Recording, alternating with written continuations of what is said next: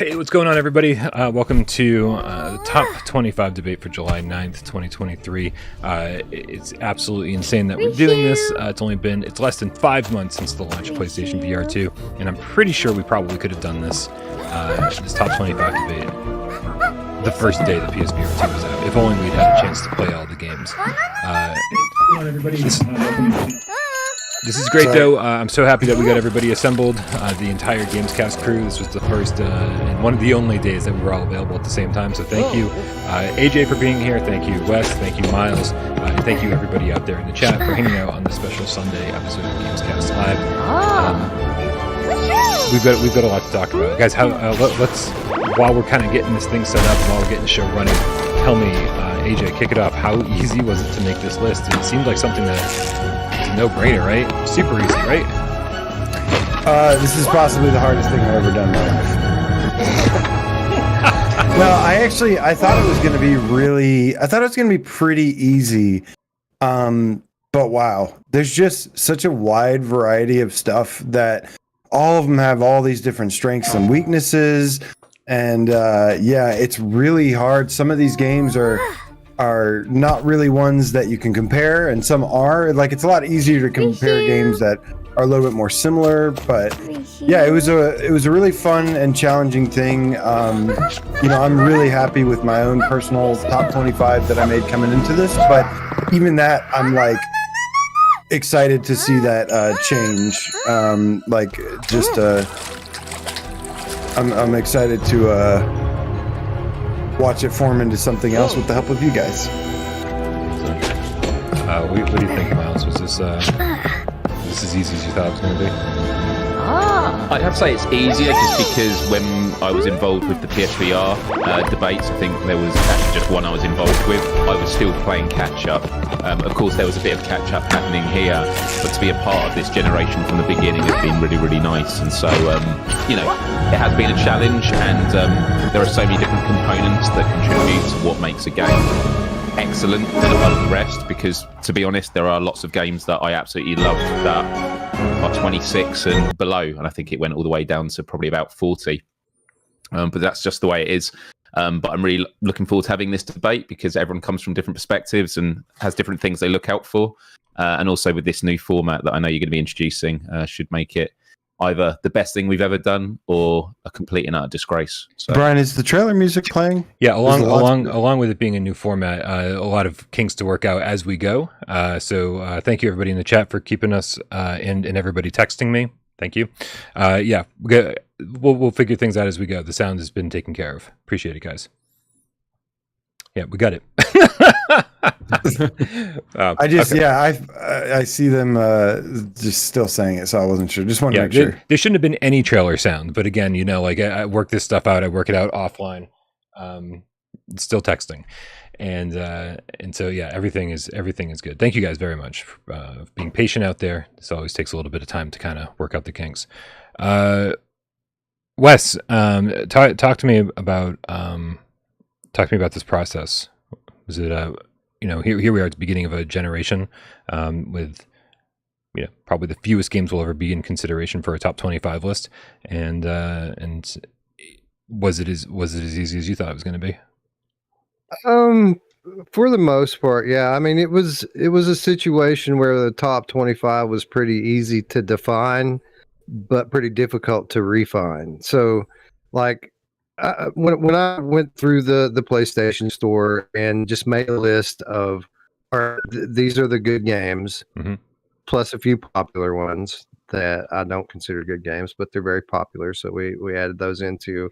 It was about 35, and I had a pretty easy time narrowing that down to 25. I feel the top 25 pretty much or the top 5 rather, was pretty easy. But what was really difficult and where I spent most of my time is ranking like 6 through 15, the next 10 after those elite games. We have a bunch of very, very good games that are just a smidgen under the best of the best. And what order to put those in was very difficult and something that I kept changing, and I could probably keep changing right now, but I had to just stop at some point and say, hey, you know what, this is good enough, and we'll let time determine which one of these goes down as being the better than the other. Yeah, since I had trailer music, I'll just say the top 5 for me, I felt really good about. And then after that, man, I redid everything after top 5, I think 1,000 times. And it could still change some. And I still feel like there's stuff that's possibly missing that's deserving to be there. And but I'm also really happy with it overall. So excited to see what we come up with. Yeah, I'm feeling pretty much the same as everybody else. It was incredibly difficult, I thought, at least, to come up with this list.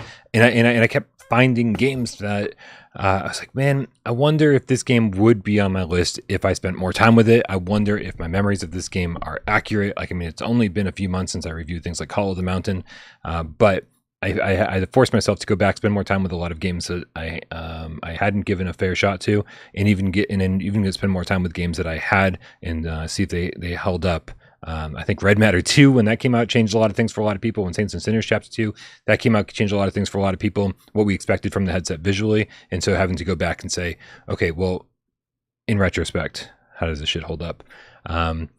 So, guys, I'm going to read off a few tips. We're going to get the show started. Samson 143 VR. Anybody? I want to talk to Samson. If you didn't do it, I was going to do it. With a $5 tip says, gang's all here. 3-hour drive ahead of me. Perfect timing for this. Let's go. Yes, we will make sure you get to your destination and some. Most likely. Looper, the underground game cat with the €5 says 20. Oh, God. He's listing his 17 through 25. Organ and Quarter, Kayak, Zenith, Synth Riders, Swordsman, Pistol Whip, Puzzling Places, Humanity, Another Fisherman's Tale. You're going to be so disappointed with my list, my friend. That is, oh, he's still going. 16 to 6 with another €5. Says Star Wars, Tales from the Galaxy's Edge, Runner, Pavlov, Beat Saber, Townsmen, Pixel Rib 1978, Cosmodread, Light Brigade, Demeo, Horizon, Synapse. Now you're getting into my territory. Looper with another €2. This is an interesting way to get your list on the show. Number 5, Hubris. Number 4, Red Matter 2. Number 3, Saints and Sinners. Number 2, Gran Turismo. And number 1, Resident Evil Village. We're done. Have a good night, everyone. Thanks a lot for tuning in. This has been Looper's Top 25 debate. Everybody subscribe to Looper on YouTube. Let's see. We certainly have a lot to sort out here. We have a lot of rules and kind of behind the scenes shit about how like this stuff is all going down. Scott, the PSVR game cap for life with the £2 says, "Don't forget Beat Saber, Wes." LOL. I just want to start by putting the disclaimer out there that this is not my top 25 favorite games. Yeah, people insisted that we do consider like mass appeal and popularity and things like that. So yes, Beat Saber is in there, but I think every time it comes up, I'm going to vote it down and be honest about it. Yeah, it's impossible to completely leave your bias out of it, because that's what I tried to do when making it. I was like, I want to make the most unbiased thing. And then I realized quickly that it's just impossible. Like everybody is. Yeah. What would be the point in that? We could just post the top 25 sales and go on if that's what we're doing. Right. You know? Master Gamecaster with a $20 tip says popcorn pizza party. I really was thinking about ordering pizza for the show, and then I was like, how disgusting would it be if I'm like chomping in everybody's ear for an hour? So I'm doing my best to hold off on eating until after the show is over. That'll be my reward. I'm going to order some pizza when this thing's done. GC13, the Diet Pepsi Cat with $25 tip. Thank you, Tiff. Says, love the new format with the scrolling top 25s. No last minute changes now, guys. There were last minute changes. That's why we were late. But yeah, everybody's list is scrolling underneath them. We're going to blast through those in just a second after we explain to everybody how this all went down. Kill Artist 1, the Dreamweaver Game Cat with $2 tip says, let the war begin. Woohoo! Excellent. Thank you to everybody for your generosity. We appreciate it. Here's what we need to explain to everybody. A few different things. Number one, the thing that I think was one of the more difficult things to figure out on how we wanted to make this list happen was obviously we have games with sequels. Moss Book 1 and 2 are both fantastic games. We don't want those taking up 2 slots on the list. Saints and Sinners Chapter 1 and 2, both fantastic games, but then if you put them together into one entry, suddenly that gives that entry an unfair advantage, right? We don't how can you possibly rank 2 games versus the next game on the list or the game prior on the list? That's really unfair. And so what we're going to do is we're going to include things like Saints and Sinners Chapter 1 and 2 into one entry, but where it falls on the list, we're determining where it falls on the list by the merits of the better game in the series only. And then when I edit the top 25 list, there'll be a nod to the other game at the bottom of the screen. It says also check out Saints and Sinners Chapter 1 or whatever it is. So just keep that in mind whenever we talk about Moss. We're going to be talking about one of the 2 games. Whenever we talk about Saints and Sinners, we're going to be talking about one of the 2 games. We do need to figure out amongst the 4 of us which one of those are the better games. And we'll do that in just a second. The other thing is we want to give a shout out to Digital Delirium, who actually suggested this format that we're about to do like years ago. Ever since we started top 25 debates, everyone has had a better idea of how we should do our top 25 debates. And I think back in the day, I think we had a fun system. But it was a flawed system, and we'll go back to it if this doesn't work out.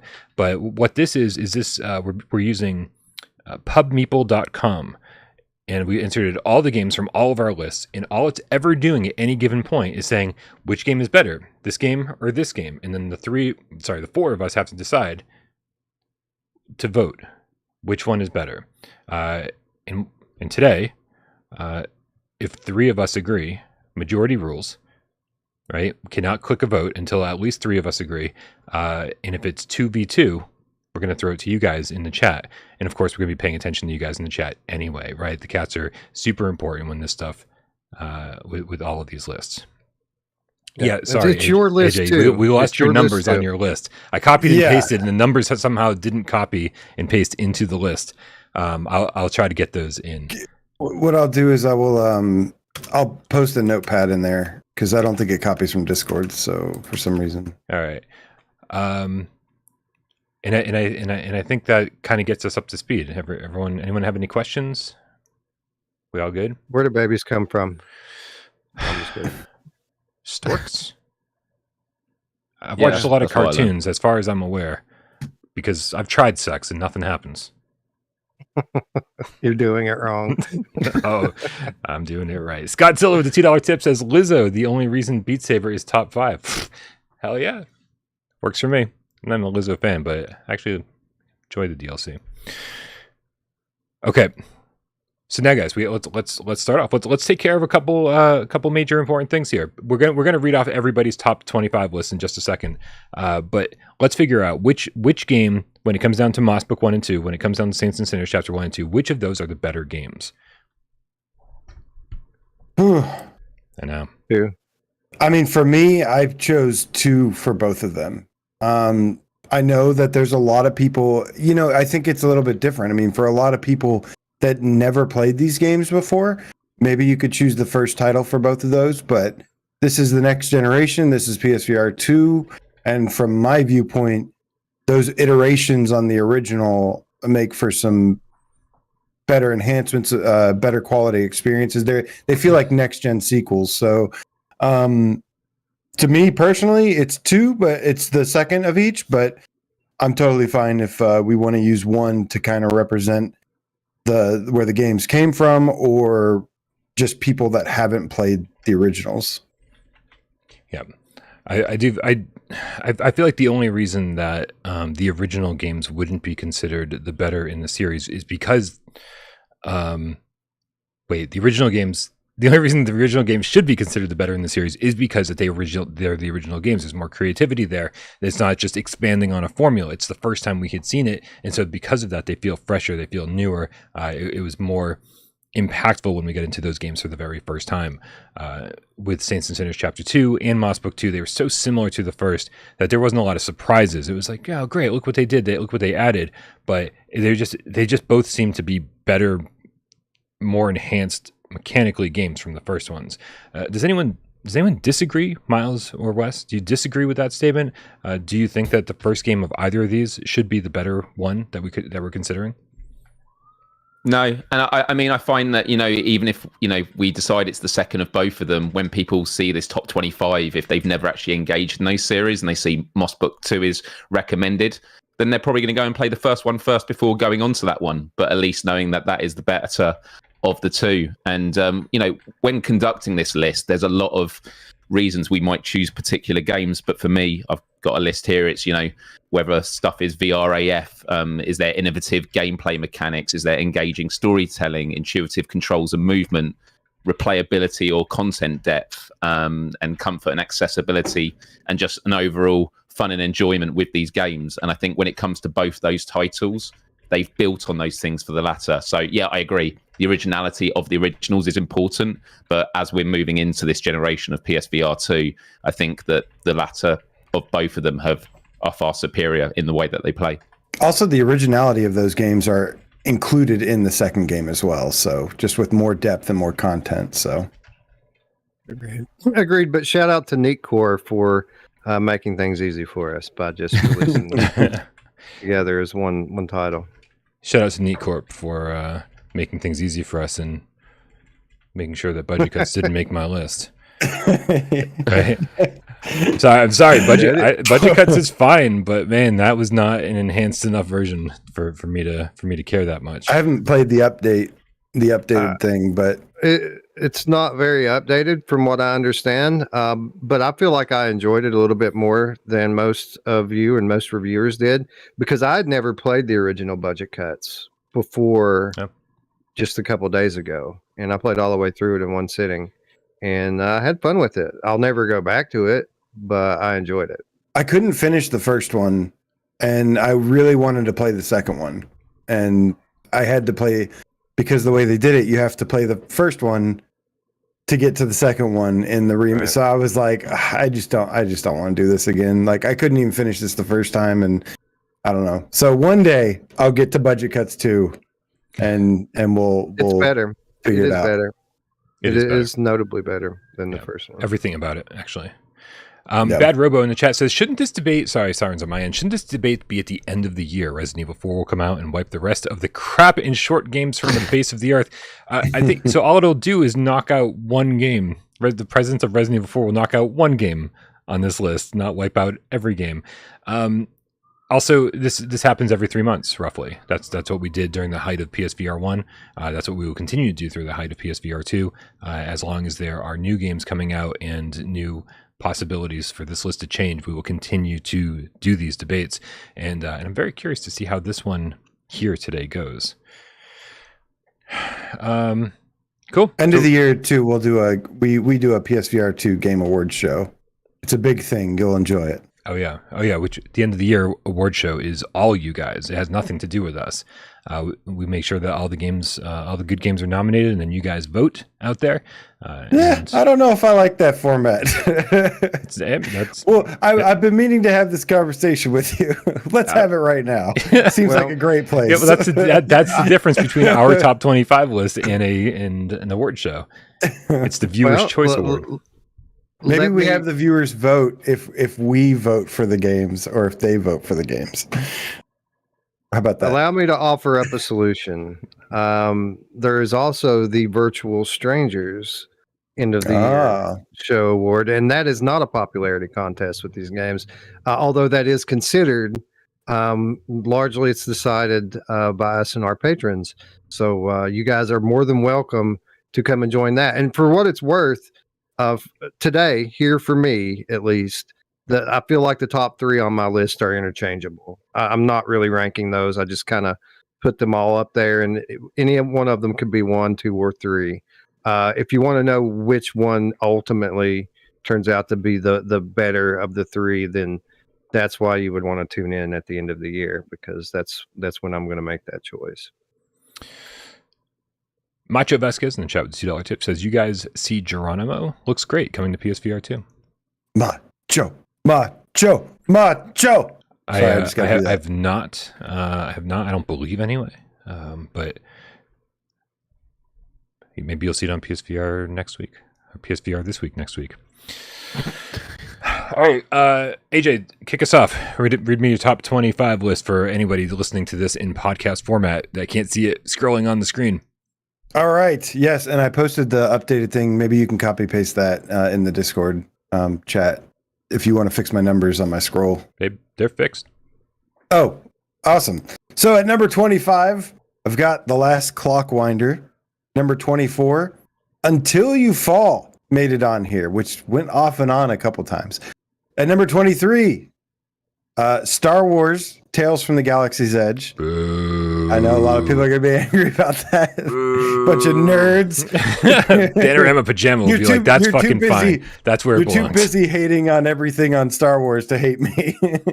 That's because that's what real Star Wars fans do. Number 22, Townsmen VR, which I saw somebody say, yes, thank you for including that. I liked it. You're welcome. I liked it too. 21, I've got Zombieland Headshot Fever, which was a surprise last minute change. Shout out to Hasib Mirza, who said, did you play this enough? And I was like, you know what? I didn't. And I jumped into it. And I discovered some new things that I can't wait to talk about. And if we're going to trust anybody, we're going to trust Hasib Mirza. Yes, damn right. Number 20, we've got Pistol Whip, which I'm happy to report does still have the headset vibration. Very important. Number 19, Creed Wise Tagoi. Number 18, Synth Riders. Number 17, Horizon Call of the Mountain. Don't hate me. Don't yell at me, Ace Diaz. It's still a good game. It's on the top 25 list. Number 15, Beat Saber. Number 14, The Light Brigade. Number 13, number 13, Synapse. All snaps. Number 12, PokerStars VR. Number 11, Hubris. Number 10, Runner. Runner, baby. Let's go. We're getting Runner into the top 10. Okay, maybe not top 10, maybe top 15, but we're getting Runner somewhere on here that's going to look good. Listen, awesome. Unless they sent you a T-shirt or a statue, then I can't. Then you got to tone it down. You got to bring that from an 11 to like a 7. Okay. Anyways, number 9, Walkabout Mini Golf. Great game.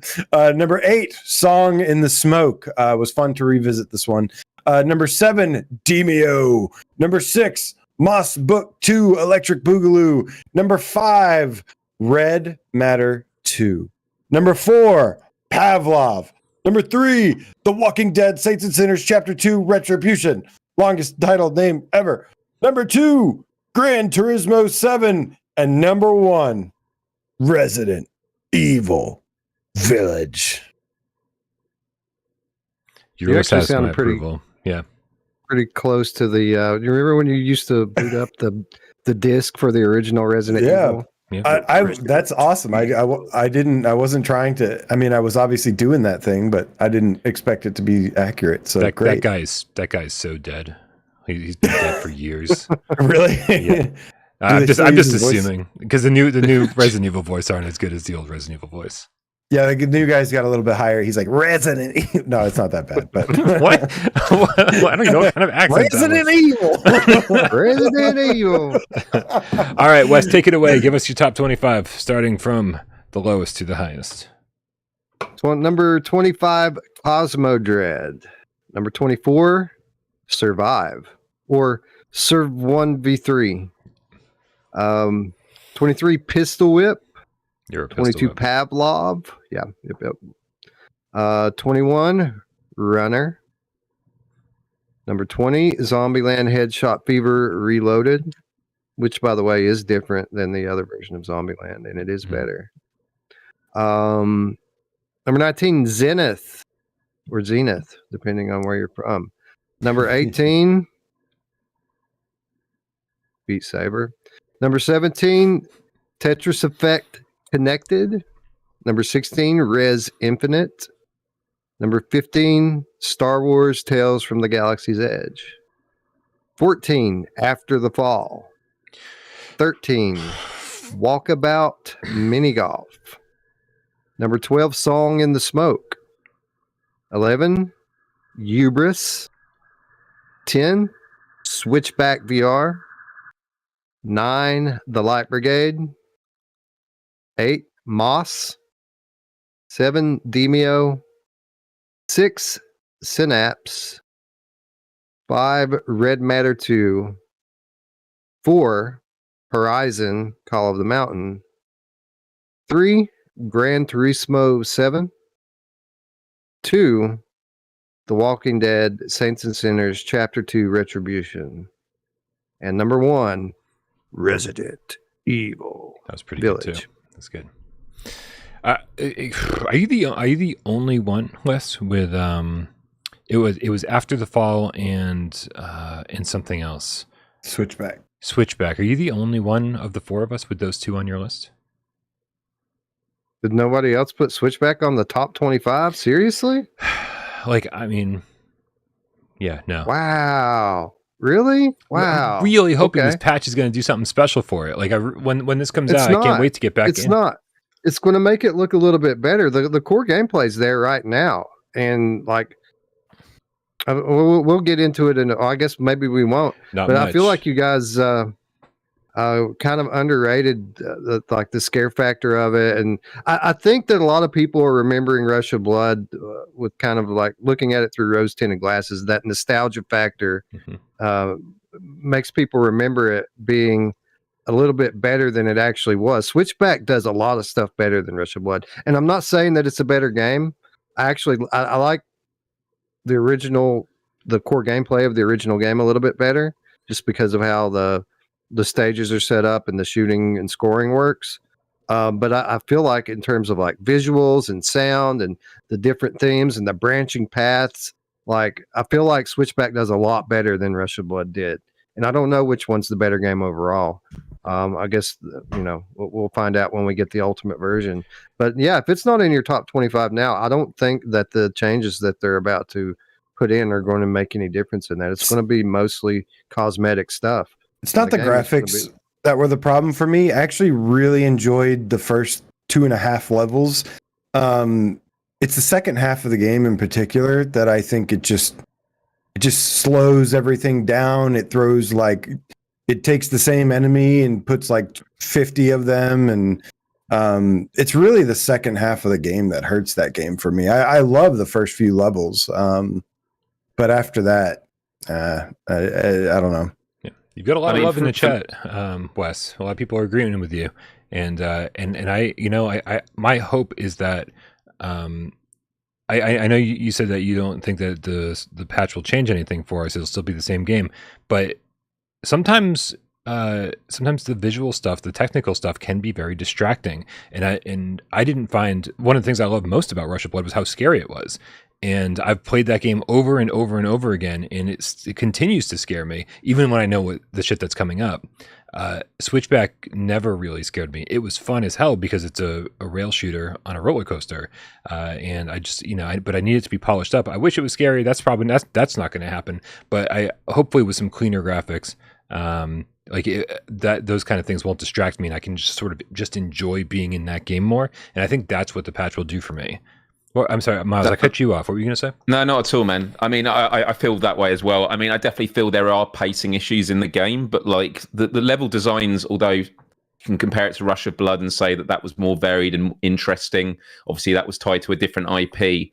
But I actually think, Switchback looks great. But for me, as someone who gets scared from a lot of games very easily, I didn't get scared. There was a few bits that were tense. The jump scares were okay, but the big part for me wasn't the screen door effect, and this is just my personal opinion, the fidelity issues just for some reason made me feel that I wasn't in that world.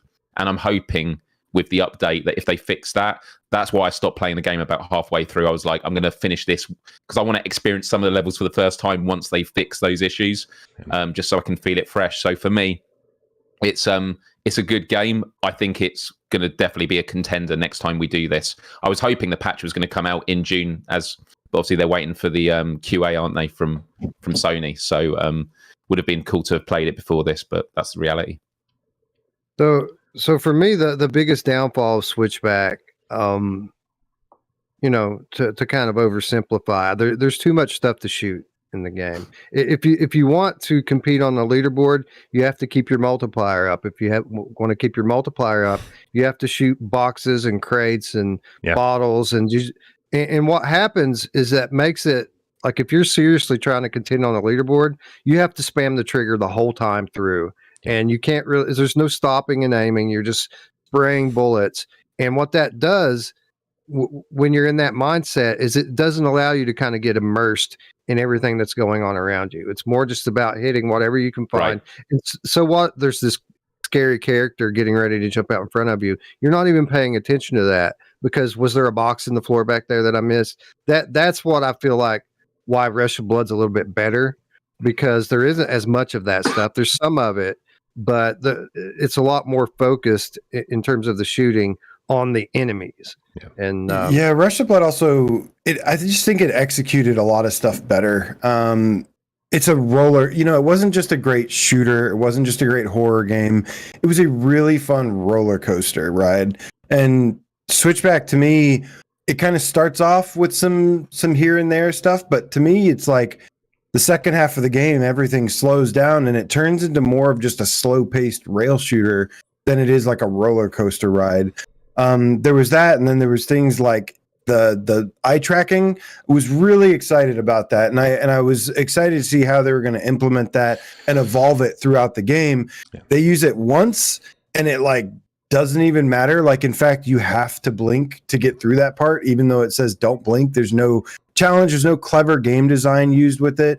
And then for the rest of the game, it's like you never, like, they actually do use it again, but you like barely even notice it. It's like, because it doesn't really affect anything. And I really thought that was a huge missed opportunity to use that. Really cool. What a great mechanic that was, but just didn't execute it well. Yeah. It's kind of the equivalent of when a horror movie shows all of its best scenes in the trailer. That shit was shown so fucking much before the game launched that I was like, well, when it happened, it was like, I think if we didn't know anything about it going in, we would have been like, this is cool. What happens when we blink? Right. And, but we already knew, and so they sort of fucked themselves on that. So it's a shame. But yeah, it's still, Chrome Closet said I blinked as fast as I could to get through that main part. And yeah. I mean, that's what I do now. Right. Okay. So hold on. Whose list? Myles, you haven't read your list yet, right? Here we go. Oh, Jesus. Hold on, everybody. It's going to be a wild ride. So at 25, I've got Survive. 24, Cosmodread. 23, Runner. 22, Cities VR, Enhanced Edition. 21, Kayak VR, Mirage. Number 20, Pistol Whip. Number 19, Tetris Effect Connected. Number 18, Star Wars Tales from the Galaxy's Edge. Number 17, Zombieland, Headshot, Fever Reloaded. Number 16, Hubris. Number 15, Nock, Bow and Arrow Soccer. Number 14, The Light Brigade. Number 13, Cosmonious High. Number 12, Moss. Number 11, Synapse. Number 10, Horizon Call of the Mountain. Number 9, Song in the Smoke Rekindled. Number 8, Demeo. Number 7, Red Matter 2. Number 6, Pavlov VR. Number 5, The Walking Dead Saints and Sinners. Number 4, Beat Saber. Number 3, Walkabout Mini Golf. Number 2, Gran Turismo 7. And number 1, Resident Evil Village. Pretty sexy top 10 there, Myles. Thank you. Well done. You're the only one, I believe, with cities, right? Yeah. Did you have any other unique ones? No, but I think there are definitely ones in there that I know are going to be contentious. Well, we've all got contentious ones, but for me, it's like Cities VR, Zombieland, although I know Wes has done it as well, Nock, and Cosmonious High. But for me, I think about like Cosmonious High is a great one for a discussion because, it's not my kind of game completely, but it's well polished. It's a solid game with like really interesting mechanics. Alchemy Labs have always been great at polishing their games well. It's VRAF in its build. And so, I always try and think about a list that is all encompassing for all types of gamers, because otherwise I am always going to be leaning onto the action shooters and horror stuff, even though that stuff I find very conflicting. And, there are some games that just missed it, like Creed, Synth Riders, After the Fall. There's a lot of games that others would have mentioned, which were just in, just out of it. And it gets really tricky at that bottom end. Macho Vasquez in the chat says, Brian, will you post these lists as media photos on the page, please? I don't know what that means, Macho. Does anyone know what that means? He just wants like the text without the scrolling. I don't know where we could possibly put that right now. You got a lot on the screen. Yeah, there's way too much happening on the screen. I apologize, Macho. This is and I can't really do anything outside of the stream right now. OMG, this is so easy. Says, how does none of these guys have Before Your Eyes on their list? At least one of us. I wanted it to be on there. Yeah, I wanted it to be on there. I thought about it. This is, this is the top 25 PSVR2 games, and like, I actually thought about where it could fit, and like, if there's a game that's not on here, it doesn't mean that it's bad. Like, this isn't like this isn't the only good 25 games list on PSVR2. This is the top 25, and it's hard to narrow it down. Yeah. And yeah, it was pretty difficult to make this, and I enjoyed that game, but I just enjoyed these other ones more. AJ, can you do me a favor? Could you, What's up? Could you turn your mic down just a little bit on your end? I'll turn it up from my end because you're like maxing out a little bit here. What if I just move it away from myself a little bit? Can you sit in another room possibly? No, that's much better. Okay. Matt, on your YouTube page, can you post pictures? I mean, post show. Macho, we're having a communication breakdown here. we can maybe post our list. Are these in the Discord? Are these all of our latest lists here? Because if so, I can just post them in the general chat. Yeah. If that helps. Brian, we could do it as a community post. We'll have 4 images with each having our 25s that you scroll through. I don't know if that's what he means, but that would have been great to figure out like 2 hours ago. Yeah. No, we can do it after. There's no reason we can't do it after. Absolutely. And yeah, if AJ, if you want to post these in on Discord, and that way anybody that's like watching and hanging out in Discord, I don't know if anybody's in voice chat and like kind of watching along with this and having like their own discussions or whatever. But yeah, it would be nice to have these kind of just easily. Wes, is your list accessible. the same that's in here? Is that the same? Yeah. Okay. But Right, cool. if you don't mind, could you really quick create a GIF with the top 25 animated and all of the official logos for each title? We're 45 minutes in. We haven't even started yet, guys. Oh, I know. Oh, and by the way, I will explain how this works soon enough. But we have 115 discussions to have ahead of us. Just saying, 115 discussions. So we're having to get this going real soon. Real quick. Okay. 2 things real quick. Number 1, Air Waffle. I challenge you to say something constructive in your next comment, because so far it's been not anything constructive. Next up, I'm going to give you guys my list. I'm pretty sure this is the most updated one, and it's changed a lot. I will say over the last 24 hours, it's changed a lot. I played a lot of games. Number 25, Kayak VR Mirage. Number 24, Runner. 23, Survive. Strangely enough, 22, Zenith. Number 21, Until You Fall. 20, Pistol Whip. 19, Zombieland Headshot Fever. Did not think that was going to make the cut. I didn't either. Nope. I really, really like it now. Res Infinite, 18. Number 17 is Moss. Number 16, Tales from the Galaxy's Edge. Number 15, PokerStars VR. Number 14, Light Brigade. Number 13, Synapse. Number 20. What? Twen? What number is that? What? Stupid Between smart 10 weather. and 20. Yeah. 12, Call of the Mountain. 11, Pavlov. 10, Cosmodread. Right where it belongs, by the way. Number 9, Hubris. 8, Song in the Smoke. 7, Demeo. 6, Red Matter 2. 5, Beat Saber. 4, Saints and Sinners. 3, Walkabout Mini Golf. Somebody called that ahead of time. Who was it? AJ? Somebody was making fun of me saying Walkabout would be number 3 for me. And they're right. They were right.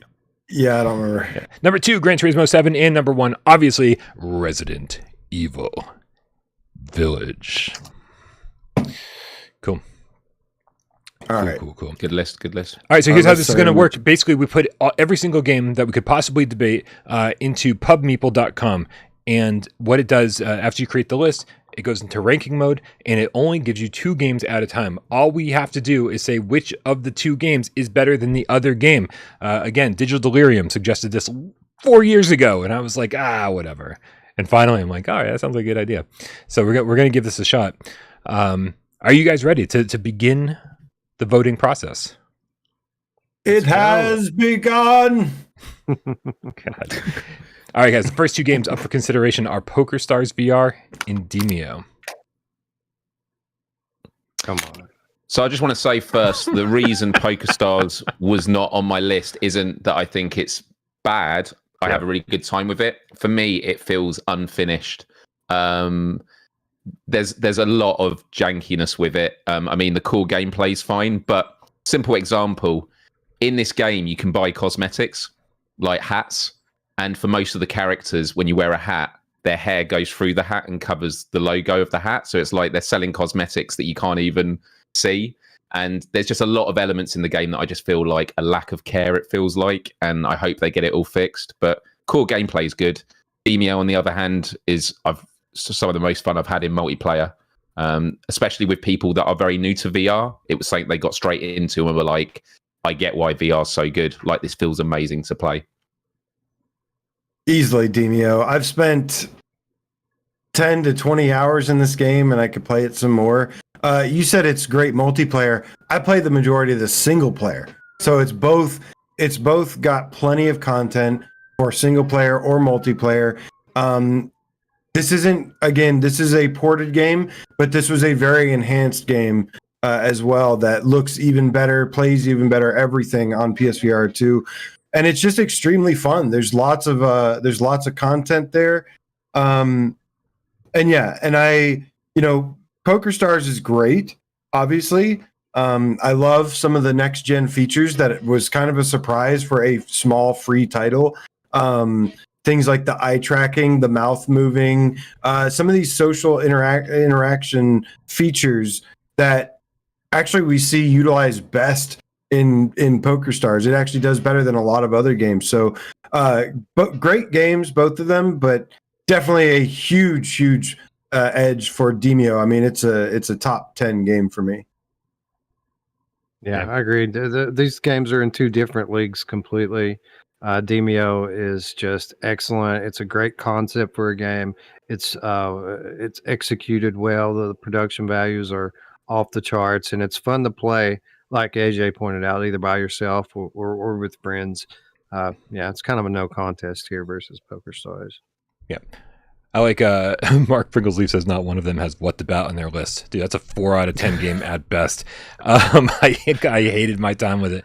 Awesome Tatum says, I like PokerStars. It's a pick up and play game. You can't do that with Demeo. Yeah, really, you can kind of drop in, drop out to PokerStars very, very easily. Go get in there for a hand or two. I'm with 115 of these conversations ahead of us. This will not be the last time we talk about Demeo or PokerStars, so I'm going to make it nice and easy, and we're going to vote Demeo. Everybody good? Yep. All right. Nice, easy one to warm up with. Yep. That's exactly it. Nice, easy. Yeah, nice and easy start. Which it's going to get much tougher. Yeah, I don't think this one's too much tougher. The next one is Song in the Smoke Rekindled versus Res Infinite. I just got to say real quick, Song in the Smoke on PSVR 1 was a 10 out of 10 game for me. Definitely pushed the boundaries of what we'd seen in VR, and the fact that we got not only the game on PSVR 2, but an insanely enhanced version of it. I hope that people aren't skipping out on this like they did on PSVR 1. You need to play this on PSVR 2. I actually jumped back into it in the last week when we were leading up to this. The free jumping. Yes. It's just so good. Like simple quality of life improvements like that. Incredible. And it's just a beautiful game. Seeing with the clarity, like the water running and things like that. Yeah, absolutely. What was the other game? Song in the Smoke verse? Oh, Res Infinite. Res Infinite, yeah. Yeah, Res Infinite wasn't on my list. Even when we were doing debates for PSVR, it was always a game I didn't have on my list. I really like it. I appreciate it for what it is. And I love Enhance and what they do. For me, like Tetris Effect is the thing.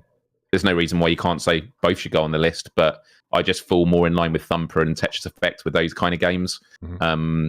And so Res Infinite's great, but we're going to have words later, Myles. I'm going to remember. Fair enough. Bryan will remember this. Yeah, that's fine. Yeah, I love both of these games, and to be honest, in terms of the head-to-head, I think Song in the Smoke is just a more modern more fully featured VR game than Rez. Yeah. I've got Song in the Smoke pretty high on my list.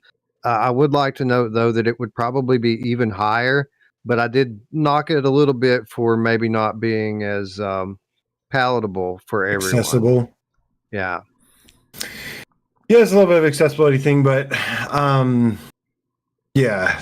obviously, Song in the Smoke. I've played this at launch. I played it since launch. I played it last night just to jump back in, keep my thoughts fresh on it, and it's just phenomenal, man. You look at some of these other games that were kind of Sony funded, that were exclusives and stuff. This was like a timed exclusive, and the scope of this game is just enormous. And I think the key word here is immersion, and how immersive this game is to just get lost in. I mean, I was going around just kind of just exploring a little bit, looking at all the different trees, the different environments, the cliffs and everything, and it's so dense. Like, it's a big game, but it's also really dense with like detail and environmental design and stuff, and it's gorgeous and extremely fun to play. Excellent game. Song and Smoke gets my vote here. Yeah, Rez has been a favorite of mine since the PS2 era. I never played the Dreamcast one, but PlayStation 2. Loved it on there. I've played it multiple ways throughout the course of the last couple decades, and but Song in the Smoke, as far as being just a full-fledged game, something that I want to get into, and just kind of like a place that I want to live. It's exactly what I want out of VR. And again, both of these are going to come up for conversation many times over again with the next 114 questionnaires that we'll have to answer. So are we all good? Everybody gives thumbs up to Song in the Smoke on this? Love Rez, but yeah, Song in the Smoke. Excellent. In the chat, Mustang 750R with has a $1.50 tip. Send looks like it was an umbrella on a beach. Thank you very much. I need an umbrella on the beach. Macho Vasquez with a $20 tip. I hope this one reads easier than the last one. Says, I hope Sony pays attention to you guys here and eventually maybe does something with you. The amount of games I buy because of this show is really something. I asked for your list posted so I can buy any top fives I haven't played. Excellent. Yeah, I mean, if anybody doesn't know, we've been blacklisted by Sony, or I've been blacklisted by Sony, and they want nothing to do with us. Which that's really just their PR team. I think everybody else at Sony is actually really cool, and I like a lot of them and stuff. Oh, I love everybody at Sony. They just don't like me. The only people that don't like you are their PR people. Everyone else likes you, probably. Yeah. But honestly, it's fun doing stuff with Perp. It's fun doing stuff with third parties and indie studios. I don't know how much I'd want to do with Sony. If they were like, oh, come do this thing, I'd be like, I don't know. Like, I just feel like I like separating ourselves very much from Sony and being very independent. By the way, speaking of Perp, it's gonna be a good showcase. You guys stay tuned. If you are you hosting again? I am hosting. There's always like at least one great announcement in the Perp showcase, and this one's no different. Right? Yeah. Stay tuned. Okay, so Bad Dog 2. Oh, by the way, 007 Feck in the chat says Green Hell should blow Song in the Smoke out of the water. I hope you're right?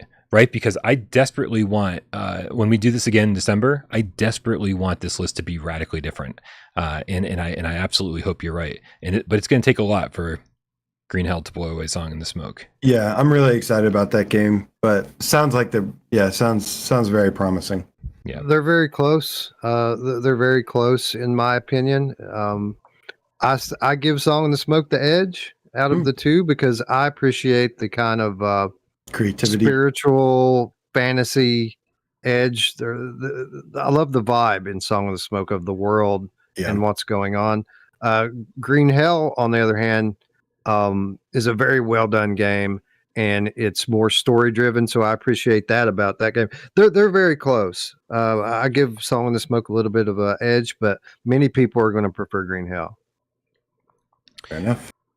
The next, so I think somebody in the chat recommended that we just vote first before we get into discussions, especially maybe with this first group of games that we're debating between, because again, a lot of these games are going to come up for discussion again and again and again. So maybe for like the next 15 or so, we just vote, and if everybody agrees, there's no discussion to be had. Cool. Right? We'll because I'd love to get down to about the 90 discussions left. Right? 115 sounds like a lot, honestly. Probably a good idea. All right, so Tetris Effect. Oh man, this might be a discussion. Tetris Effect Connected versus Runner.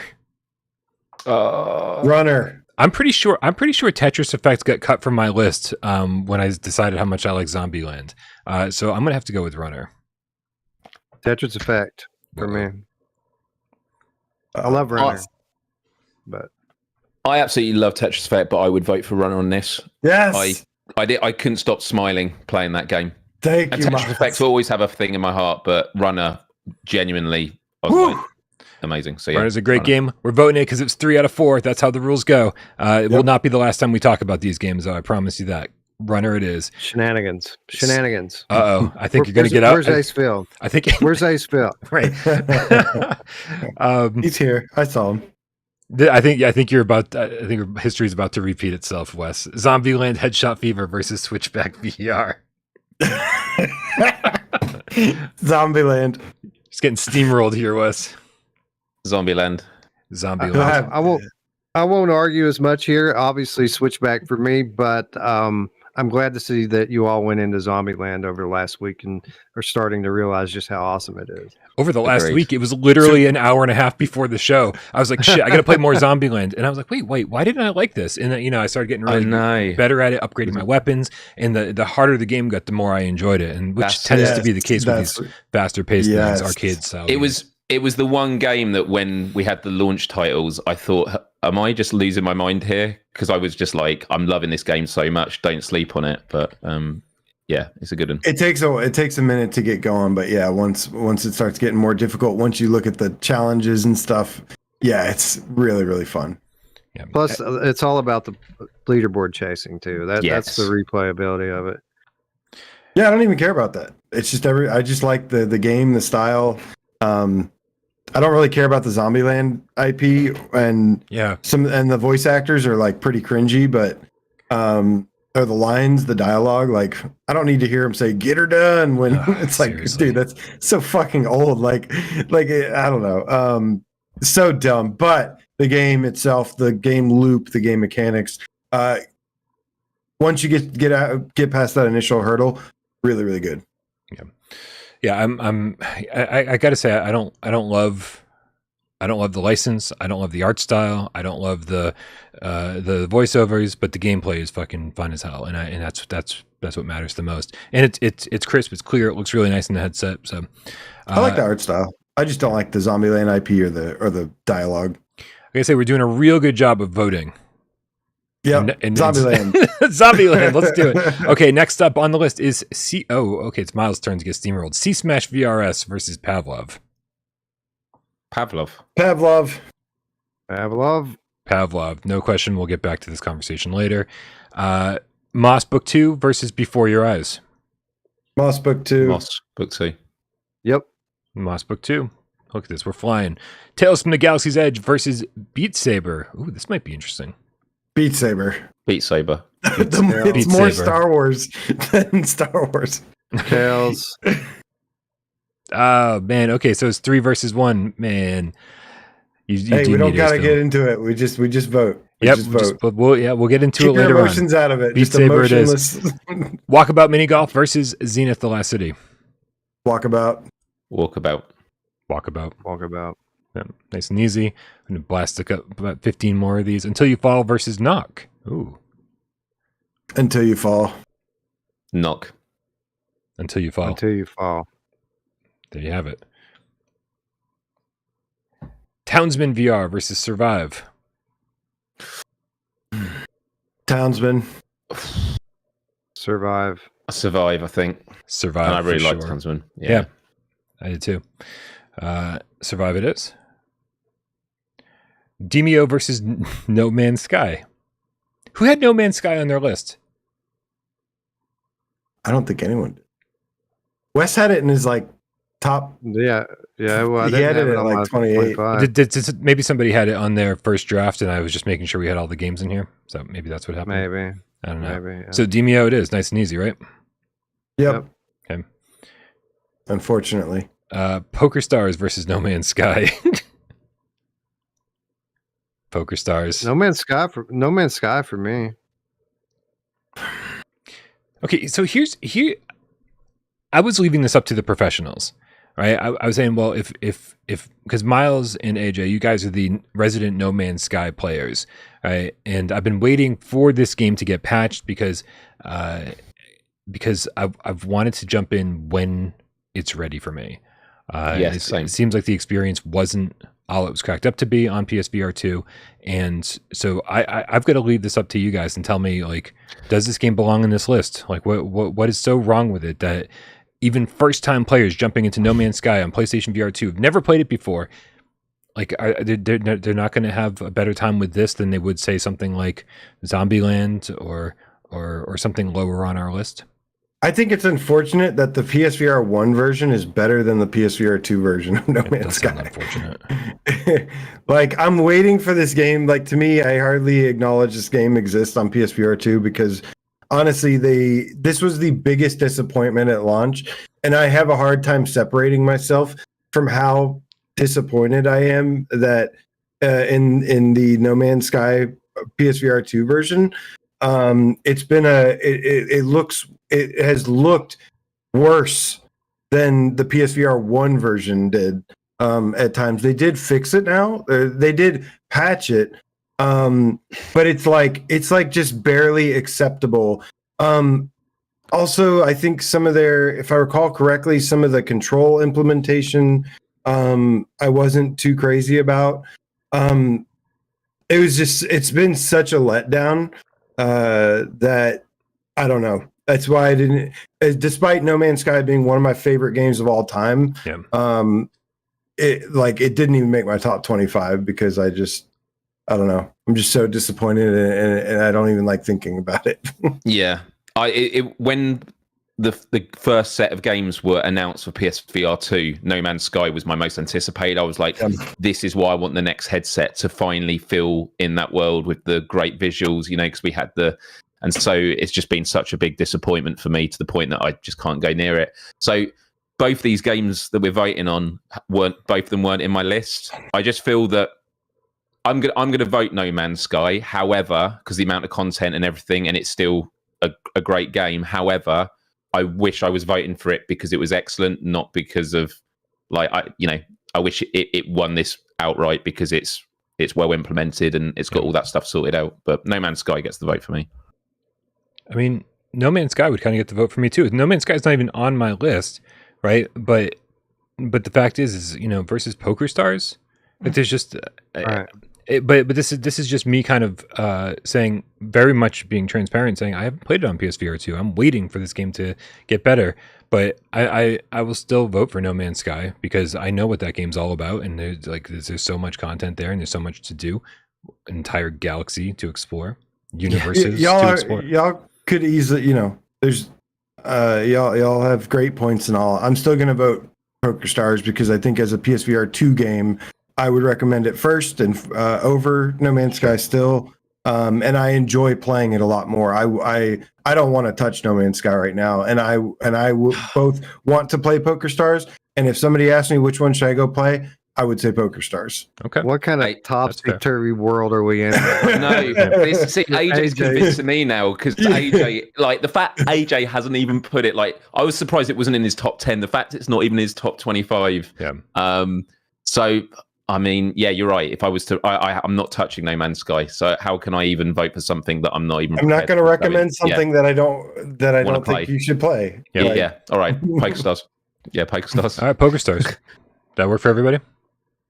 Did I just change everybody? I mean, outvoted. That's the thing. I was just giving my 2 cents. I saw Tiffany. I lost. I saw Tiffany in the chat say this is something that will likely come up for consideration on Hello Games patches shit constantly. They're constantly updating their game, right? We saw constant updates for the PSVR 1 version, and of course, content wise and quality wise. And so, this is very likely to be fixed. And I think that hopefully by the time December rolls around, we do this again. Hopefully it'll be good to go.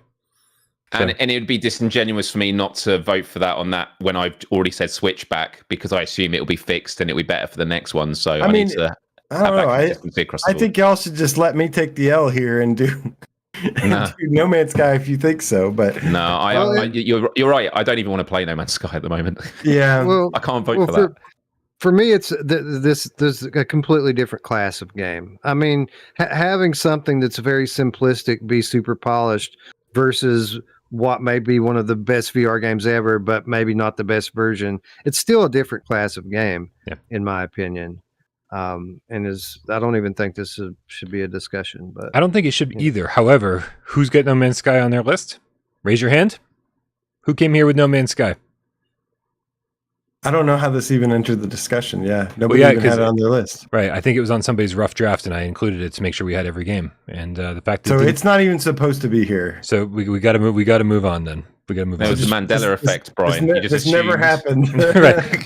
Everybody edit this out of the show that you just saw. We got Creed Rise Glory versus After the Fall. Oh shit! Did Creed end up making my list? I don't think it did. It was initially in my list, and then it got knocked off to 27 or something like that. Yeah. For so me, was it's Creed versus After the Fall. For me, it's Creed. It is Creed for After me. the Fall. Oh man, how many times is this going to happen, Wes? A lot. I miss you, Aceville. All right. Well, as promised, we just got to make a bunch of votes here to get the show rolling. Song in the Smoke. Ooh, this will be a good one. Song in the Smoke Rekindled versus Hubris. Ooh. Very difficult. I got to look at my list. I don't even know. Yeah, I'm gonna have to say "Song in the Smoke." On my list, "Song in the Smoke" was number 8. Hubris was number 9. And that, I guess that's why in my head it was tough for me to decide because they were so close on my list. And I'm gonna go with "Song in the Smoke." For me, Hubris is 11. Song in the Smoke's 12. Oh wow, it's very close for you I'm too. gonna go Hubris. Yeah. All comes down to you, Myles.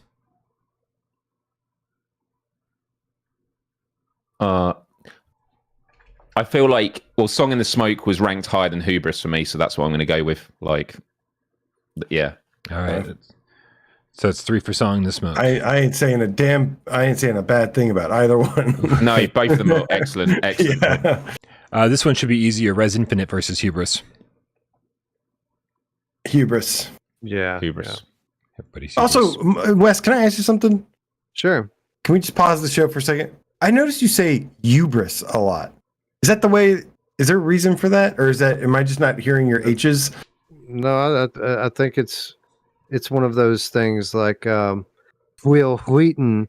You're not really supposed to pronounce that. It's you. I'm pretty sure I'm pronouncing it correctly. Hubris. It's hubris. Hubris. Hubris. Like we don't say Hugh, Hugh Hefner. It's Hugh Hefner, and this is hubris. It's the same thing. I thought it was Hugh Hefner. Hugh.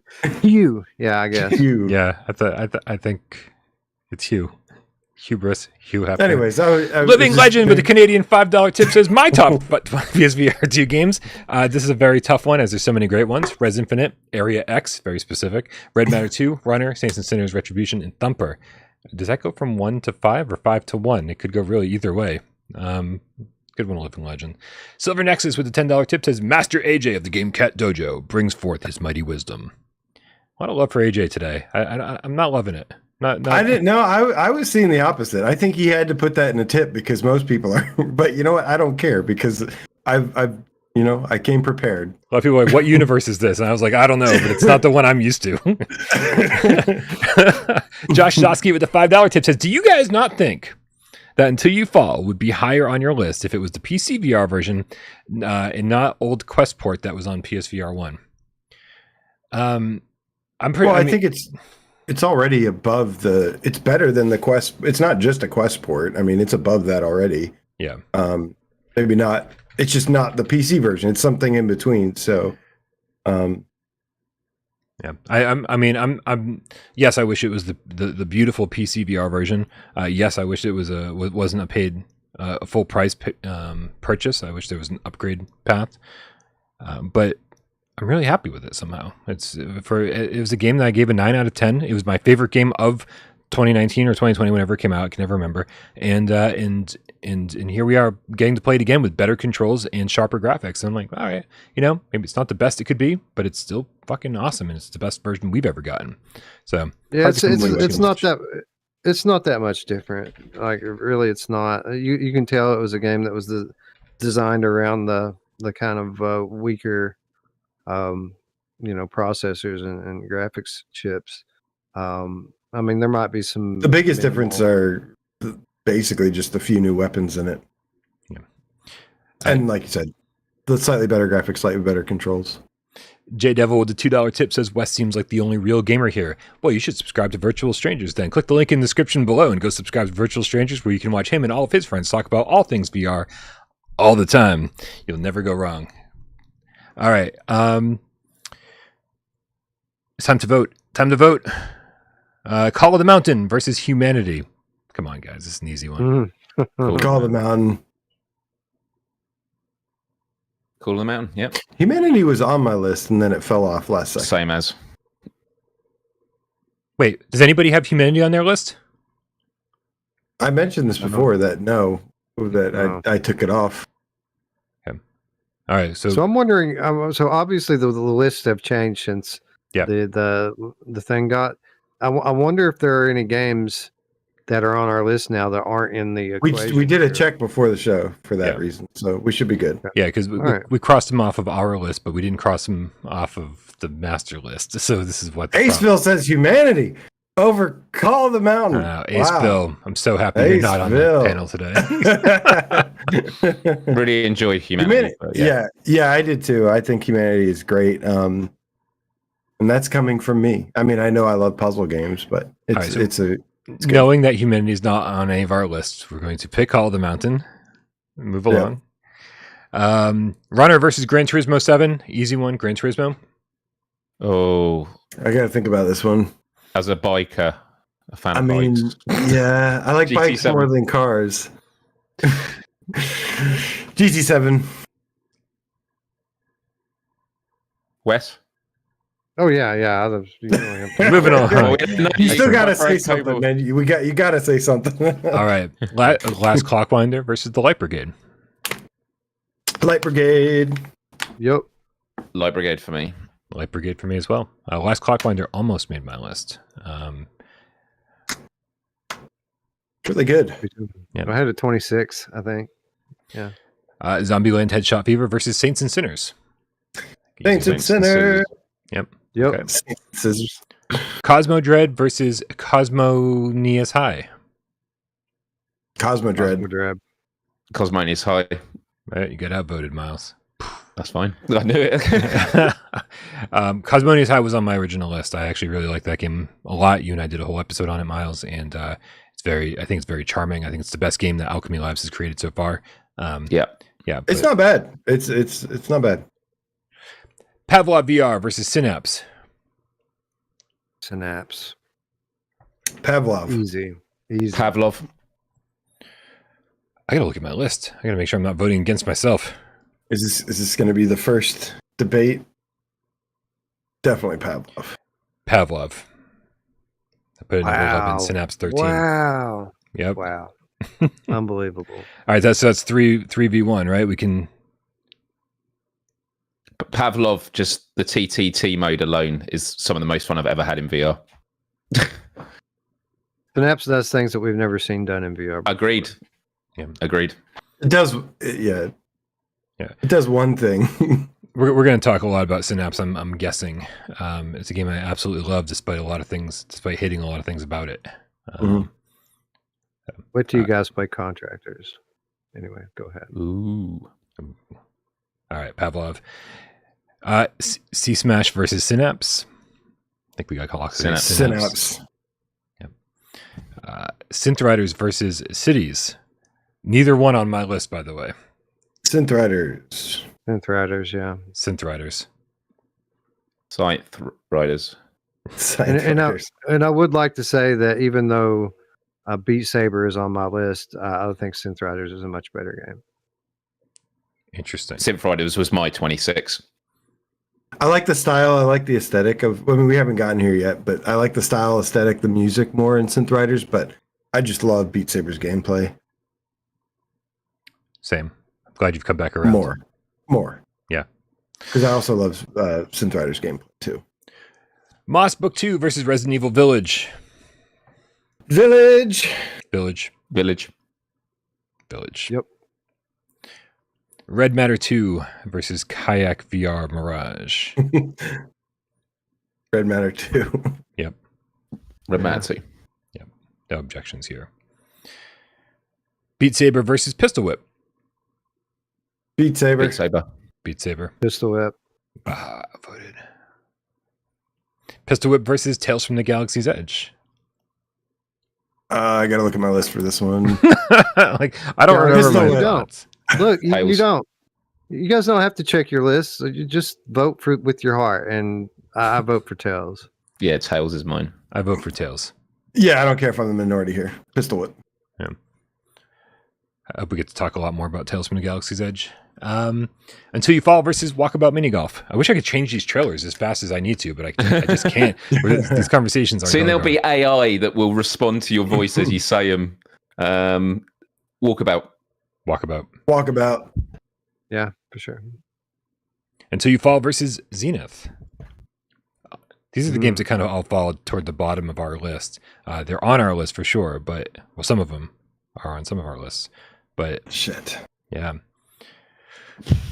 it's Zenith, tough. Zenith for me. Miles, I'll go Zenith. hey Jim. You go, Brian. This one's hard. Well, Until You Fall is 21 for me, and 22 is Zenith, and so it's again they're neck and neck. I actually got into Zenith right before, just to check out the updates and try it out a little bit, and I wasn't thrilled with the way that it ran. It was nice playing with Sense controllers. I wish it was sharper. I wish the frame rate was silky smooth, but it's not. But it's still getting in there, and just I was ready to have some fun. Like I didn't want to leave, so. I will say Zenith, even though that goes in the face of my list. Yeah, kind of the same deal here. I'm gonna have to kind of change on that. Say Zenith when I think about the two together. Yeah. All right. Demeo versus Survive. Demeo. DBA. Yep. Survive versus PokerStars. PokerStars. Survive. Survive.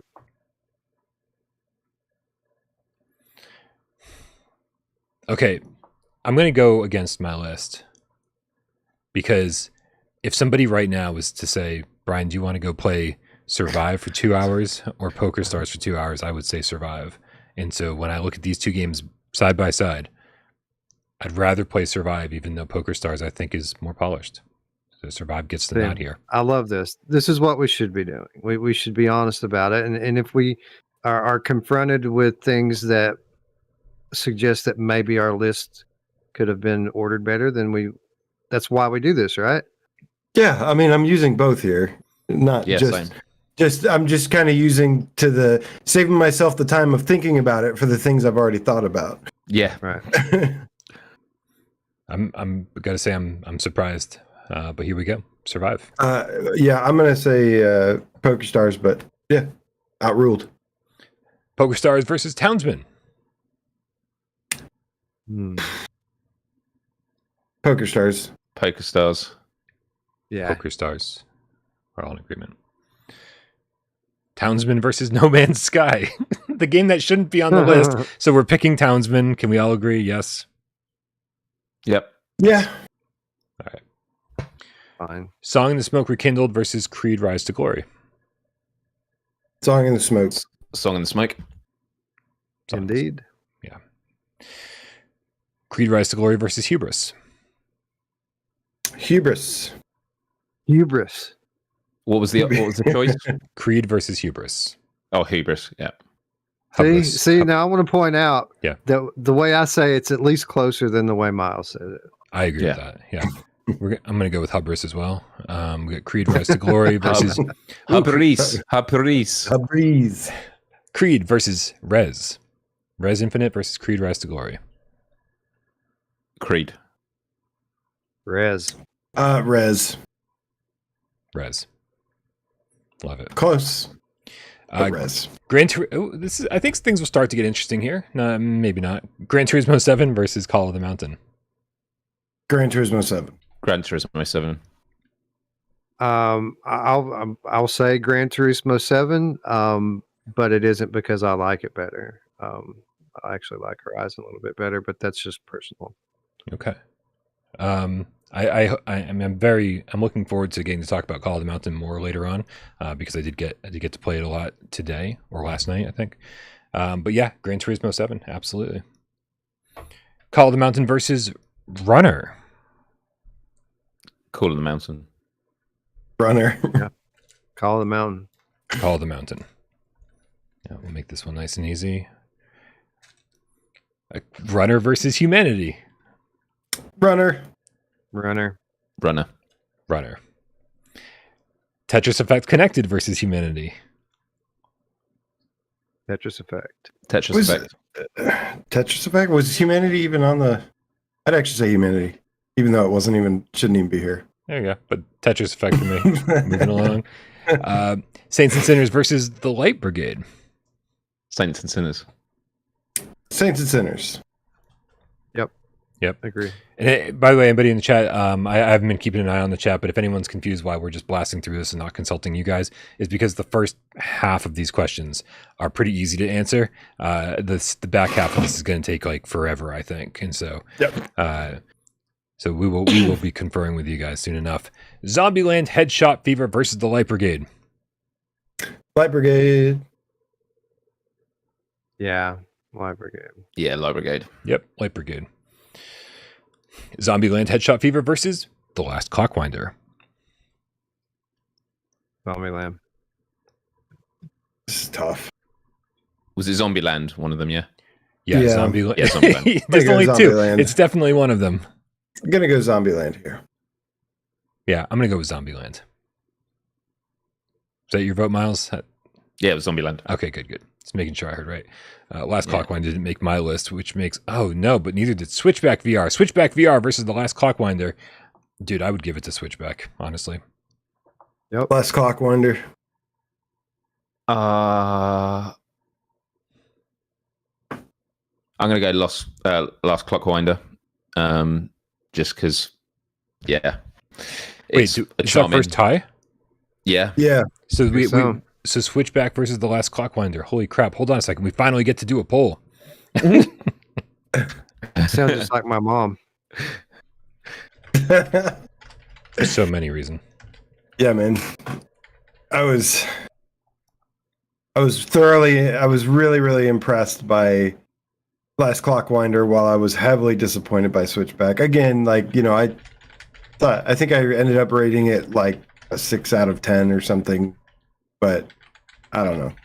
Yeah, Clockwinder's good. It's very polished, right? Yes. Like, Very polished, very charming, good puzzles. Charming is the word. Yeah. Well scripted.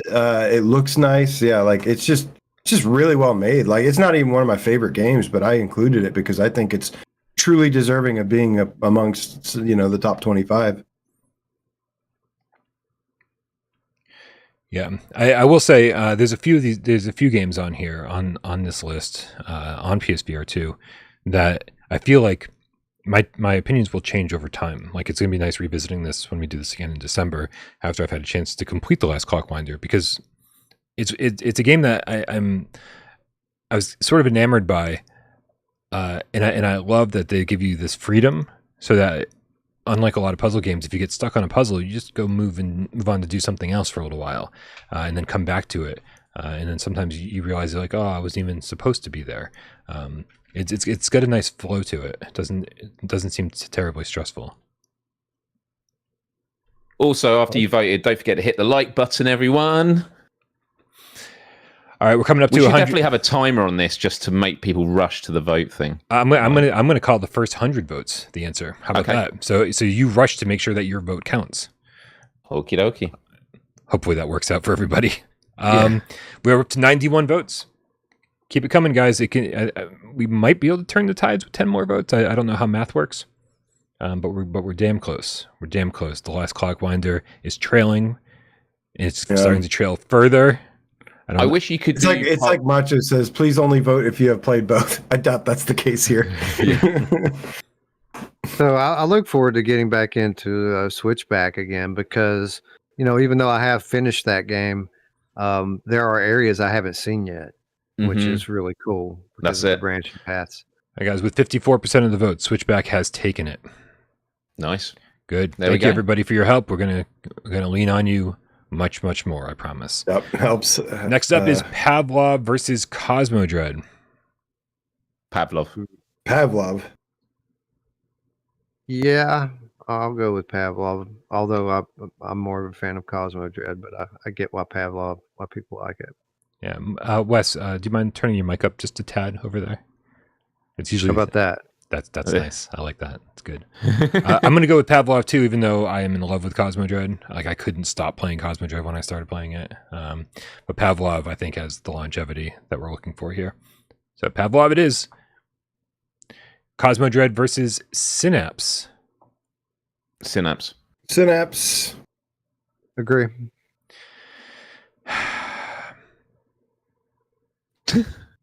I personally don't agree. But I'm getting overruled, and so you have to cast your vote still. Synapse it is. Yep. No, I vote for Cosmodread for sure. Synapse. All right, Cosmodread versus C Smash BRS. Cosmodread. Okay. I'll just say Cosmodread because I haven't played enough C Smash to be honest. Okay. C Smash versus Cosmonious. Actually, I've played enough to say I like C Smash more. Nice. Cosmonious. But which is the better game? Yeah, if you're talking about which is the better, are you still on the last question, AJ? I think C Cosmonious versus C Smash. Okay, I thought you were still going on in your head about the last one. C Smash is one that I think is going to be a bigger contender next time we do it because of all this new content they're coming out. But it just at the moment it feels like they need to just add a bit more content. Cosmonious High is a complete game.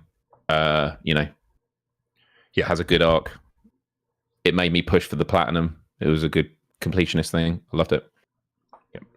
I agree. Cosmonious High, like I said, probably Alchemy Lab's best game so far. I like it better than Job Sim and Vacation Sim by a mile.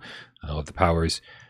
C Smash, I was disappointed by the content. I felt the gameplay felt good. People said, "Oh, I smiled the whole time I played it." I was like, "Yeah, I did too," but there wasn't much to play, and it required a lot of updates.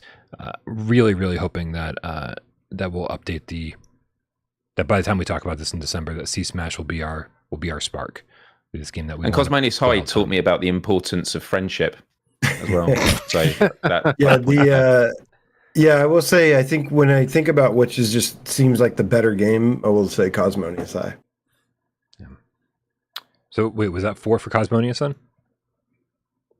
Yep. Cosmonious Dread. Yeah. Cool. That's a crossover I want to see. Yes. They're taking down mutant space mutants with a ping pong paddle. Help me, there's a spider in my locker. Get a nice slow one coming over the plate, guys. Resident Evil Village versus Synth Riders. Everybody agree that Resident Evil Village. Village. Got it. Don't even joke.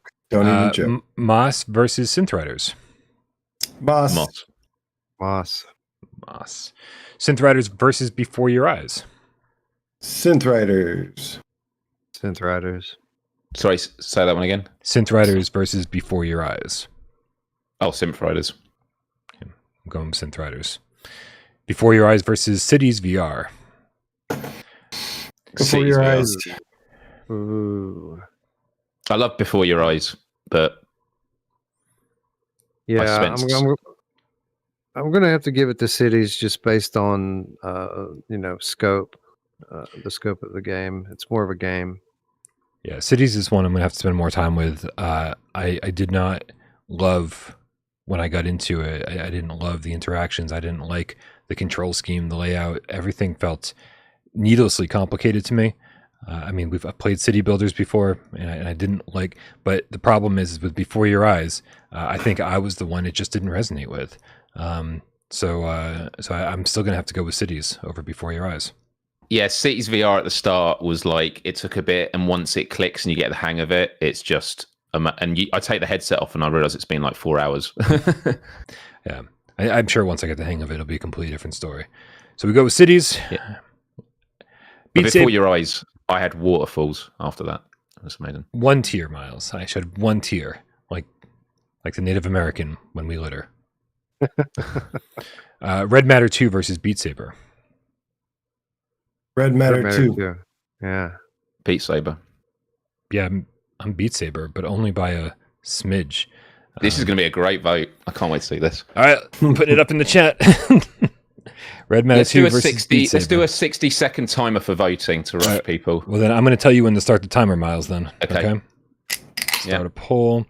Well, keep in mind, there is a lag on the on the stream. Like there's 10, 15 seconds. That's cool. Beat Saber versus Red Matter 2. I think I know which one's going to win. Here we go. Go for it, you guys. And poll is up. Yeah, go. Come on, people. I wish there was a way to do polls on where you could customize it to say don't show the results until the end. Yeah, I'm really happy with Beat Saber on PSVR2. Really glad. I mean, obviously it was a free upgrade. All of our DLC transferred over, I'm loving the DLC that they put out recently. Really good variety. The Queen DLC pack was amazing. So I'm very happy. I thought I was done with it. I thought I was done with Beat Saber at a certain point. I'm just not done with it. I love Beat Saber, man. But Red Matter 2 is something special. It is. It is. It's if Beat Saber hadn't had the update, then it would have been Red Matter easily. But since the update, I was like, oh my god, this feels. I mean, I'm playing the game with a whole new context now because there's levels that I couldn't do on PSVR that I can do now because the tracking has just given me the edge on some of that stuff. Nice. So having a blast. But Red Matter 2 is just incredible. Dude, Yeah, Red Matter 2 in the poll is blowing away Beat Saber by a it's 69 to 31% right now. nice. Did you say Beat nice for Saber is a 69? significantly important title in the history of VR. Yeah. But I agree with B. Ricken. It's 2023 now, and we've moved beyond these games. And I don't know. I still play Beat Saber. I still love it. Yeah, I do want, bigger, better things, but I still think it's just as important as it's always been, really. Even if, we've kind of moved past it. I think it's still super important. We're done by the way. Like I've given an extra 50 seconds. All right. Yep. Let's do it. So no contest. It is Red Matter 2 by a mile. That's Miles. awesome. Beat Saber versus Kayak VR Mirage. Beat Saber. Beat Saber. Beat Saber. Yeah, I'll agree just because, again, kind of the before your eyes argument here. Which one's a game and which one isn't? You know what I mean? Dude, I am so bad at Kayak. Like I tried to get back into Kayak today and I still cannot get the basic movement down so that I'm not turning constantly. I feel like you got to go deep in the water with a good get in there with good, I was going to say get in there deep with a good thrust, and then I realized how that sounded, and then I said it anyway. That's a technical Kayak term, though. I think so. Tales from the Galaxy's Edge versus Kayak VR Mirage. Tails.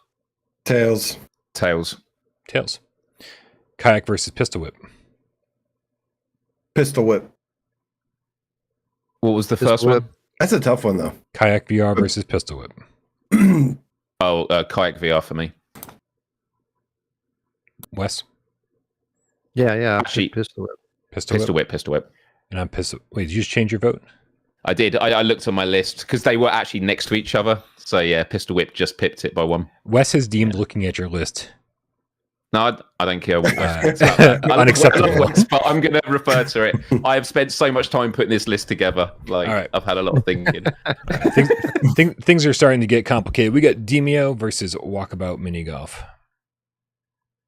Demeo. Walkabout for me. I think I said Walkabout, and I'm going to stick with Walkabout.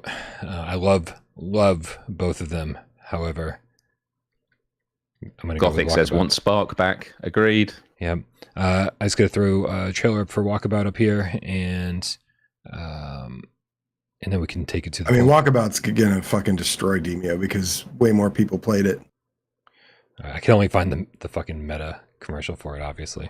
It's like, welcome to the PSVR2 top 25 debate. Here's a bunch of Quest commercials.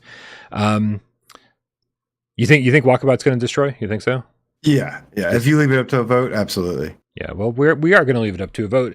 But that gives us a little time to talk about it. Talk about golf. Yeah. I mean, I just think what Walkabout does is it's beautiful in its simplicity. Every time a new course comes out, I'm just so excited. I'm more excited for new courses than I am for most new games that come out. I'd also argue it's really good for your mental health. Like, it is so zen and chill and like mindfulness. It's just beautiful, the environments. Right, I've started the timer now. 60 seconds to vote. Go for it. See, for me, it's like the simplicity of Walkabout is the reason why I vote for Demeo, because Demeo is such a detailed and complex and challenging game where, like, Walkabout, as great as it is, and it is fun with friends, I feel like, a lot of your experience that you're going to have in Walkabout is going to be dependent upon your friends, where Demeo, you can just play, with friends or not, and it's still going to be awesome either way. Yeah, it's hard to disagree with anything you just said, because I do love both so much. But yeah, I mean, Walkabout was the reason I kept my Quest around for so long. That was the reason, that I still put it on month after month to play the new courses, to get in there with friends. Here we are running a PSVR2 channel, and I'm constantly just throwing my Quest 2 on. Nope. I gotta go look at it. Yeah, when it comes to being a PSVR 2 game, I do feel like Demeo is a better PSVR 2 game. Visually, polish wise, like all these things. Walkabout's it's great, obviously. But I don't know. I think and by the way, this isn't to go against Demeo. I do think Walkabout Mini Golf, the level design is very underappreciated. And what I mean by that, it's very easy to look at them and go, these are nice maps. Like, the intricacies and how they're built with the themes is masterful. Like, yeah. Anyway, we'll go. I can spend dozens of hours in either one of these games, so I really love them both. Yeah. Here's what I wish that Demeo updated as frequently as Walkabout. Like, I wish there was like, hey Bryan, there's a new map, there's a new boss. Go fucking do it. Unlock those new cosmetics. Because I feel like the new content is what keeps me coming back to Walkabout. It's like this exciting moment where it's time to jump back in. And by the way, guys, 2/3 of the votes said Walkabout. So we're taking your vote, everybody. Which brings us to Demeo versus Zenith. Demeo. Survive versus Zenith. Two very multiplayer-centric games. Survive for me. Yeah, I'm going to vote Survive, even though Zenith, I think, is higher on my list. I prefer Survive, so I'm going to vote Survive. I'm the exact same boat, Wes. Zenith is higher on my list. I think there's, it's more polished overall. But I actually need both of these developers to keep patching their game and polish them and update them. And this might be a little bit of recency bias, but I am loving Survive, so I have to go with it. I'm just going to give Zenith some love and say Zenith. All right. Sorry, AJ. Give Zenith some more love. Zenith versus PokerStars. Ooh. Yeah, Zenith.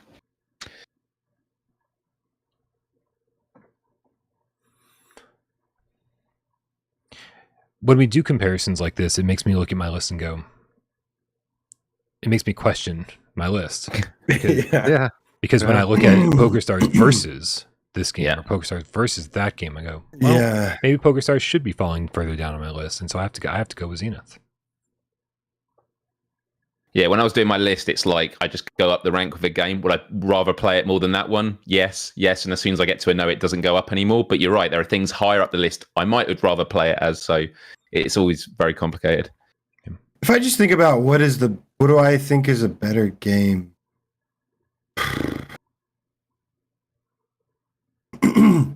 Obviously, PokerStars is way more accessible to a lot of people, which I do take into account. Mm-hmm. But yeah, let's just go Zenith. Keep it simple. All right, Zenith it is. PokerStars, I had that, I guess, really high on my list, and maybe it's if Zenith had like poker in it, then it would have been. it would be over. I was thinking about that. They need some mini games. The devs are watching this right now and saying, "Right, write that down. We can't let this happen again. We can't let this be a discussion point." I mean, poker's great, but I want to sit down in Zenith and play bullet roulette at a table in the tavern. Like, I think PokerStars should have a bullet roulette mode, man, because I love bullet roulette. I just never want to start bullet roulette just to play bullet roulette. So, anyway, we've got PokerStars versus Until You Fall.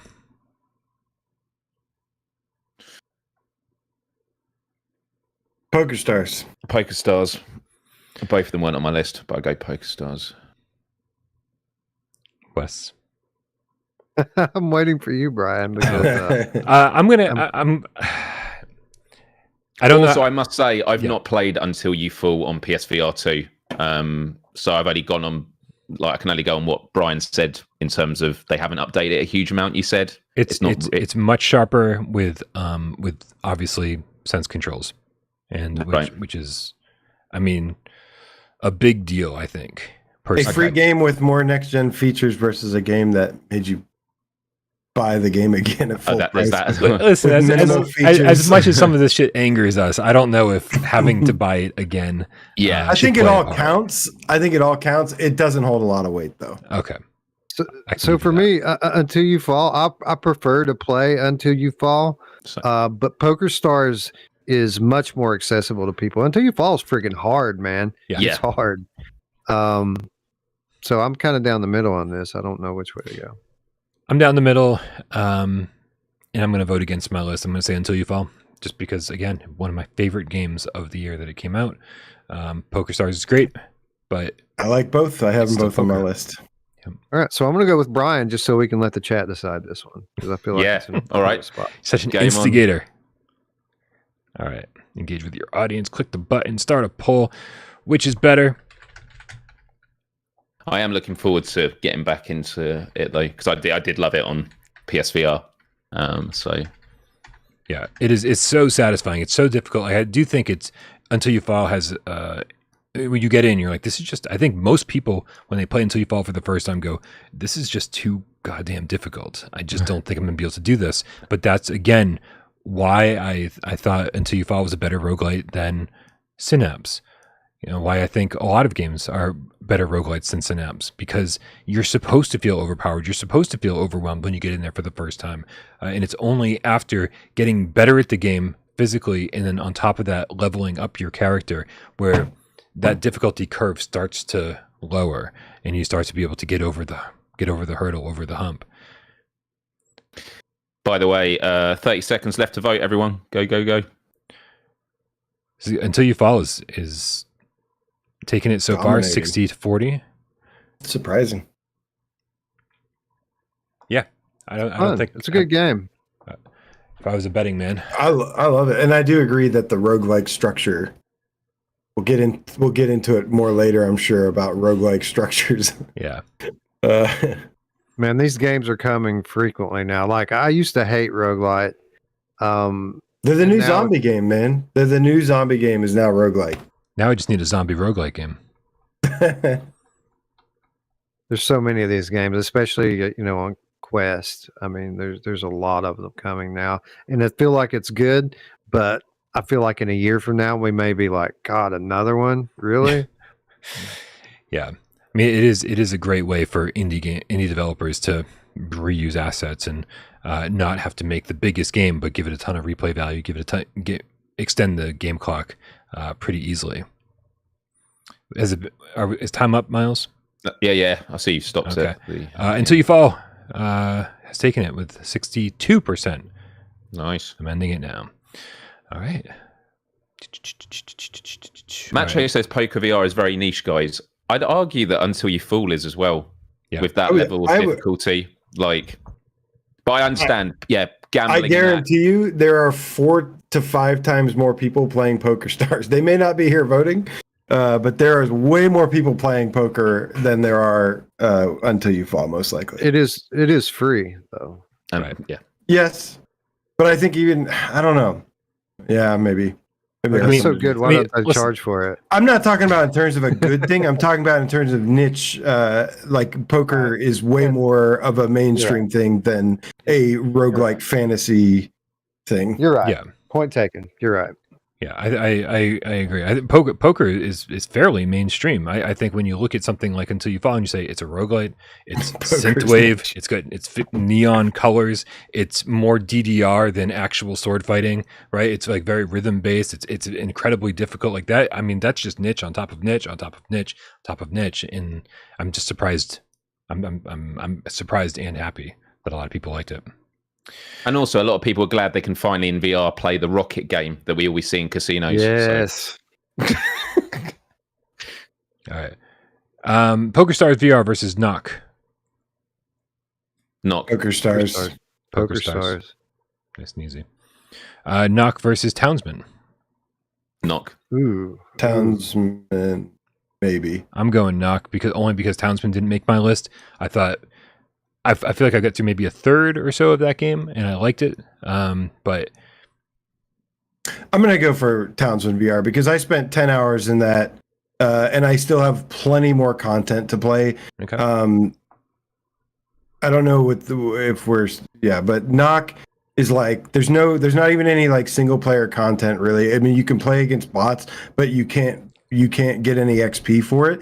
It's forced to be online only, and there's like, why would you do that in VR when there's like hardly a player base for such a specific genre? Like, I don't know, it doesn't make sense to me. Nobody's gonna be playing that game in some time, or it's gonna be really hard to find a match, and it's gonna be problematic. And what's even there, I don't think is deep enough for me. I wish it had a little bit more of a single player structure. So I'm going to go with AJ here, and full disclosure, I haven't played Townsmen. So I haven't played Townsmen, but I don't like Nock. I don't think it's good. That works. I think you will like Townsmen. I think you'll like it a lot. I think if I like it at all. If I like it at all.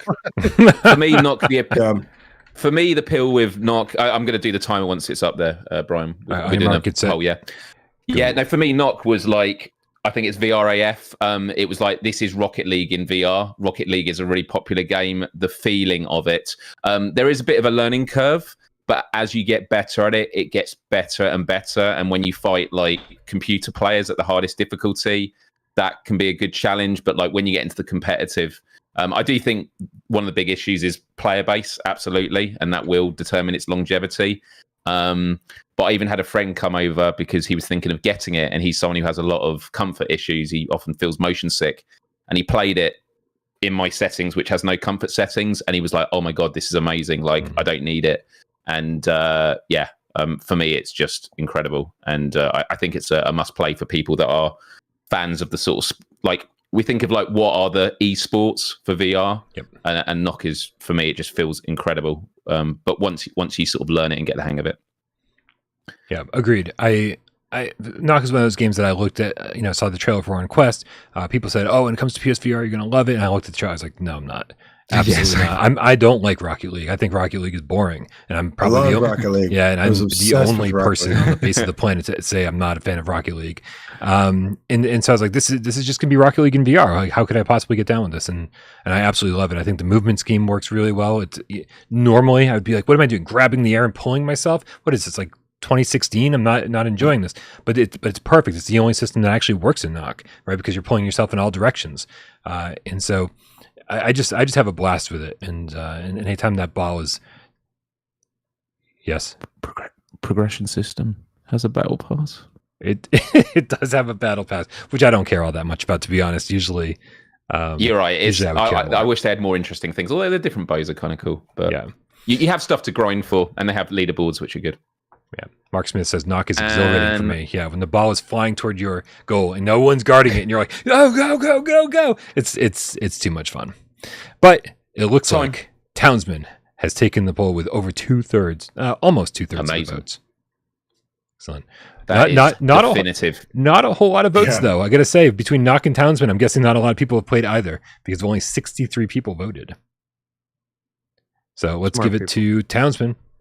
Okay, now it's Nock versus No Man's Sky. Nock. No Man's Sky. Yeah, I'm gonna actually say the game that shouldn't be on this list at all, right? yeah, I might have to say the game that shouldn't even be here. I don't know. I mean, obviously I like both games. But I wouldn't feel right saying Nock over No Man's Sky, so I'm just gonna say No Man's Sky. I really think can you not like remove these from the list, Nope. the games that shouldn't be there?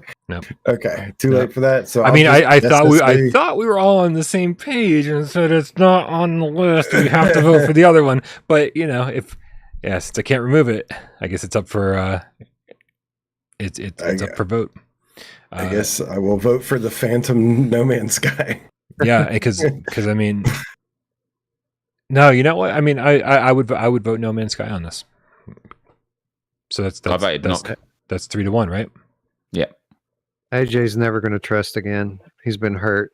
All right. I'm just glad they at least patched it to where it's like doesn't look like garbage now. I mean, it still doesn't look great, but they patched it to where it's at least clear now, which is nice. There's still a couple things missing, but sorry, Braxbro says that I can push the trash can icon in the corner to actually remove it, but I feel like we're too deep, and we keep giving it to No Man's Sky, it just won, right? So since we keep giving it to No Man's Sky, it's like it's got to be. I think it's got to be up. We gotta stick with the rules that we've implemented here. That's going to be hilarious. That's going to be hilarious when this thing ends up on the ultimate list, right? With none of us having it ranked. Gran Turismo 7 versus Song in the Smoke Rekindled. Gran Turismo 7. Gran Turismo 7. Yeah. Yep. Call of the Mountain versus Song in the Smoke Rekindled. Now we've got a debate. Song in the Smoke. Call of the Mountain. Yeah, Song in the Smoke. Song in the Smoke. Yep. And it was very close. They were literally one apart when I was. I feel like Horizon suffers from bad gameplay. The first thing that everyone plays. No, the gameplay's fun in it. The gameplay's fun. I'm just kidding. I hate the gameplay so much. I don't mind the climbing, but I do. But I'm like, I wish there was platforming in it, and I really hate the combat. Like the combat is the dumbest decision ever. I would prefer that it wasn't on that rail, but it didn't break it for me. Like the scope of the battles, the bosses are so massive and they attack differently, and the scenarios that you get put in that game. And all you got to do is just press left, and you can dodge them for an eternity. It's like, where's the fucking gameplay? Like pressing left. Actually, I was fine with actually the sort of being able to move around in those battles. For me, it's little things like when you're actually traversing and there are enemies you're supposed to get past. Sometimes I just want to hit them with arrows, and it sort of stops you from doing it. So there's a lot of times where I feel I'm not able to interact with the environment as I want. But both those games were right next to each other on my list. Like, I love them both, but Song in the Smoke, just the freedom is what pipped it for me. Yeah, I mean, I think both of the games are, I was going to say trying to do something similar, but they're really not. One is absolutely a climbing game with some occasional combat, and the other one is a full-on survival game with a lot of VRAF elements. And so I actually played Call of the Mountain last night, and it was like, this is fantastic. Like, I was just really love Call of the Mountain. But again, Song in the Smoke, 10 out of 10 game for me on PSVR1, and this is the ultimate version. And so for me, there's no question. I jumped back into Call of the Mountain, and I ran into like a bug, and I'm just like, I was like hoping to like raise it on my list, and like I just jumped back in, and like I had a bug that where I couldn't move, and then right after the bug, I restarted it right after the bug. I'm like trying to do the combat, and like because I can't turn or like turn or move freely, I'm having to like aim at this really weird angle and like I hate the combat so much in that game. Like I think it's so terrible. But I do love the graphics. I love a lot of the audio design. There are these moments, especially in the second half of the game, that I really like about it, and I really like using some of the climbing tools that they did. I thought those were pretty cool, but it's just such a mess. Crafting in Call of the Mountain is like follow this exact line when you put the rope around this tool. The crafting, and it's like, and so you're just kind of dropping it on because it's just. I'm fine with that. Meanwhile, Song in the Smoke is like, you're making arrows on the fly, right? You're grabbing the stick out of your inventory, and you go boom, boom, boom, boom, boom, sharpening stuff with and knives, it actually feels like you're crafting on the fly while you're getting chased by a tiger, and you're like, Jesus Christ, can I survive? And it's just a better feeling overall. It feels just the whole thing is way less scripted, way less linear. But again, still love Call of the Mountain. Call of the Mountain is, I think, a better game than people give it credit for. Introduction to VR as well for people. I'm worried if too many people will play it and go and say, are all VR games like? Are they all climbing games? Also, people talk about Call of the Mountain that being the biggest violator or whatever of like making people sick. Like everyone says they get super sick from that game. So that is not the first game I would recommend to someone. Oh, interesting. I didn't hear about that. But Rachel in the chat, by the way, says you can also craft arrows in Call of the Mountain. That's absolutely true. But again, the crafting in Song in the Smoke is infinitely better and feels more VR AF, feels more intuitive, feels more interactive. I love it. Song in the Smoke was my vote on this, but I was just giving a bit of love to Horizon. No, for sure. This was the Macho Vasquez says I'm buying Song in the Smoke now then, but when does Green Hell release on PSVR2? Last we heard it was Q3, and we are in Q3, so anytime between now and the end of September, hopefully, if they're on track. Let's hope so. Also, Horizon deleted my save 3 hours in, so that was annoying. Oh, so fuck them. All right, so is it 3 to 4 Song in the Smoke? Is that right? Yeah. All right, Song in the Smoke. Call of the Mountain versus Hubris. Call of the Mountain. Repeat that for me. Call of the Mountain versus Hubris. Call of the Mountain versus Hubris. Is video game true or false, guys? Call of the Mountain. Call of the Mountain. I definitely like Hubris more, but which is the better game? I'm going Hubris. I like Hubris. I'm gonna go Hubris as well, so we can leave it up to the chat. Nice. Let's set this up. Yep. Bryan, can I mute my camera and microphone for like 1 second? Yeah, I think so. Everything just got fucked up. We all switched places for a second. It's good. Okay, which is better? On the live stream, see how it looks. Which is better? Hubris, Call of the Mountain. See, I think Hubris actually has the right amount of climbing for me. Right? It's like the whole time I'm playing Call of the Mountain, I'm like, okay, this is every time I get to a platform or solid land, I'm like, this is great. I just had this big climbing section. Here we go. Let's go hunt some stuff. Let's go forage. Let's go do this. And then there's just another climbing section. And so for me, I was like, yeah, this is a great climbing game, but it's missing something. Hubris has those climbing segments, and I think they're satisfying, especially now that they've been fixed for anybody who was having issues with them. And then they actually let you do some satisfying combat and everything between. Right. How we looking here? How we looking? Oh, it's so close. It's so 20 close. seconds left to vote. Everybody vote Hubris. Vote Hubris. So for me, the epic boss encounters and fights and the overall just kind of scope of the levels, I feel it makes Call of the Mountain a different class of game than most games. Honestly. Time, yeah. Who's the winner here? We've got holy shit, 51% Call of the Mountain. So wow. Close. Guys, this is why you got to vote. You got to vote. This is vote what counts. We have a timer as well. A timer's good because then I can just be like dead on it. call it. And Yeah. And even I will say that even though more people are getting their votes in now, I'm just sort of seeing what's happening. Call of the Mountain is maintaining its lead, but guys, make sure you vote right away. And so we're ending it, and we're giving it to Call of the Mountain. Thanks to everybody who voted.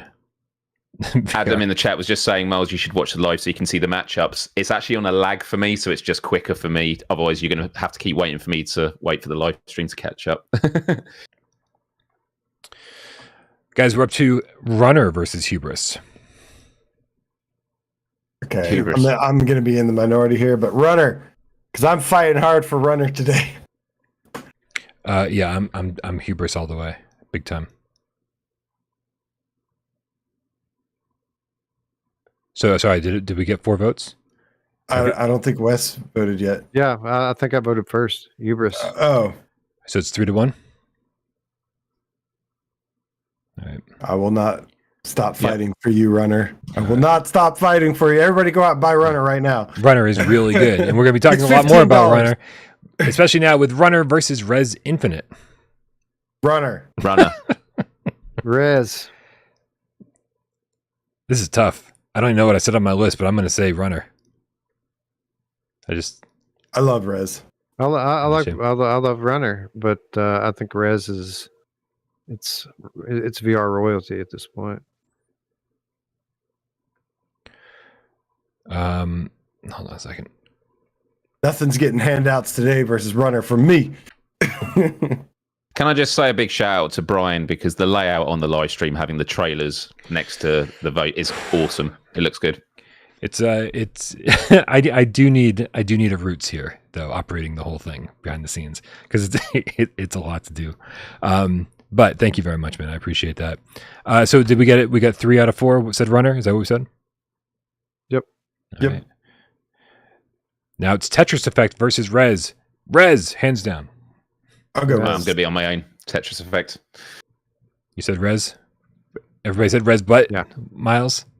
Yeah, correct. And for what it's worth, they were right next to each other on my list, like Res and then Tetris Effect. I like both of them.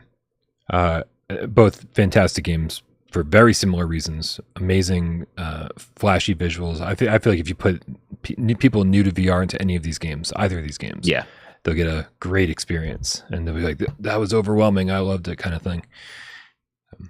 All right, Tetris Effect versus Creed. I'm gonna have to go Creed. Tetris Effect. Tetris Effect. Tetris Effect. Creed versus Humanity. Creed. Gonna have to go Creed. Creed. Wes, you said Creed? Yeah. Creed. Okay. Humanity versus After the Fall. No, how this is gonna go. After the Fall. Humanity. Yeah, Humanity.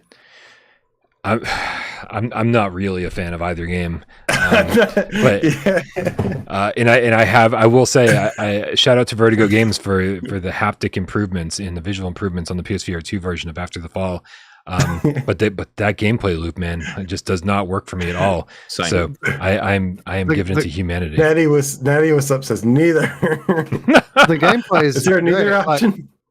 Like, I feel the disappointment of After the Fall not being what it could have been because of the structure of the game. But the minute-to-minute gameplay is fun. It's an intense, fun game.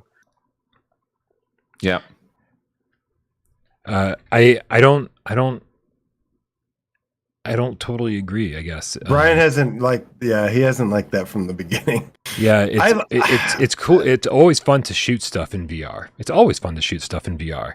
But that's all I feel like I'm doing in After the Fall. It's just, here's another gigantic wave of Snowbreed and kill them all.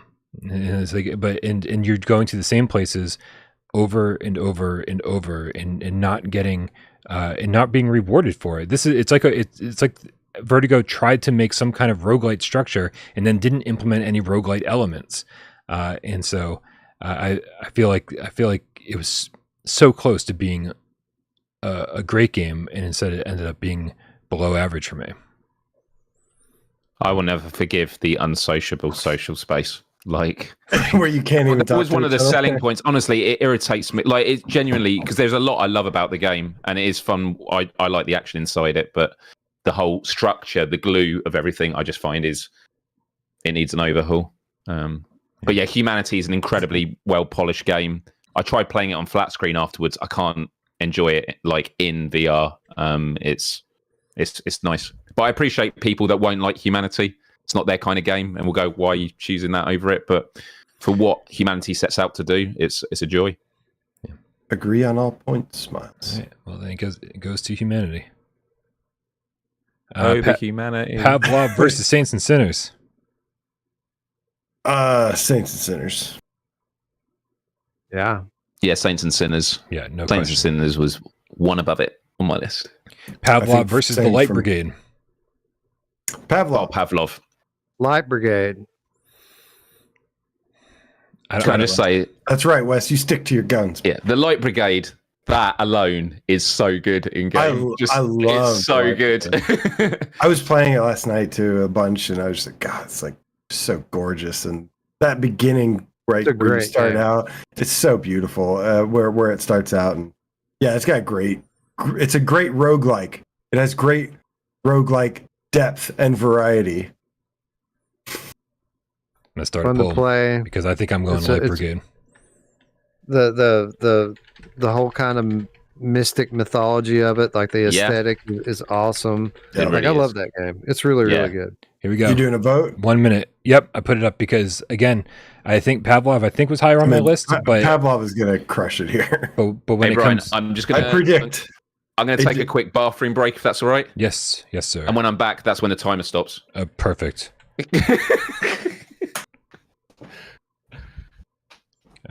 Let's get some Pavlov footage up here while the vote happens. I do have to say, I think what this comes down to here, for me at least, is just how much no matter how much I've learned to love multiplayer games, ever since starting Without Parole and being forced to play multiplayer games and having a blast with them.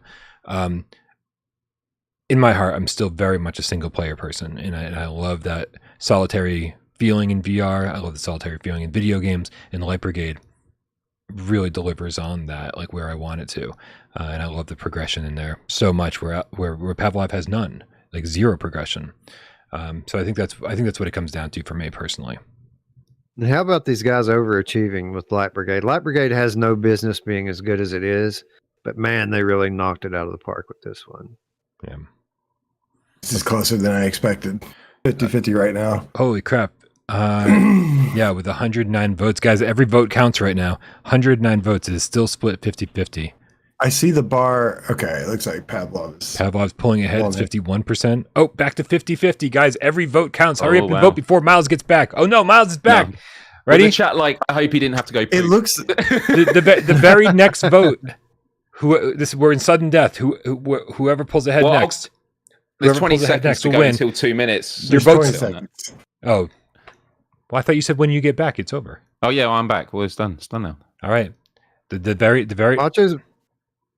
Macho Vasquez tells us to stop influencing the chat, but that's what we're supposed to do, right? We're supposed to discuss. Yeah, people vote on the merits. It's called the top 25 debate. We're debating. All right, guys. Light Brigade is taking it. Wow. What? I mean, nice. good for Light Brigade. Yeah, for sure. Yeah. Again, guys, make sure you're fast with your votes. We want to make sure that as many of you get heard as possible.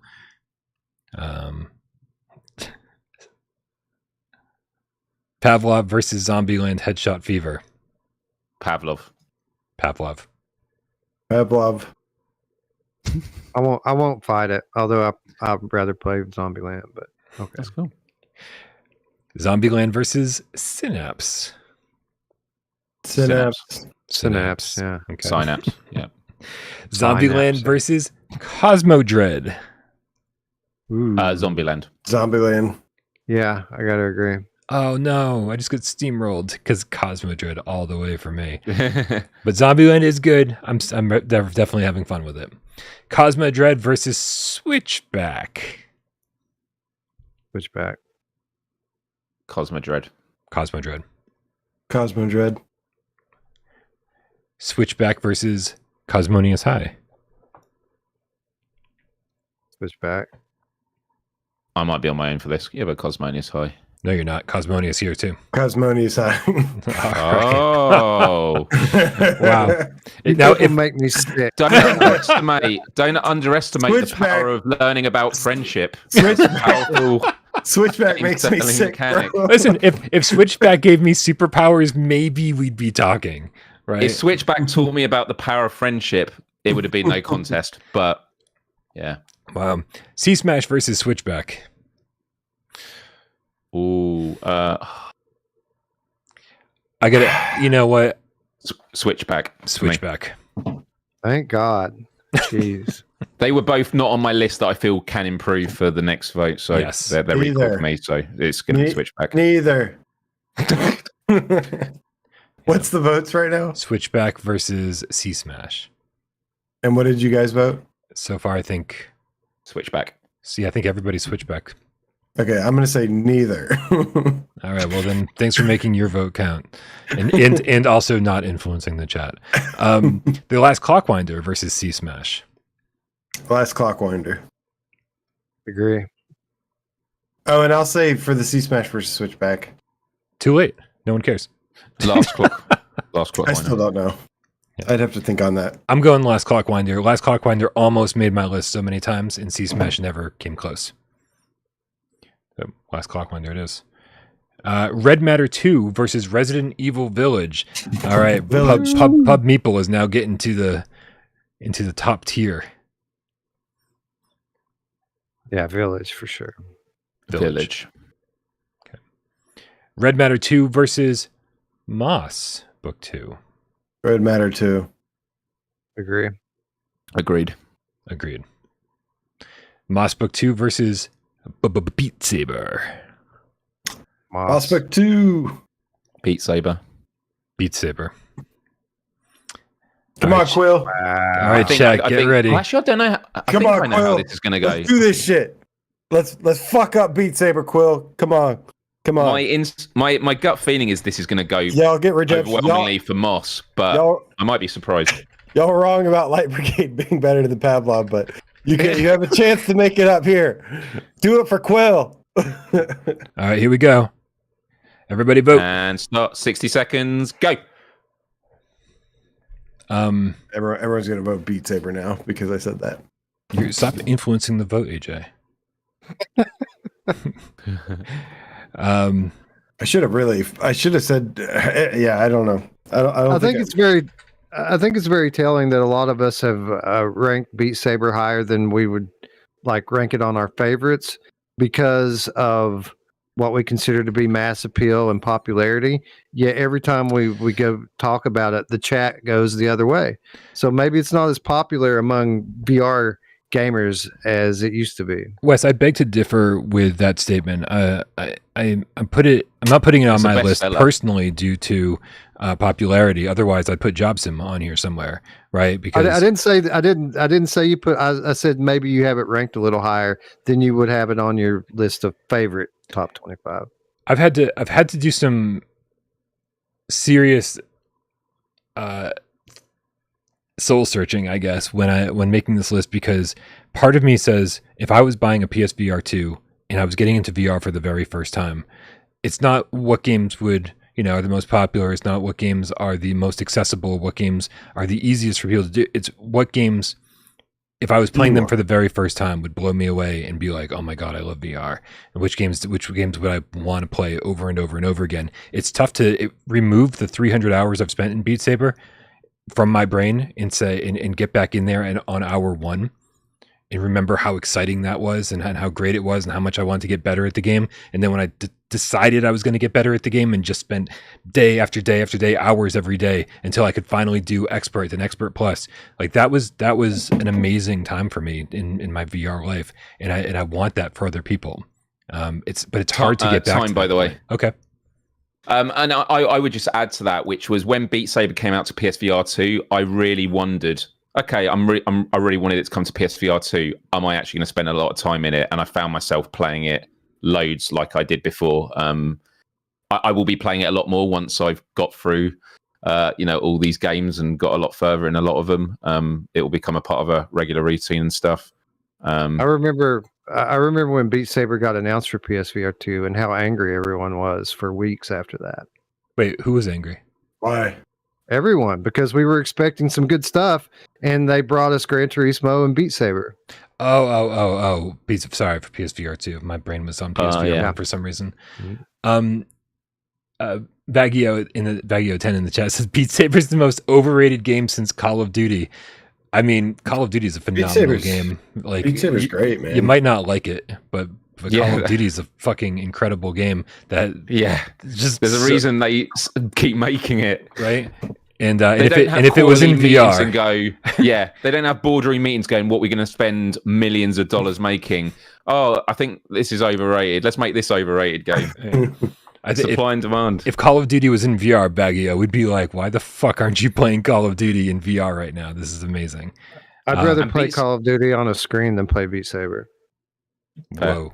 Beat Saber is the game I've spent the most money on because I've bought every single DLC, even the ones that I wouldn't particularly normally like, but I just want to experience them. But yeah, anyway, moving on. The chat has spoken. Moss Book 2, clearly the winner here, so we're selecting that. Beat Saber versus Synth Riders. Oh man, this is actually a lot closer for me on PSVR2. On PSVR, it's like game, set, and match Beat Saber. I love Synth Riders on this one, but Beat Saber will be getting my vote. Synth Riders. Beat Saber. This is going to be a great vote. No! Not me! Put it to the chat, AJ. Put it to the chat. Let's see what they felt following it. Hey, AJ, how good is the 360 mode on Synth Riders? Have you done it? No, I've done the 180 or whatever. Okay, the 360 is hard, but really cool. I mean, look, I don't have to leave this to a vote because, look, we're voting on the best games, what we think are the best games, right? Just our own opinion, what from our experience and our opinions, what we think the best game is. And I love Synth Riders, Wes. I love the music, I love the style, I love the gameplay, I love everything about it for the most part. The levels, the fact that you're not in the I love the trippy visual levels and everything.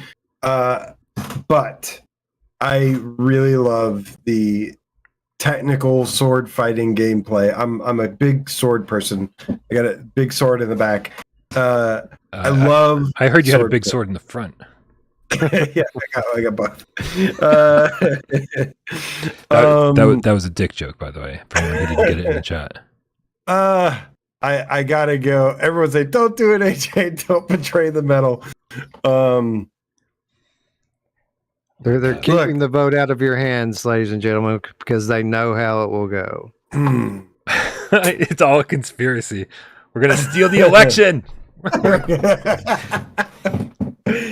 Oh shit! I don't know, man. I mean, look, if we're talking about if you just ask me straight up, what do I think is the better game? That is the question. That is the question I asked in the chat. The answer is Beat Saber. Then we have it. What do I like more? I mean, like I said, I like it's weird because I like the gameplay of Beat Saber more, but I like the music, the aesthetic, a lot of things about Synth Riders a lot more. Just to be clear, you are giving your vote to Beat Saber. Correct. Got it. Because clearly the chat is not mature enough to handle the vote. So, whoa, speak for yourself. And for all the people who thought AJ was on your side, Macho Vasquez with the $5 tip says, "Okay, now hold up. If they release Beat Saber every year and change nothing like Call of Duty, then you'd know, Bryan." Man, I'll tell you, I'm probably. If I had more flat screen time on my hand, I would consider buying Call of Duty every year for the campaign because those campaigns are just so fucking over the top, ridiculous action movie deals. And I think that pretty sure the campaign's different every year, and that's what I'd be playing for. Tales from the Galaxy's Edge versus Synth Riders. Tails. Oh my god. Tails. Synth Riders. No, good. Overridden. Synth Riders versus Pistol Whip. Ooh, this one's tougher. It is very tough. Yeah. I'm gonna say Synth Riders, but that's like I don't care honestly. Oh, good, because I'm saying Pistol Whip. And is that 3 Yeah. Pistol Whips? Yeah, I think I got to go with Pistol Whip here too, by the slightest of margins. But I like to shoot things, so Yeah. Myles, what reminder? What'd you pick? Yeah, I went with Pistol. Synth wasn't on my list. I do think I definitely enjoy playing Synth more, but Pistol Whip is definitely a better game. Interesting. Very interesting. All right. Well, we're going with Pistol Whip. Synth Riders versus... Wait, dude, Pub Meeple is really trying to figure out where Synth Riders belongs in this list. Synth Riders versus Kayak. Synth Riders. yeah. I love the technical stuff that Kayak does more. Like I think it looks beautiful. I think it's got great physics and it's really cool. But like I don't know, when it comes to just being more fun, like Synth Riders all day. Kayak is a tech demo. Synth Riders is a game. Kayak is a very good tech demo though. Oh yeah, it's a great tech demo. I'm voting Kayak. I love racing people and seeing their movements on the ghosts and that. Super cool. It's time to engage with the audience then, because I'm starting to pull, because I would also go with Kayak here. I'm going to be strict with this. I'm going to make sure when we're chatting, I'm looking at the time. 60 seconds is all we're doing. And hit the like button if you haven't already. Kayak and then Synth Riders. All right. And if we don't keep getting community, likes, here the power goes out and the stream ends. It's just is it's that what how it run works? Is that what yeah, we're running on right now? Energy. We're running on. We're running on electricity. Yeah. I like that. Kayak does have a turtle and a dog, so I will give it that. And a penguin. Oh, that's true. Well, it used to have a penguin until Myles took care of that. Whoa. Can we not make accusations like that? It's pretty serious stuff. Pretty sure there's evidence everywhere. Even so, I'm saying be careful what, don't want to this take isn't things even out of context. This isn't even going to be close, is it? Salvador, there he is. Salvador wanted me to team up with you, Wes, and take down Beat Saber with Synth Riders. It's the gameplay, man. It's just the gameplay is the only. It's not just the gameplay though. There are other factors in determining what makes a game other than just the game. Gameplay is huge. It's the biggest thing. But Synth Riders, like I don't know that I would even argue with you that maybe the gameplay in Beat Saber is a little more fun on that aspect. But Synth Riders is so much better in every other way, whether it's the music, the levels, the multiplayer, everything else is like okay. Way ahead. I agree with you, but the gameplay is just with Beat Saber is just next level, and plus it also visually, besides the like the visual, the visceral satisfaction of slicing blocks and certain angles, the combos, like all that stuff is just way more satisfying to me in Beat Saber. But I'm with you that I like everything else pretty much better about Synth Riders, and none of them are as good as Unplugged. Joke. Unplugged kind of sucks. Yeah, kind of. It made the upload top 25 list. Just saying. Yeah. So did you're just saying what, Bryan? I'm not saying anything. I'm just saying that some people out there didn't like it. Kayak VR versus Cities VR. Ooh, Kayak. I'm gonna say Kayak VR. I think I am too. Stand up for it. Well, defend its honor. I'm going Cities. I did vote Cities one above Kayak as well, so that's why I was a bit tied. That was it. Cities. Like I've spent so many tens of hours in that game. It's it's good to hear somebody has, because I don't hear anybody else talking about it. See, I know it's fair, and also just to be clear, because I know I did get an early peek at Cities VR when I was first introduced to it by Fast Travel Games. I thought, yeah, this is fine. Like I can feel a bit of the nostalgia because I used to love SimCity as a kid, and then when I actually owned it and started playing it, at first I was like, okay, I'm starting to get it, and then it clicks once you get the mechanics, once you start building and you have the bigger challenges of dealing with a massive city. And also the fact that from Quest to PSVR2, Quest you have one square tile, on PSVR2 you have 9, and just seeing that whole scope, it's incredible. But yeah. Who was it in the chat? I was just reading. Great tantrum in the chat says again, Cities is more of a game. Kayak very little of a game. I mean, if that was that against it. If that was the only thing we were rating things on, I mean, then this whole top 25 debate would be so easy. Which one is more of a game? Which one gives us more content? Then that, obviously, there's so much more that goes into these things than this is more of a game. So yeah, we're trying to be judicious here. Be fair. Cities is frustrating to play. It's more of a game, but it's not very fun. So, yeah. So far, I haven't had much fun with Cities, but I want to. I want to spend more time with it. I want to find the hook, and I want to get used to the control, so I'm not constantly bulldozing shit on accident. I really found it frustrating so far. So 3 out of 4 Kayak, right? Yeah, goes for Kayak. Okay. Things are starting to get heated. Gran Turismo 7 with Walkabout Mini Golf. Gran Turismo 7. Gran Turismo 7. Gran Turismo 7. Not too heated. Okay, moving on. Walkabout versus Song in the Smoke Rekindled. Ooh. Walkabout for me. Song in the Smoke for me. Yeah, I'm going to say Song in the Smoke. I hate this, right? Because I look at my list, or I don't even need to look at my list, because I know that Walkabout is wicked high on my list. But then when you say, do you want to play Song in the Smoke Rekindled or Walkabout Mini Golf? Yeah. They're very different. That's where this gets tough, is where you have two great games that are completely different. Yep. Serve two completely different purposes. And it's like... And that's why, ladies and gentlemen, get ready for a vote.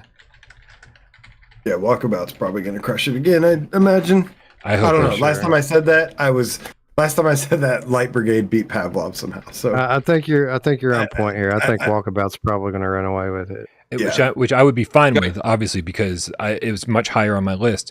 But yeah, and I'm honestly not totally against it either. I mean, I love Walkabout, so and it is something that you can spend dozens of hours in, and it's just the gameplay is what really makes it. I don't like the graphics, like the questy look, low poly look. But other than that, could you imagine if that game was beautiful and realistic? Yeah, like it would possibly be like number one. But it's not. Unfortunately, it's not. What game if it was realistic? Walkabout. Walkabout. Oh, okay, so I actually was thinking about this the other week. I actually think, although it's not my kind of art style, I think it works for the game. I think if it was realistic, it would be... It works for some of the levels, like the desert level stuff that actually is like, can get away with the low poly look. But look, graphics aren't always everything. I mean, graphics can obviously help a game, but that's not going to determine what makes it great or not. Walkabout with 56% of the votes. Cool. By the way, when I say time, it's not to tell the person whoever's talking to shut up. It's literally just so Bryan knows to stop. Thank you. It. Yeah, I know. It's mini golf too. Like mini golf is great. It's very creative. So yeah, there's nothing wrong with that. Even though I voted for Song and Smoke, like nothing wrong with Walkabout winning this. Josh Sosky in the chat with the $2 tip says, "Does everybody hate racing in Kayak?" Only because I can't get the rhythm down. And so like I just fall way behind, and once I get the rhythm down, I think I'm gonna really enjoy it. Can't wait until co-op for that. Real-time co-op. T in the chat with the Canadian $3 said, "You guys just sold me on Light Brigade. Just bought it. It's very good. Have fun. Yeah, have a great time. Very, very good." Okay, so bringing up this, the vote went to Walkabout. So now it's Song in the Smoke versus Demeo. This is so painful. I always hate voting against Song in the Smoke because it's so good. Yeah, I'm gonna have to say, ooh. Yeah, I think I'm gonna have to go Demeo on this one, based on mass appeal and accessibility. Like, I think it's a better game for the majority of people than Song in the Smoke. Sure, why not? Demeo. Yeah, I got to do it too. Demeo. Song in the Smoke versus Survive. A much easier choice for me. Song in the Smoke. Yeah. Song in the Smoke. Agreed.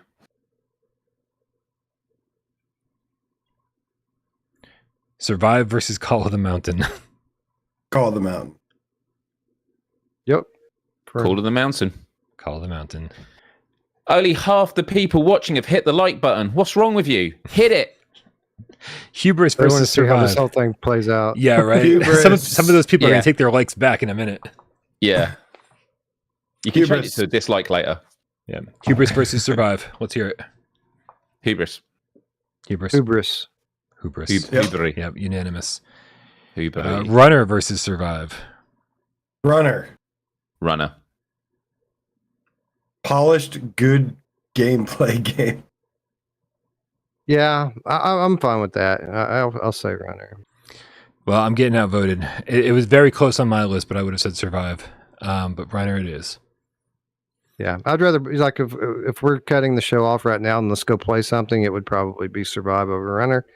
But I like Runner a lot. So I want to go jump into Runner right now. The crazy thing is like my Survive review is going to be out tomorrow, I think, and it's like it's getting like a 7-ish at best, right? Because it's got so much jank, right? So you have to like factor that in, but it's just doing something that like we don't have anywhere else in VR, and so it's scratching an itch that you can't get anywhere else, and so somehow that 7 is sort of irrelevant when it comes to what I think of the game. It's like I love it despite the fact that it's got a lot of issues.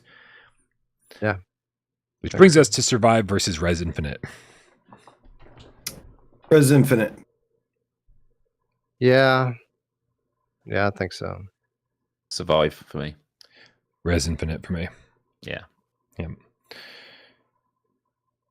Again, Res Infinite's like one of the first most next gen. I mean, you look at the games, looking at them flat, and you're like, well, Survive looks like it looks more realistic. It looks like it's like couldn't be further from the truth once you actually get in the headset and play them Right. and play Res Infinite with eye tracking and how beautiful it is. And like, yeah, it's Guys, Tetris Effect versus Survive. Tetris Effect. Tetris Effect. Tetris Effect. I would say Survive, but I'm outvoted. I know what I'd rather. Effect I'd rather play Survive now, but better game, Tetris Effect.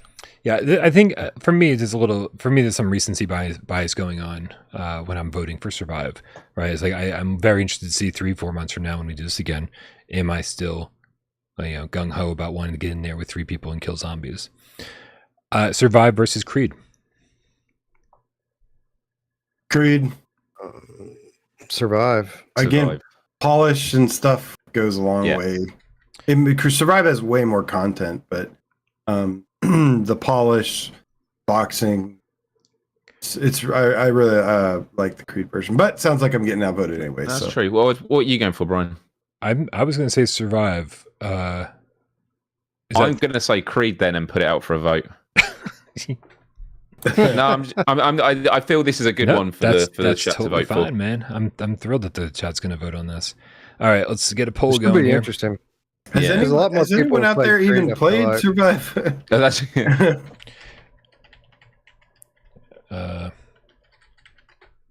Like I like Survive and everything, but Creed multiplayer is so much fun. Yeah. Like it's so good. Right, go. 60 seconds.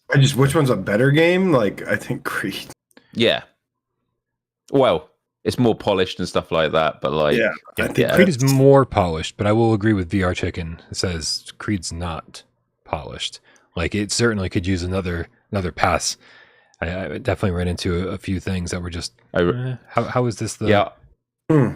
Yeah, I didn't have issues, but I No did issues. read up. Yeah. I did on the PSVR one, but yeah. I think I had less time to the PSVR one. Everything with Creed's been adjusted to. I mean, they've enhanced a lot. The stamina system's so much better. The movement system, thank God there's joysticks now. You're not having to move around like this now. Yeah, the stupid thing. It's a short campaign, but it's a really fun campaign. And then if you just like want to jump in and box, and I like the little montage stuff. And Dude, the montage stuff is some of my favorite things that they do, and especially when they kind of implement that into the story campaign. When it's like time. All right, Survive. I do hate that Creed multiplayer 50-50. though. No, they've it ended removed. at 51%. Oh, Oh wow! They No, when I clicked end, it was 51% for survive. Otherwise I would have let it go to All right. overtime. They removed voice chat from multiplayer on Creed, which I hated. I always liked just people chatting shit at you. Creed versus Zenith, the last city. Zenith. I'm with you, Zenith. Definitely Zenith. Zenith. Yeah. Zenith. I'm gonna say Zenith. Creed, but I am. I'm sorry, AJ. What was that? Words? Yes. Was that words? Was that words? What were the words again? I said Creed, but it doesn't matter. Okay. Sirens on my end. 3 for Zenith. Creed versus Until You Fall. Creed again for the third time. Creed. Yeah. Creed.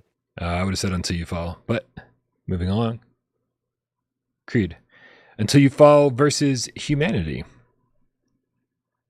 Till you fall. Ooh, I'm gonna actually say Humanity here. I don't know. Shit. Hold on. I take that back. Let me think about it for a second. I feel conflicted when we ever talk about Until You Fall, because Until You Fall would rate high from PSVR. I've not played the PSVR2 version, so like I kind of lend it to what your guys' opinions are on the. I mean, it's not crazy different, right? Like we did get the DLC, right? The stuff that we didn't get on PSVR 1, the two-handed weapons, right? So, but it's not like a ton more content. It just looks better, feels better. Yeah. I think Humanity is a better game.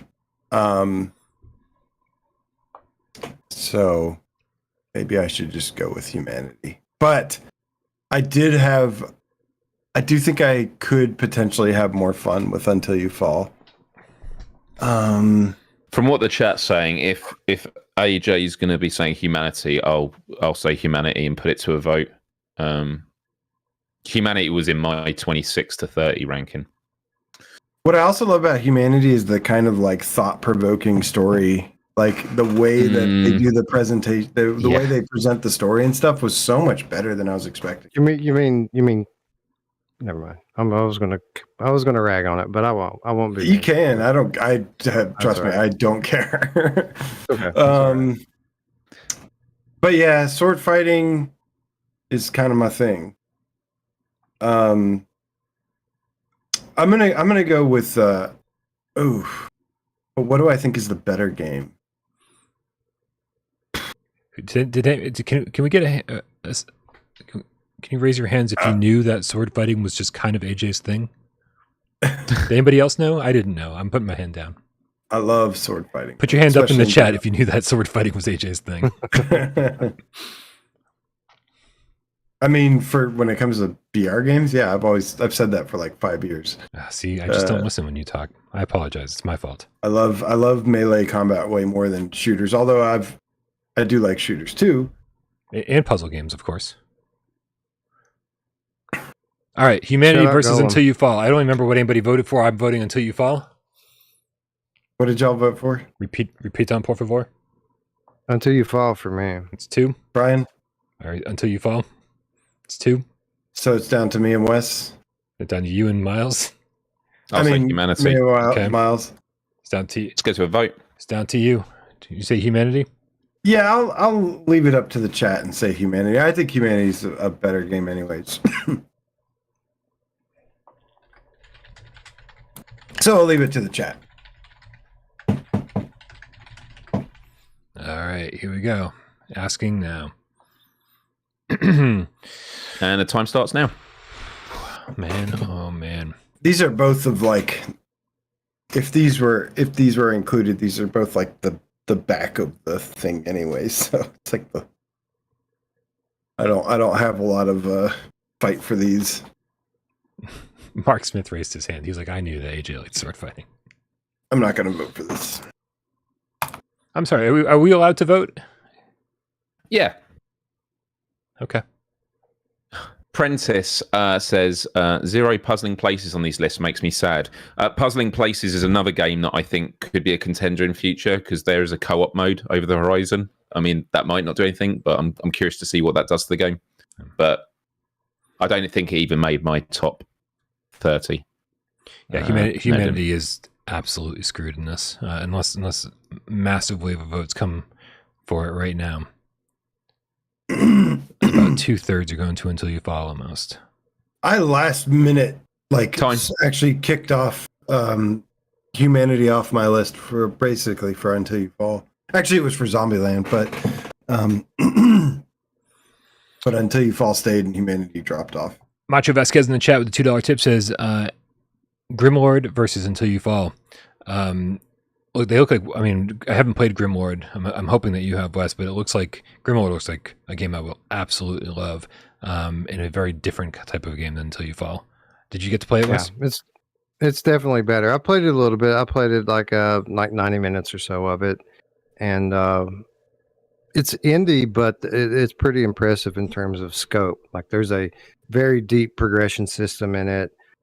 Different character classes. You can do archery, you can do melee, you can do magic. It's very much a like a classic RPG style game, and yeah, it's pretty good. Nice. That's the kind. I feel like that's the kind of thing we need more of in VR. And it looks pretty. Does it look nice in the headset too? Yeah. It is still like wallpaper textures in a lot of places. But they're very, very detailed wallpaper textures. So, like, from a distance, you wouldn't know it. It looks like it has depth when you're standing back from it. But, like, if you walk up to a wall, you'll notice that it's all flat. But, yeah, it looks good. Nice. The character models are really good looking in it. Greg Hodges with the $2 tip says, what didn't make your top 25, but would with an update? Switchback didn't make mine. No Man's Sky, probably. Yeah. Anybody else?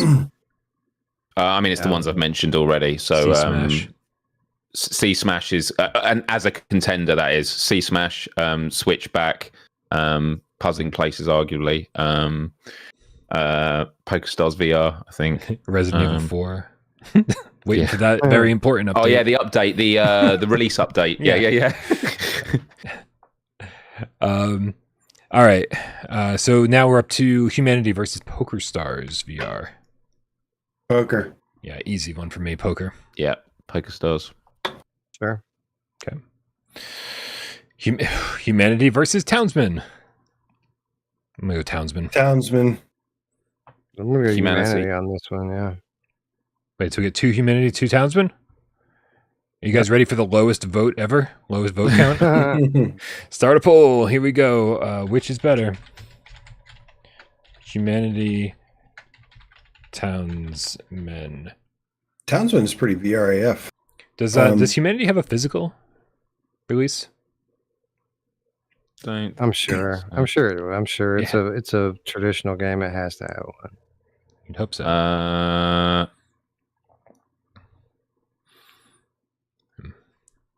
Townsmen taking the early lead with 2/3 of the votes. Oh my god, I can't wait to get a pizza after this. Yeah, that's what I'm thinking, man. I'm so hungry. I can't vote without food. Yeah, it's maintaining its lead with 62 votes. It's still over. Oh, it's taking a bigger lead. Almost 70% of the votes with Townsmen. Townsmen is awesome. Yeah, it's really good. I really liked what I played. I got to get back in and finish them. And I say finish, but I mean I need to spend even like another 4 or 5 hours with it, and I'm sure that'll only bring me to the halfway point. It's such a long game though. Like I got like to the 10-hour mark and like I had to stop because I was like, okay, it does kind of like drag on and on after a long time.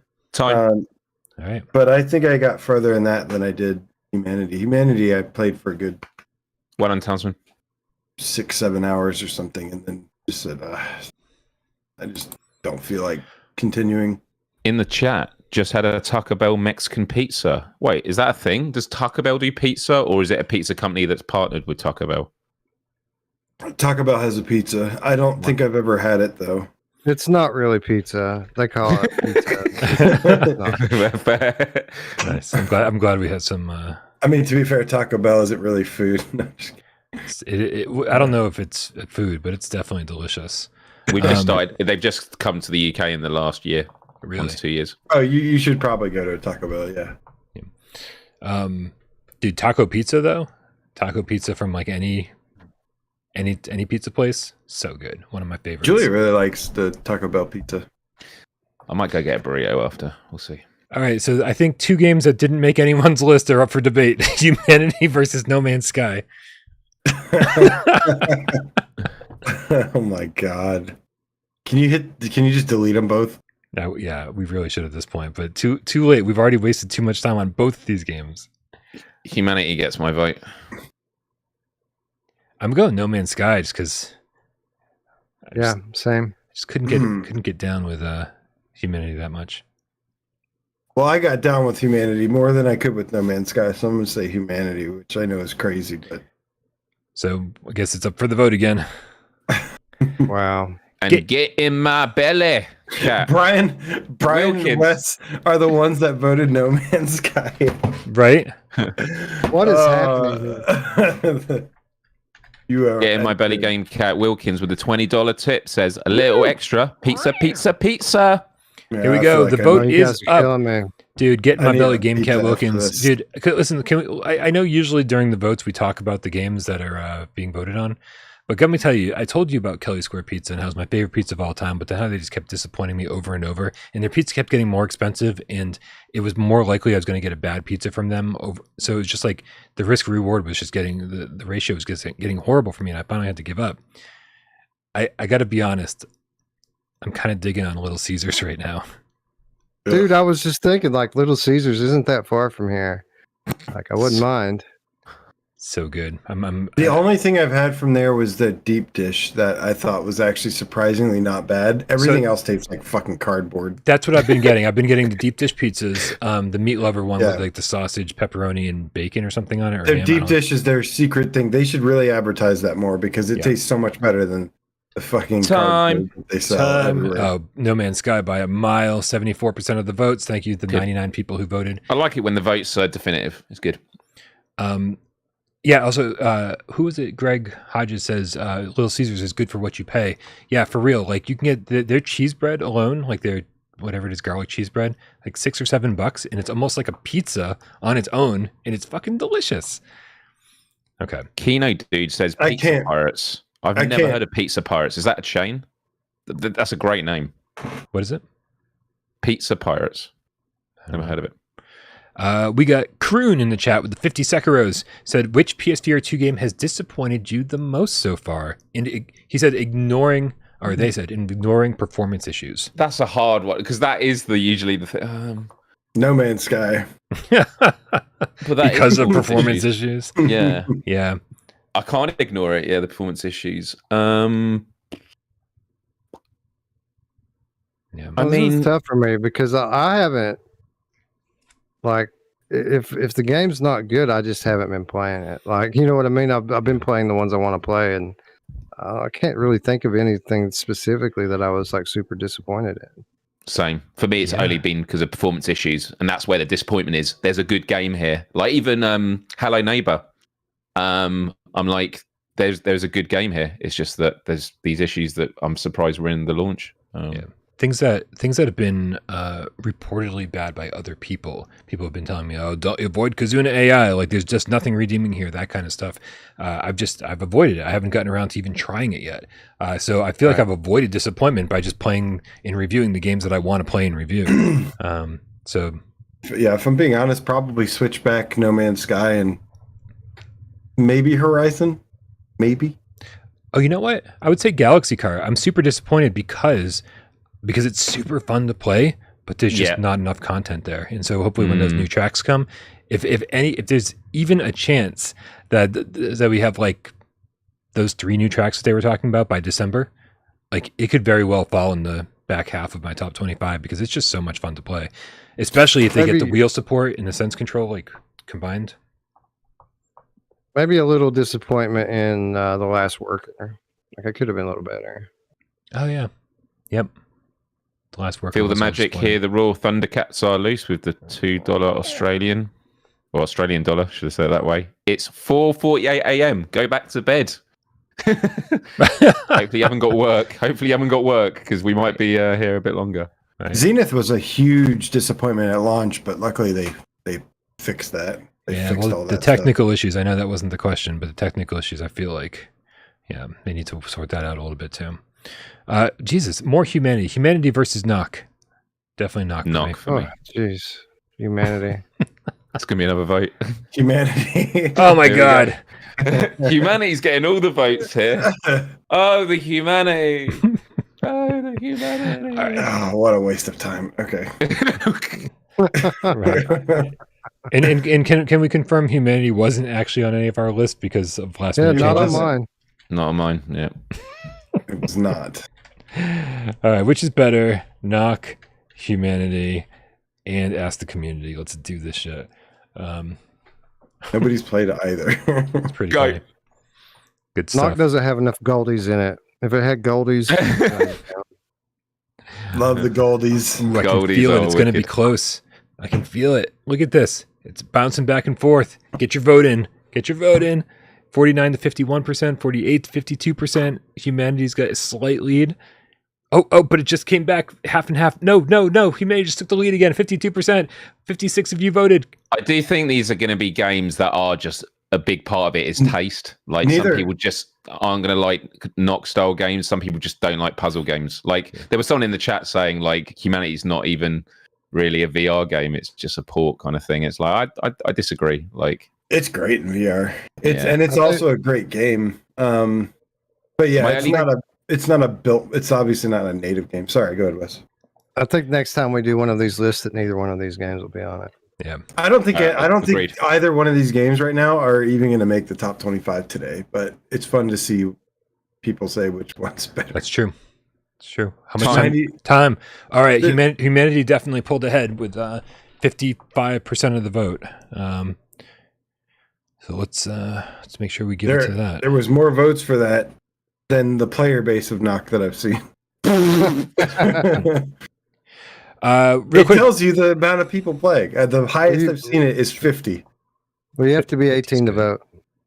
50 is good. 50 playing at one time. You never see that in VR. That's not good. Alhambra D, Dude, Catalorgic Game Cat Spark. with the what? I was just saying when Spark came out, we loved that game. Mhm. There was five people at any time you'd go on there, and I'd still say it was a good game. So I don't. The player base thing, I understand it is a concern, but I don't. It's a concern, but it has nothing to do with the quality of the game. People, like at least one or two people, have gotten on me about saying this is ridiculous. How can you give this game a good review when no one plays it? And I was like, I don't think you understand what game reviews are. My review should influence whether people are playing it or not. Like it has nothing to do. Like I'm usually reviewing games before they come out.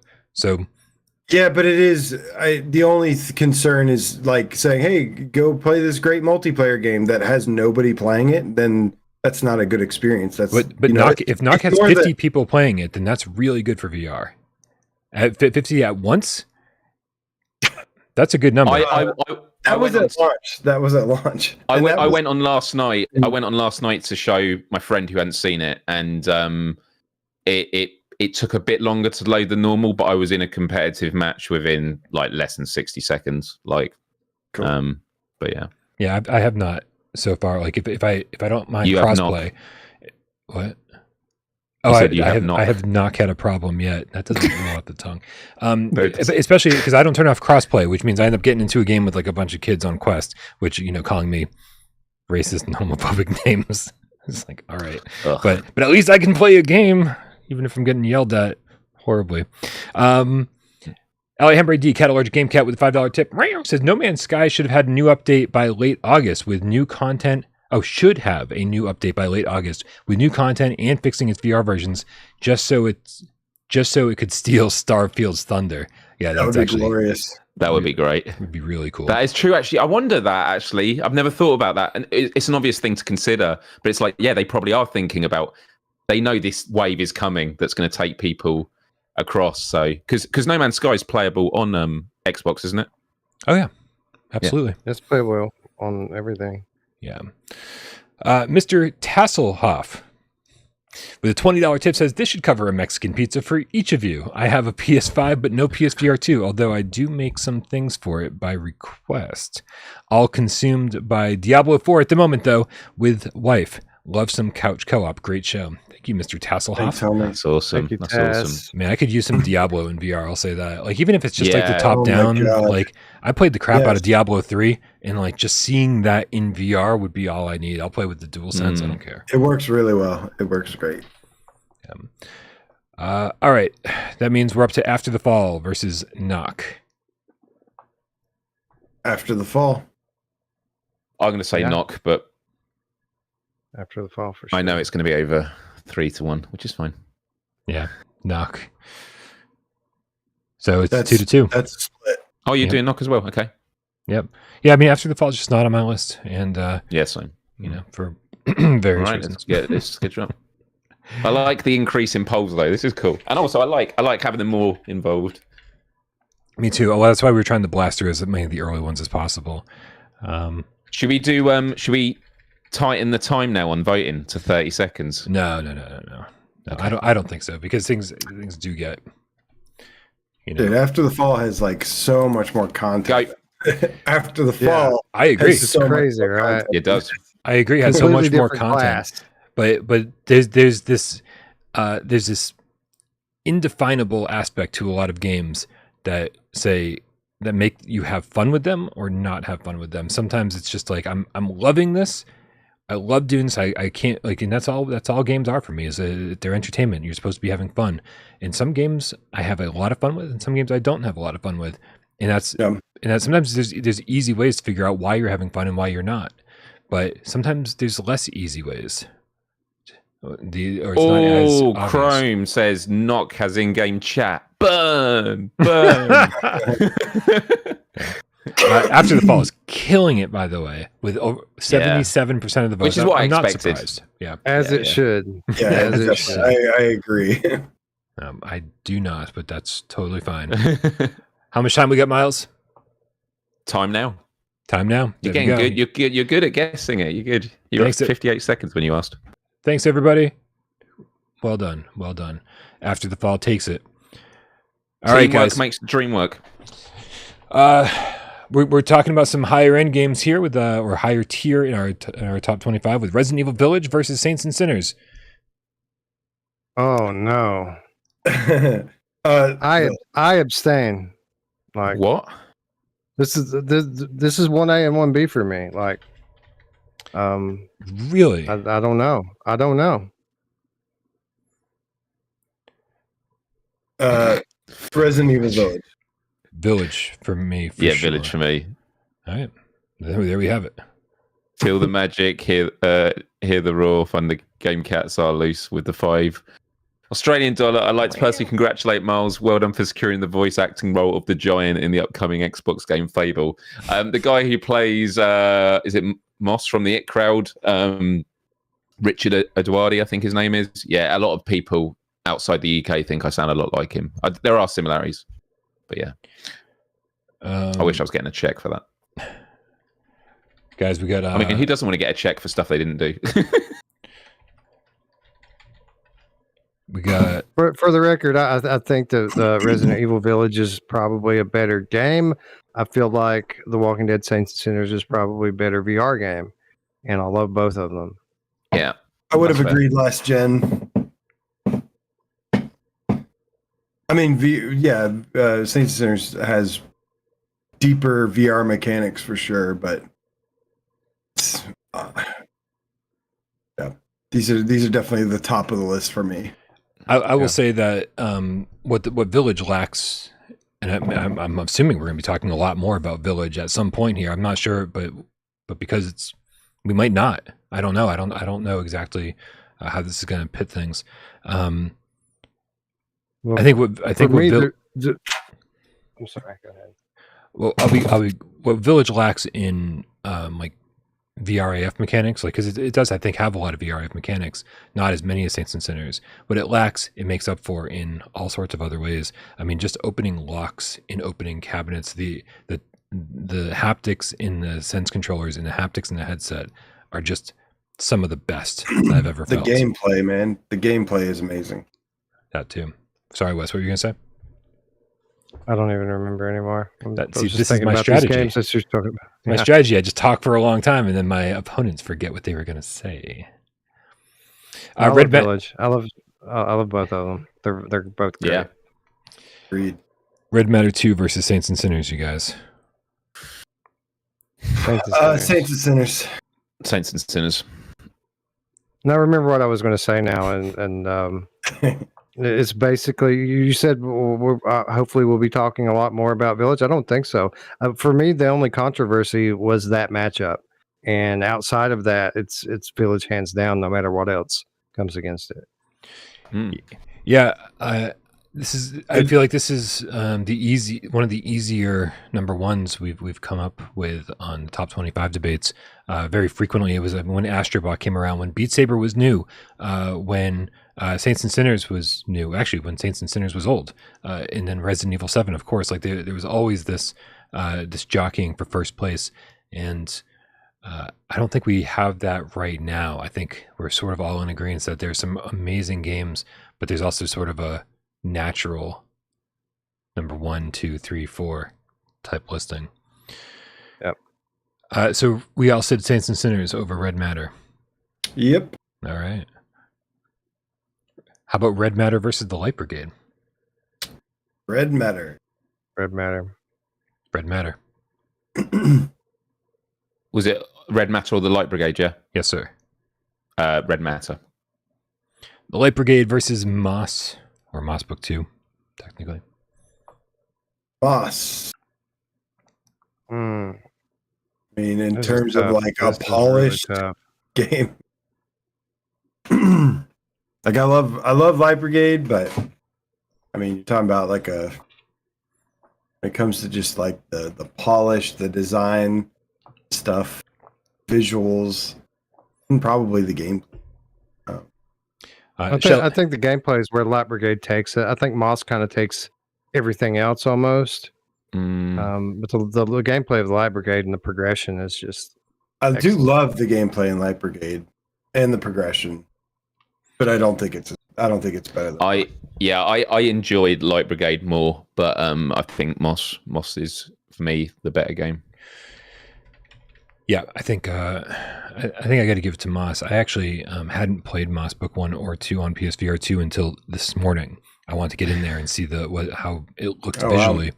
And I thought in my head, like the only thing that was going to be updated, of course, were the visuals, right? Because it's like, oh, okay, it's just going to be sharper and that's it. And it is. It looks amazing. I'm very, very happy with the way that game looks. But the other thing that I wasn't really expecting, I'd sort of forgotten that we'd been playing that game with the DualShock 4. Yeah. Right. And you had to have the camera lower and you had to make sure it could see the light at all times. And even then, I always thought that the tracking in Moss 1 and 2 was, in really most things with the DualShock 4, was a little janky. And so being able to have analog sticks and perfect tracking and also that high fidelity and the eagle flew overhead at the beginning of the game and rumbled the headset. And I was like, I think I like this game already more than I did on PSVR 1. Yeah. So I'm giving it to Moss here. It's the way it was meant to. Games are going to have to stop doing the intro with birds swooping over your head, though. I mean, it's because when it happened, it actually took me by surprise. Because that's in the first game, isn't it? That does actually happen in the first, and so like it just did. And I remember I ducked my head and I was like, "Whoa!" And I was like, "Oh yeah, I know that. I know that little trick." And I laughed and I was like, "But it works. It works every time." So wait, what was the vote? How many from us? Me? Yeah, Awesome. everyone voted for Moss. I didn't vote, but I'm not going to argue with it. Like Moss is excellent. Okay. The Light Brigade versus Beat Saber. Light Brigade. Easily. I'm going to say Light Brigade. But do I actually believe that? I don't know. Come on, Myles, help me out. Yeah, I mean, for me, it's Beat Saber, but I love the Light Brigade. But, let me think about this. Well, hurry up because I'm going to start a poll if you change your vote. Unless you know. I like Light Brigade more, but is it a better game than Beat Saber? I think you just answered your own question. I like Light Brigade more, but this isn't my list. This is about what the best game. It is your. It's a little bit all of of our list. It's about the it's all best of our game. list. Fuck it. Light Brigade. Okay, so you're sticking The with the Light Cinderella Brigade? story. All I right. love this. I love the Light Brigade. Get ready, Cinderella chat. story Get ready, taking chat, because I'm place. definitely going Beat Saber. So it's 50-50 here. Ready, chat, vote. Go. I'm gonna get these trailers all set up. I've never changed trailers so much in my goddamn life. Yeah. You know what's funny about what's happening with Light Brigade today is I was thinking to myself, like, this game really does feel like a Cinderella story to me. Like how for good real. it is, like just how good it is, how creative it is, how it's by such a small team, but has this excellent replay value, progression system. It's I guarantee there's more levels coming for it. Now I'm not saying that I've heard that, but I guarantee you they're working on it. That would be awesome. That would be great because there's already a good value for what it is right now, and it's got great atmosphere. Obviously little slight budget thing going on, a little bit of budget, a little bit of polish or production value, but it does such a great job with what it has, and it's an incredible game. There is a big update coming. The devs were saying during my Let's Play of it. So that's exciting. 62% said the Light Brigade. Congratulations, you guys. Nice. I love it. I love the Cinderella story with that game. All right, Beat Saber versus Pavlov. Sorry, go ahead. I was just going to say, with all these votes, I'm always happy with the result because they're all just great games. Like, you know. Yeah. I mean, I was saying before the show that, I didn't love Before Your Eyes, but if it had made it on the list, that I would have been really happy. Like, I didn't love Sea Smash, but if it made it on the list, I'd be really happy because there's all these, great games that I think are getting overlooked. I just love that there's even a debate to be had at this early point. It's great. That brings us, guys, to Beat Saber versus Pavlov. Pavlov. Beat Saber. Yeah, it's Beat Saber, and I absolutely love Pavlov, but I think Beat Saber's a better game. You guys get ready. Yeah, this is one where I don't know which. I mean, as much as I love Pavlov, one of my criticisms is it does feel very segmented. Like you go into different game modes, and I wish there was some kind of element that tied it all together. Whether it was I hate to say, a progression system, or there was some kind of central hub that you could meet people and then jump into the matches. Mm-hmm. You play a match. There's kind of no. It's every time it's a fresh. It feels more like a sandbox game in many ways. I've started the time. But as I said, TTT mode in Pavlov is some of the most fun I've ever had. It is a very social game. Even if it doesn't have a social lobby, it's still social when playing with most of the modes. I was like, Pavlov's in the lead right now. 95 of you have voted. 57% I gotta of the votes. say, yeah, I'm starting to feel vindicated. About what? About my position on Beat Saber. Okay. Obviously, a lot of people agree. Wow. There's a lot of votes on this one. This is energized. I like it. Yeah, it's hard to go into these lists unless you're Shughead. I don't really judge anybody's lists. I think everybody came in here with a really good list. In fact, yeah, I agree with that statement. There's no chance that Beat Saber can't come back. It is 58% of the vote. 42, Pavlov. Yeah, that was loads of votes on that one. That's awesome. Nice, good job, everyone. You guys voted for Pavlov. Beat Saber versus Synapse. Beat down. Synapse, easy. Beat Saber versus Synapse. It's not that easy. It's not that easy. I do feel I have recency bias with Synapse. Dude, I got in there last night and did the and put my hand on the box and used telekinesis and flew all around the map. I'm telling you, man, like NDreams needs to get that in for the right-handed mode too, because At first I was like, oh, well, it's just a weird glitch, whatever. No, man, it is such a great means of transportation. Sometimes you're like, oh, I got to get all the way up there. And you're like, no, you can just grab a box and go. I mean, why does it only work with left-handed? Because it was obviously something that they had in the game at some point and then decided to take out and then somehow forgot or screwed up getting it out of the left-handed mode. It seems like something they were experimenting with, and it works really well. Like, I'm curious why they took it out at all. And that should have been one of the unlockable powers. That's true. That's true. I got to imagine that the last couple of levels would just be nuts with that ability. Yeah. Atmos VR in the chat says Synapse represents where I want VR to go. Amen to that. For this, I'm actually going to vote for Synapse. Synapse was actually in the early stages of putting my list together, was like a top 5, and it slowly crept down a little bit. But I think when I put these two together, yeah, Synapse. I mean, I hate saying it this way because sometimes I hate saying a game is like one and done, right? Like once you've completed it, it's like, well, why am I going back to this? But that is sort of how I feel about Synapse, and I wish it wasn't that way, right? Like I can play Spelunky till the end of time. I can play that game endlessly, and I wish that Synapse also gave me that same feeling. But I've got my 11, 12 hours into Synapse, and I am done forever. In Beat Saber, I'm going to keep going back to. I know that's not how I should rate all these games, but it is a feeling I'm currently having. I mean, a lot of recency bias in the chat. A lot of recency bias. But I think personally, I'm sorry. I think just what I'll say is I think I like Synapse more. Obviously, I like it more. I kind of feel like Beat Saber is a better game, but I do like Synapse more. So fuck it, Synapse. We get to have some fun here. Who's nice? Izzard Game Cat Jason with a 2 quid said Schmeat Schmaber. Beat Saber Schmaber. So wait, where are we at with the vote? I'm definitely going Beat Saber on this one. You're alone, Brad. I'm going Synapse for this. Synapse.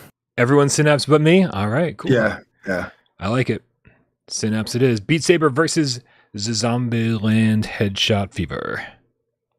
Beat Saber. Beat Saber. Beat Saber. Do it, Wes. You already know. I ain't even gotta say it. Beat Saber it is. Zombieland Headshot Fever versus Tales from the Galaxy's Edge. Ooh. Is that we haven't talked much about Tales from the Galaxy's Edge yet.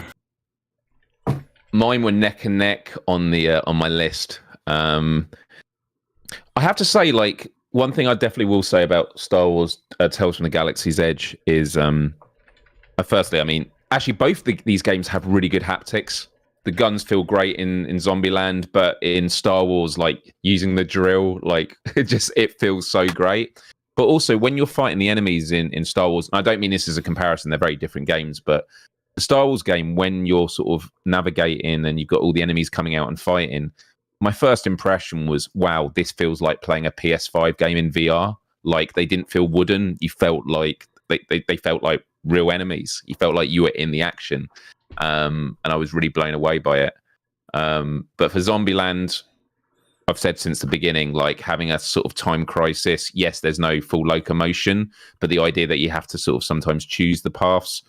In some of the later things, they have like a shooting range with challenges. You have modifiers. So on the leaderboards, you can see what people have used as their combinations on different levels. There's different difficulties.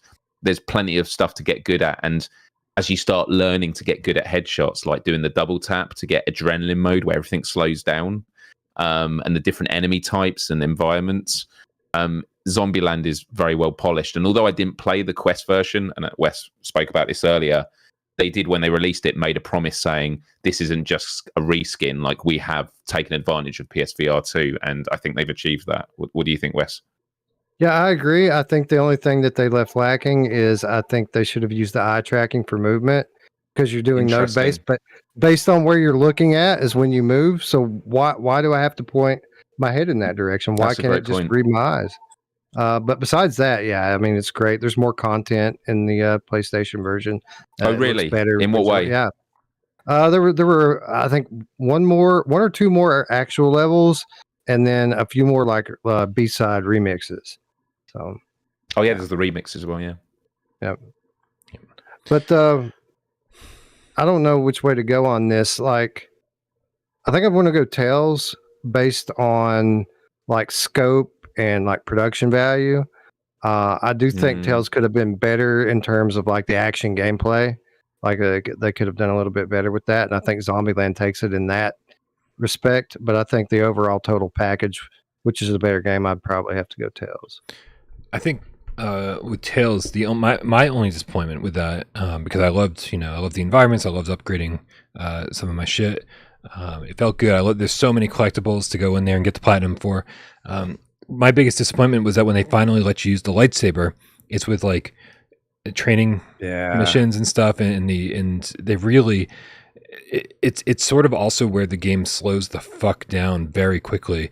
And you're like desperately just wanting to get through it, but you're like, but I'm getting to use a lightsaber.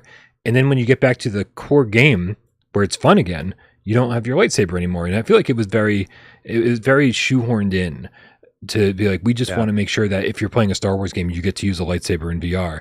But it was sort of just weirdly done. That's my only complaint. The worst part of the game. Yeah, that was the worst part of the game. Yeah, but it looks great. It plays great. I think the haptics are fucking incredible, and that's not just from the blasters. It's also from the tools.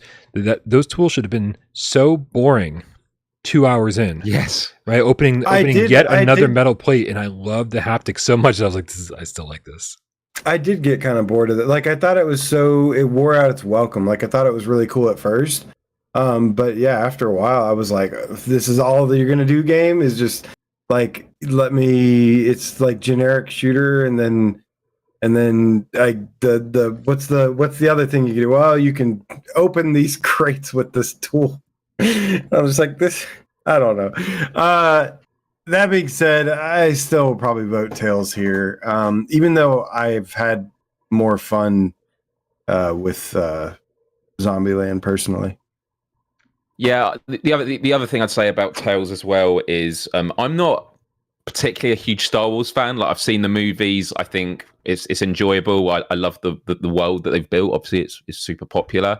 And without going into details, because obviously there's some people out there who've still not played it, there are things that happen in this game that are really pleasant, like really nice surprises that definitely put a smile on my face. And I was like, I'm so glad I get to experience this in VR and like be in this world. So there were some real pleasant surprises in there as well. I do have Zombieland one above it on my list. I am very torn between the two because they're very different games.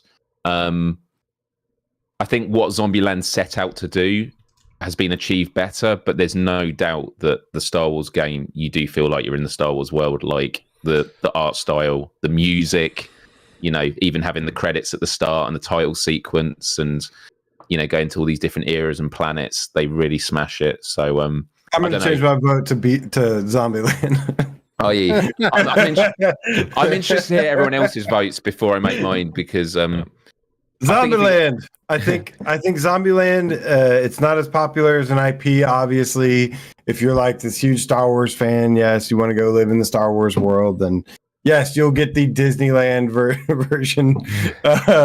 But I think with Zombieland, I think it starts off. It may take a little bit of time. Stick with it, and as it gets more challenging, as you start to see some of the challenges that you can do, the loadout system, some of the mechanics it's implemented are actually really well done, and it gets really fun to go back and replay the original levels that I didn't really care for at first because you're doing these specific challenges and you play them a little bit differently, like find the missing secret item, and so you're rather than focused on trying to just get a multiplier, trying to just go for a speed run, you're actually wanting to slow down and look around while surviving and get that item and then get the hell out of there. And I really like the mechanics. The last thing I just want to say quickly is Zombieland as an IP. I've never seen the movies. I've always heard good things about them. And I went into this knowing nothing about the movies and not really caring for the IP. Despite all that, I've had such an amazing time. So I just want to add the fact that I'm not as a huge Zombieland fan. I know nothing about it, don't care for any of it. But despite all that, like, because sometimes you need to be like Star Wars, for example. Do you need to be a Star Wars fan? Do you need to know about Star Wars to enjoy it for it to be excellent? No. I don't think you do. Because I'm really not a Star Wars fan, and I love Tales from the Galaxy's Edge. Yeah. Cool. What's everyone voting? I'm voting Tales. Okay. AJ? Look, I had these like right next to each other on my list. Like they're really close, but I did have Zombieland above it. I know unpopular opinion. I'm going to stick with my unpopular opinion. Zombieland. Wes? Yeah, I got to go Tails, but I really like Zombieland as well. Yeah. I want to go Zombieland. I think, and we'll go to a vote. I think the vote's going to overwhelmingly go for Star Wars, and I totally get that. So, kind of, I don't want to preempt what I think the vote's going to go, and just say, "I'll vote Star Wars." I'll vote. You should influence the chat. All right. Well, I think Zombieland's a better all-round game, but I think both games are excellent, and Star Wars is phenomenal. So, get ready, everybody. Run to the restroom. I'm going to run to the restroom. Yeah, the restroom break. Y'all good, Ace Phil? Love you, homie. Yeah, nothing personal in all the discussion, like in the chat. Like, this is all good. We're all lovers of games. We can have disagreements, and it's all done with compassion. And Hell yeah. Feel the magic here. The Aurora Thunder Game catcher lose for the Australian $2 tip, says Yoda says. Button like hit the. Does somebody have a better? Does somebody have a better Yoda impression? I don't know. Oh wow, we lost 2 of our crew. Okay, it's just you and me, Myles. Hey, Myles, what's going on, man? Dude, how you doing? I was literally going to go and get some water, but I will stay with you, Brian. You're not going to be on your own. No, it's fine, man. I never went anywhere. Oh god damn, Myles, don't leave me alone with him. No. Yeah. Oh, Looper says, "Are we voting for games or movies?" It's funny when I was typing it in, I was like, I hope no one gets the wrong message. Which IP do we like more? Dude, feel free to go get some water, dude. Like. No, half of us are gone. I'll do it when they get back. I'll do it on the next one. When am I going to talk shit about you? Well, you do it. You do it to my face, and I love you for it. Yeah, this would be the perfect time, though. Really, that's true. That is true. How much time we got left on this vote? 5 seconds. All right. Well, there's no chance in hell that Zombieland's coming back from the dead because it is 72% Star Wars. I love it. Yeah. Just gonna wait to see if anything changes. Anything changes? Nothing changed. Okay. Star Wars it is. Nice. Shapeshifter R, the amorphous game cat with the €2 says, thanks again for the Synapse key giveaway, Myles. Guys, make sure you subscribe to Myles over there on his channel, youtube.com/Myles, where he did a Synapse giveaway, and apparently Shapeshifter, the amorphous game cat, won. Yeah, I can't take credit. NDreams were... Jimmy was watching it at 1 a.m. He spoke at the end and was like, that was wicked, like, thanks so much. And I was like, dude, go to bed. Like, Jimmy just works. Jimmy is the fucking man, dude. I know, he's the GOAT. Absolutely awesome. So yeah, no, huge thanks to NDreams, and also for everyone that tuned in. It was a good time. And I actually do see in the comments on a lot of my Let's Plays, a lot of people saying, because of this Let's Play, I'm now going to buy it. And nice. I genuinely am shocked when I see that, because I'm just like, I'm playing it. People kind of know games, but I think because the 4 of us, we're so immersed in this world, we kind of take that for granted, that for a lot of people. And when I first tuned into Without Parole, I'd watch a review, and it would, sometimes it just can put you over the edge, because at the end of the day, you got to decide where you put your money and stuff. So appreciate it. And they're awesome, man. I was obviously pretty critical on some of the things about Synapse with, like, in terms of content and stuff, and he sent me like a personal message and just, like, said, like, we have to have talking points, action points to take to grow, to get better as a studio, and that was hard for me to do, because I really do love Synapse, but I did have, like, want to point out these things about it, and yeah, it's tough, but it was just really cool of them that, like, that they turned that into a positive, as like, hey, these are things that we can help build upon to make our games even better in the future. And so they're stand-up people over there at NDreams. Absolutely. So and you go, Wes. They've never heard before that their games are too short. This is the first time. Right? Well, Jimmy's said to me that what he loves about this community is he says when we're critical, it's not done. It comes from a good place of wanting to succeed, and I think they do now. And the thing I've said to him is, Fract and Synapse, you can say like, oh, it's good that a criticism is not enough content, but you got to be careful now, because if the third game, like that has to be on the list now, because you don't want to be a studio that is renowned now for, they're the ones that make really great games that just is never enough. Yeah, and especially being funded by Sony. I mean, you look at some of the other Sony funded games like Wanderer or Song in the Smoke. It's like, yes, those didn't sell as much as NDreams, so they've got a good business model going. But yeah, when it comes to like the length, the content, things like that, I mean, look at the size of the game, like Song in the Smoke, compared to the size of Synapse, and it's like night and day. Like they either just need to get like if Sony giving them more money means that they'll make bigger games, then Sony needs to give them more money and time to do these things, because they obviously understand good gameplay and good gameplay mechanics. Who was it in the chat? Hibsy reminds us that Ghostbusters VR is coming later this year. I really, really hope they find a nice balance. You know, we've talked at length about how they could reuse assets and you know, despite still coming from a small team, still make Ghostbusters a very, very lengthy game. And I really hope that our predictions end up being true, because, I mean, their games are really good. And I'll tell you right now, I would rather play Synapse. I would rather play Fract over Wraith the Oblivion Afterlife, right? We see fast travel games just like not evolving, not getting better, like in seeing, as far as I'm concerned, like seeing the same type of games from them over and over and over, and the quality not improving. I see so much quality in NDreams, but not the content, whereas fast travel has the content but not the quality. And I hope that both studios learn to deliver on the things that they're not delivering on. But I would rather play the NDreams games at this point. I'll say that. Yeah, they're so much fun to play. They're so fun to play. Matchup Vasquez with the I think we do need to start making the distinction between length and scope, because you know, the Synapse is a pretty long experience to get all the way through it, but it's the scope of the game, the size of the game, that where it kind of lags. True. It's also I mean, and it really depends. I think Synapse is a weird case, right? Because they basically say, hey, this exact thing that you just played through, you're gonna have to play through it 2 more times. It's just a little bit more difficult. Right. It's very much the Ghosts and Goblins formula from the NES days. It's like, well, that's a little I think a little unfair, I think, to say, oh, this is how we've decided to do this, especially without, you know, adding new things each time. I think we're going down a rabbit hole here. Macho Vasquez with the $2 tip says, LOL, a spacesuit P-suit for VR isn't a bad idea. Everyone in the chat, instead of talking about games, they've decided that me and Myles have the biggest bladders of the group, and that I've already been. I'm going right now. Do it. All right, guys. Star Wars took the last one. Now it's up to Pistol Whip versus Zombieland, which is interesting. We finally have shooter versus shooter, 2 different types of shooters. For me, it's Zombieland. I've said this in previous conversations.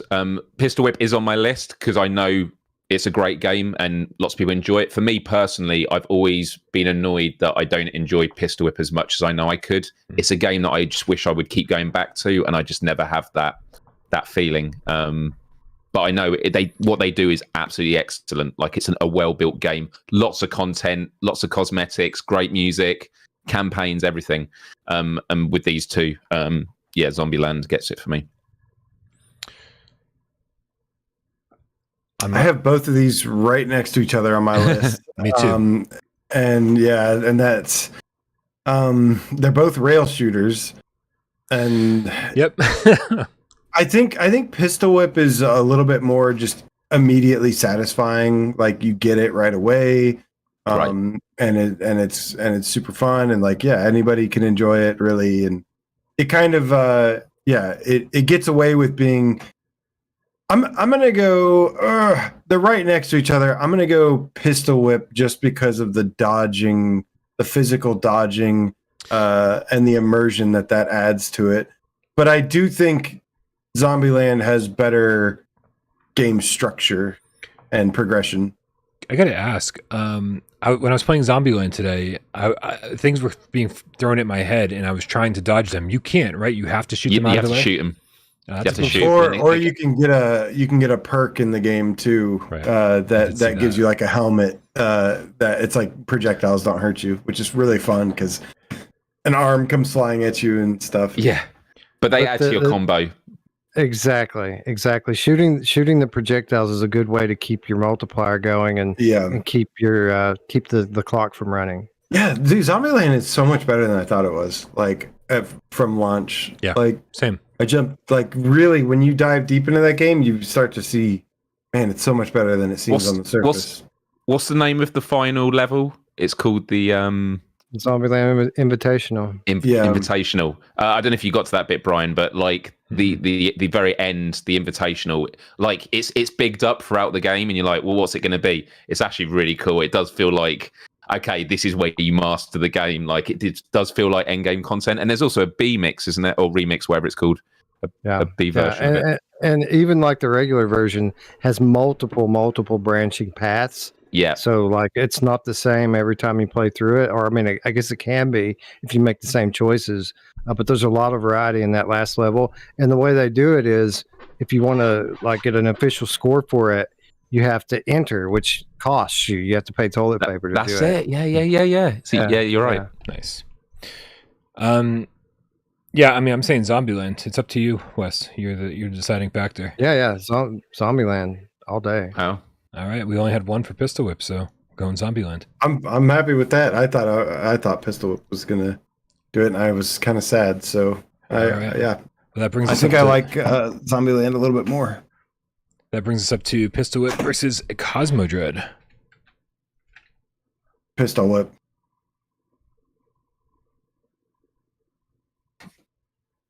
What's a better game? Yeah.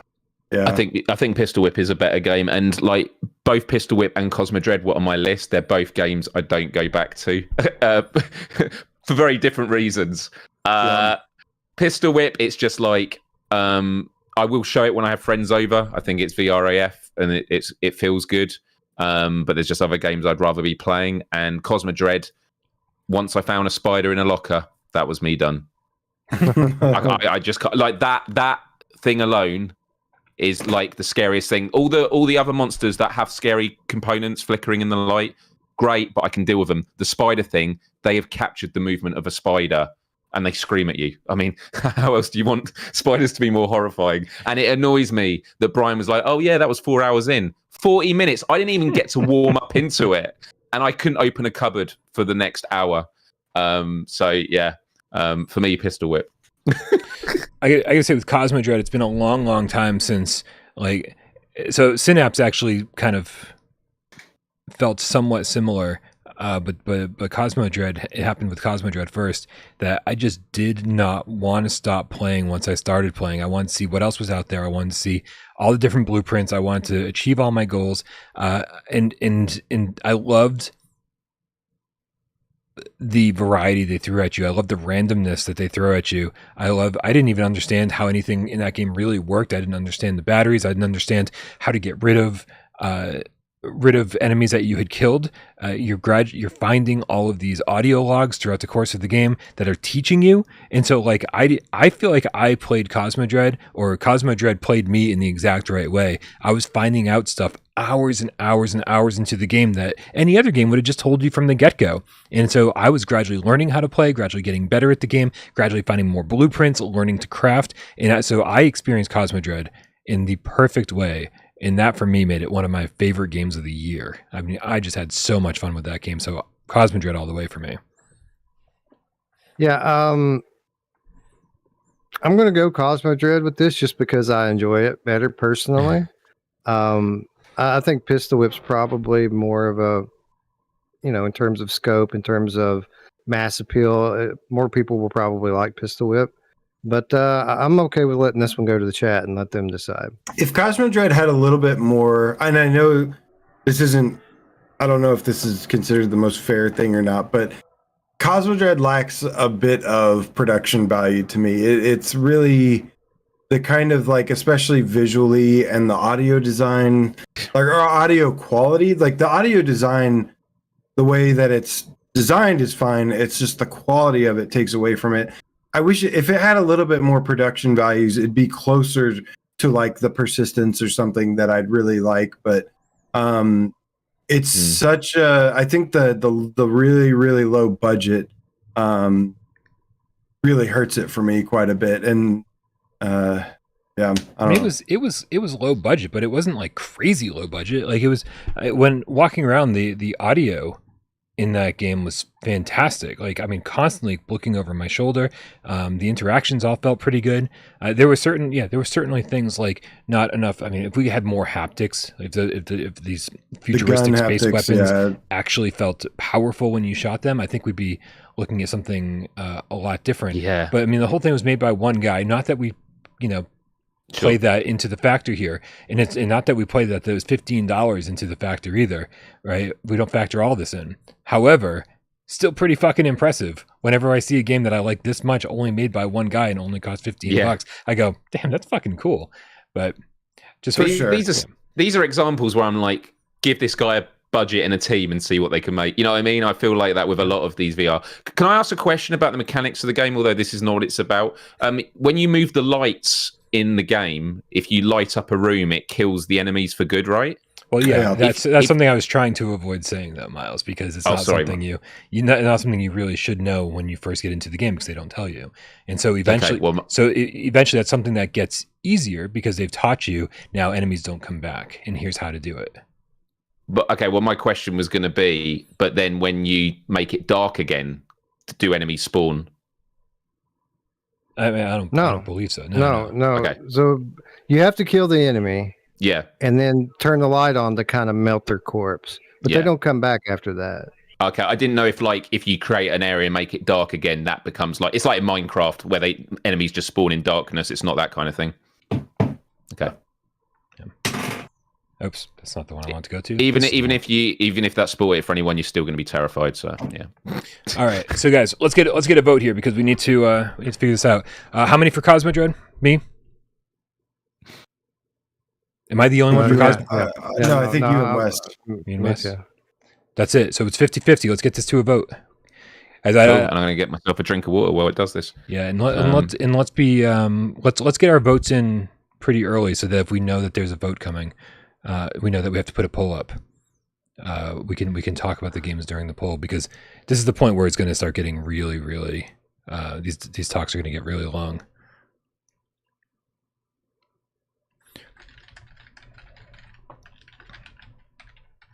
I know Pistol Whip's going to take this by a mile, isn't it? Probably. Yeah, not necessarily. There's a lot more game. It's a lot more game. It hurts my legs to think about playing it. Right, I've started the timer. Gonna get a drink. Be right back. Cool. Yeah, I think some of these votes, and I'm not saying that this is how it's actually going, but I'm always a little bit nervous that people are voting when they haven't actually played both games, and so they're like, oh, I played Pistol Whip, I'm voting for Pistol Whip. Oh, that's inevitable. Yep. Absolutely, it's going to happen on both sides of the equation, of course.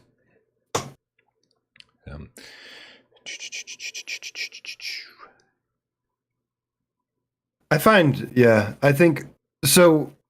The one thing, my favorite new feature of Pistol Whip is definitely the headset rumble when the bullets whiz by you. Man, that was like the next layer of immersion. It's such a subtle thing, but that headset buzz when the bullets whiz by you was such a game changer for me, and just how much more immersive it made that game. They also did do a really great job with the haptics, or with the adaptive triggers, which I don't think gets talked about a lot. Time. All right, Pistol Whip. Not by a whole lot, but by 10%. I don't know if it's just the games that have come out lately, or if there's something wrong with my headset. But I don't feel the headset rumble anymore. Like I was feeling it at first, and like everything, I'm blown away by it. Yeah. But now I play a game and I get done with it, and then I'm reviewing it after, and I'm thinking, did I even feel the headset rumble in that game at all? So it's worth noting, and I doubt this is your problem because it's not, but if there's still that bug seems to still be an issue where if you let your controllers go into rest mode or they turn off due to inactivity, and then you turn it back on, you lose all haptics for the controllers and the headset until you reset your console. So if you are happening to do that, just keep it in mind. Aceville, thank you for the reminder. I do want to go check out that new song, Shred and Pistol Whip. It's actually, I think, 2 new ones. Synth Riders versus Cosmodread. Cosmodread for me. Cosmodread, yeah. Synth Riders. I'd rather play Synth Riders. Scaredy cat. Got back from work. How do I want to relax? All right, that was 3 for Cosmodread then. I feel good about that. Synth Riders versus Cosmonious High. Synth Riders. Synth Riders. Cosmonious High. Oh, Jesus. Oh, okay. I didn't expect that. Another poll. Bryan. That's why I get in before you. So you Dude, Synth Riders has, dude, it is such a great game, man. And it is like some people, like many people, even like it more than Beat Saber. Yeah, man, the visual the visual boost on PSVR2 is incredible. How good that game looks. It looks so good on PSVR2. And yeah, the multiplayer is really fun. The levels and stuff. Pennywise, Bad Religion. Yeah, really, really good. I definitely wish the songs that I really like from Synth Riders, and there's not a lot. I feel like I'm not a big synthwave fan, or really at all, and so it's really just like the punk stuff that got added to Synth Riders that I really like that I wish we could have over on Beat Saber. So I want to play those songs. Just there's also metal on there, Bryan. Yeah, metal. Yeah, but is there emo? No. How much time? Nobody wants to be crying while they play beats or synth. I do. Don't speak for me. Yeah. All right, time. How much time? It's just gone now. Okay, 63% of you said Synth Riders. That's it. All right, which brings us to Cosmonious. I do have respect for Cosmonious High, but that brings us to Kayak versus Cosmonious. Kayak. Cosmonious. No, I love Kayak, obviously. Cosmonious. Do you know Cosmonious High? The way I described it was, it takes me back to playing like point and click games as a kid on computers. But you're like now you're in it in VR, so it's a bit different. And with all the interactivity, there's just so much you can do. And as I said, just learning about friendship was a lesson I'll take with me for the rest of my life. So this is a tough one because I kind of have to force myself to play both of these games. Yeah, for real. Like, I think I'm going to go Kayak here because at the very least it has that wow factor going on for it. And that's something. Rather than the nothing that Cosmonious High has going on. I agree. It's not bad. I agree with the statement that it's the best from Alchemy. But still, that, Right. I'm gonna go with Kayak, which makes it, I think, 3 for Kayak. I do love Cosmonious, and it almost made my list. Like I said, I've got respect. I will probably not vote much for Cosmo here, but that's fine. Yeah, I still have a lot of respect for it. I do think it's pretty decent. Yeah. All right. So, I feel like our progress bar on this is slowing down big time. So we're gonna see if we can speed up a little bit here. Cities VR versus Cosmonious. Cosmonious. Sure. Yep. Same. Cities VR versus Switchback. Switchback. Cities VR. Okay. Cities VR versus the Last Clockwinder. Last Clockwinder. Cities VR, but yeah, I'm fine with all these. Yep. Cities versus C Smash. Cities VR. Cities VR versus C Smash. Yeah. C Smash.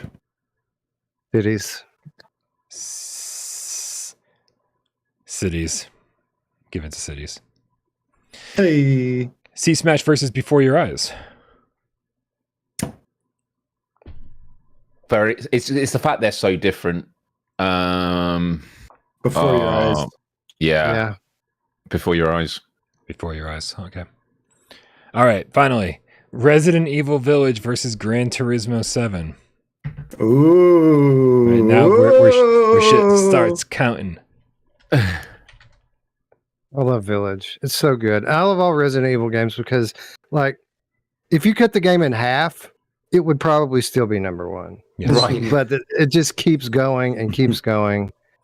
So polished, so great. These are the number 2 reasons to own to go out and buy a PSVR2. Yeah. I think. Agreed. I'm gonna say Village. Yeah. Because that's my number 1 PSVR2 game overall. That being said, even though I have Gran Turismo 7 at number 2, I think it's as much of ever as a reason to go out and buy a PSVR2 is. Yeah. Well, let me ask a question here. I feel like our $250 wheel and pedal setup adds significantly to Gran Turismo. Mhm. Are we judging it based on that, or just as it comes out of the box to players? So here's what we've Myles. Here's what we've always said during top 25 debates, and that's we're always basing games based on the best way to play them on our on PSVR2 or PSVR1, which is if a game supports the aim controller, you've got the aim controller. If it's a flight game, you're using the HOTAS. If you're using the better hardware, so if it was PS4 and PS4 Pro, you're using the Pro. So I think it's only fair to say yes. If you have a rig, then it's only fair to say we're using the rig when we rate these. Yeah, I'm including the using the wheel, and like I said, I like both games are just incredible. But I think I just feel like I was just curious. Yeah. For me, I know people that have used GT7 with the controller and still are blown away by it. Resident Evil Village was number 1 for me, Gran Turismo number 2, and a big part of it is actually not even to do with like the porting. Gran Turismo 7 is an excellent game, but there's a lot of like the UI isn't intuitive in a lot of way. There's a lot of going back, like I want to switch my car for this race, and like wanting just to get into the races when playing multiplayer. Little things like this. This is going to sound so petty, but this does get frustrating. You create a lobby, and someone in the chat might correct me and say I'm doing it wrong, but you create a lobby, you do the settings, and then you're like, oh, I just want to change like how many laps we're doing or something like that. Mm-hmm. And if you change it, it will then go back and it will go, oh, someone was joining the lobby. You can't change it now. So you don't go back and then you just need to accept it again. You need to go through those settings and change it again. So you have to like get it at the right point when no one else is joining the lobby. It'd be great to do races where you have multiple tracks go-karting, and that it does a point system, so you can actually have like tournaments. It'd be nice that you could say, this is the car we're all racing in, and it gives everyone else the same car. There are some ways of doing it sometimes, but not others. And so for me, there's just a lot of elements of GT7 where I'm just like, quality of life improvements would really make this game excel. But with that said, totally giddy playing GT7. It's one of the most mind-blowing experiences. It was the game, other than Kayak VR, but more so, that made me go, my goodness, this feels like the future, the next stage of VR. So that's my love for GT7. Resident Evil, obviously, many people know I haven't completed it. But the art style, the art design, the graphics, the mood, the feeling, the opening of Village, which I won't go into for specifics, and having played it with a heart monitor on, the physiological impact it had on me with anxiety and heart rate and stuff like that, it is the most intense, like, anxiety-inducing experience I've ever had, like, and it just blows my mind. And then there's, fun moments with actions, and the weapons feel great. And it is a game that I do look forward to returning to. And I just think that Capcom are just like really leading the way with just saying like, this is how you do hybrid games. But there are flaws. The trophy support is a real shame. The sort of disconnect of it being a VR mode. Resident Evil Village is not a perfect game, but no games are perfect. But it definitely is showcasing like what more third and first party flat screen game designers should be doing, and it's phenomenal. Yeah, I think with what you've pointed out, Myles, are some pretty small flaws for two fantastic games, obviously. But I think what we're looking at here are two games that really represent the future of what VR is going to be eventually, right? Where everybody wants hybrid games right now, right? But there's a reason Sony hasn't talked about hybrid games yet, even though we spilled the beans on that. It's because they're not ready. Hybrid games aren't ready yet, right? The VR revolution hasn't actually happened yet, and so. But you say they're not ready yet, but we got 2 of them at launch, right? But there's a reason that Sony's not saying like this is the future of VR. But there's not every single. Yeah, it's not every single game has come out yet because there's been it takes time and lots of time to do this. But they already exist, is all I'm saying. Sorry, go ahead. Oh, absolutely, they exist. And so, but I do think this is the future. Like we're 5 months in, we've got a couple already, and looking at what Village has done, and looking at the advancements that Village has over Resident Evil 7, everything does feel fairly VR AF, and I've been really happy with these. So yeah, this, I believe we're looking right here at the future of VR, whether that's, within the next couple of years or the next 5 years or 10 years. I really think this is what we're going to see a lot more of moving forward. Yeah, man. Resident Evil Village. It's fun. It's exciting. It's got great replay value. It's got excellent gameplay. It's got excellent variety. It's got lots of content. It looks beautiful. It's just super awesome. And Gran Turismo 7 is again, it's a dream come true. There's like little things to nitpick or whatever. None of that matters to me when I get the full entire game in VR. Not everything. Both of these games are perfect examples of not everything has to be perfectly implemented to VR, tailor-made, whatever. When I just get the true experience of the full game and get to play it in VR and experience it that way. Totally worth everything for me. It's like literally, it means everything to me. GameCat Chicago, the $2 tip. This was from way back, by the way, when we were talking about Zombieland. Says, it feels like Zombieland is sneaking its way to number 1. And then we got Orwando Cat, Kiernando Cat. AJ? Orwando Cat, Kiernando. With the level 3 membership, says, this has been such a polite top 25. Where's the combat? I don't know, man. This has definitely been much tamer. But we're not done yet. The progress bar isn't moving very much. So let's make that progress bar move. Unless progress bar is not moving. We're 4 hours in, Brian. I know. That's why some of us. You're gonna see some combat very soon if that progress bar don't start moving, Brian. Bro, I know. I'm starving. That's why we got to get this thing moving here. We get it moving. Anybody have anything to add to the? I mean, obviously these are the two. 2 of the bigger games on the list. And we have anything to add to this before we vote? No. This better be the best goddamn list. Wes hasn't said anything for an hour. He's like, no. I just wanted to reiterate my point. Oh, you go, Wes. All I was going to say is that you guys said it already. It's pretty thoroughly explored this topic. I think we agree. So I think we can all say Resident Evil Village. Good. Which brings us to Gran Turismo versus Saints and Sinners. Saints and Sinners. Gran Turismo. Gran Turismo for me. Gran Turismo. So Saints and Sinners is amazing. Gran Turismo, slightly better. Don't worry, Wes. Saints and Sinners is right next to it for me. Saints and Sinners versus Walkabout Mini Golf. Saints and Sinners. Saints and Sinners. Mine's Walkabout Mini Golf. I'm going with Saints and Sinners. That's fine. Red Matter 2 versus Walkabout Mini Golf. Red Matter 2. Yep. Red Matter 2. Walkabout Mini Golf for me. I'm going Walkabout as well. Which means we're split. I take back what I said earlier about graphics not being everything. But it's not just the graphics. It is the ultimate, right?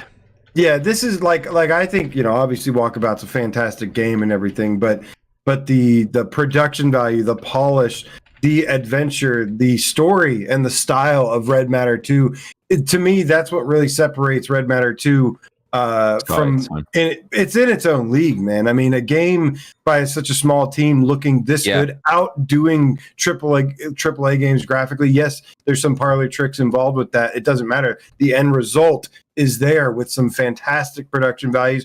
Everything down to the physics of the game as well. I love just about, even though I think the weakest part of the game are the platforming and the combat, they're still good. Like, they're still really well done, really well implemented.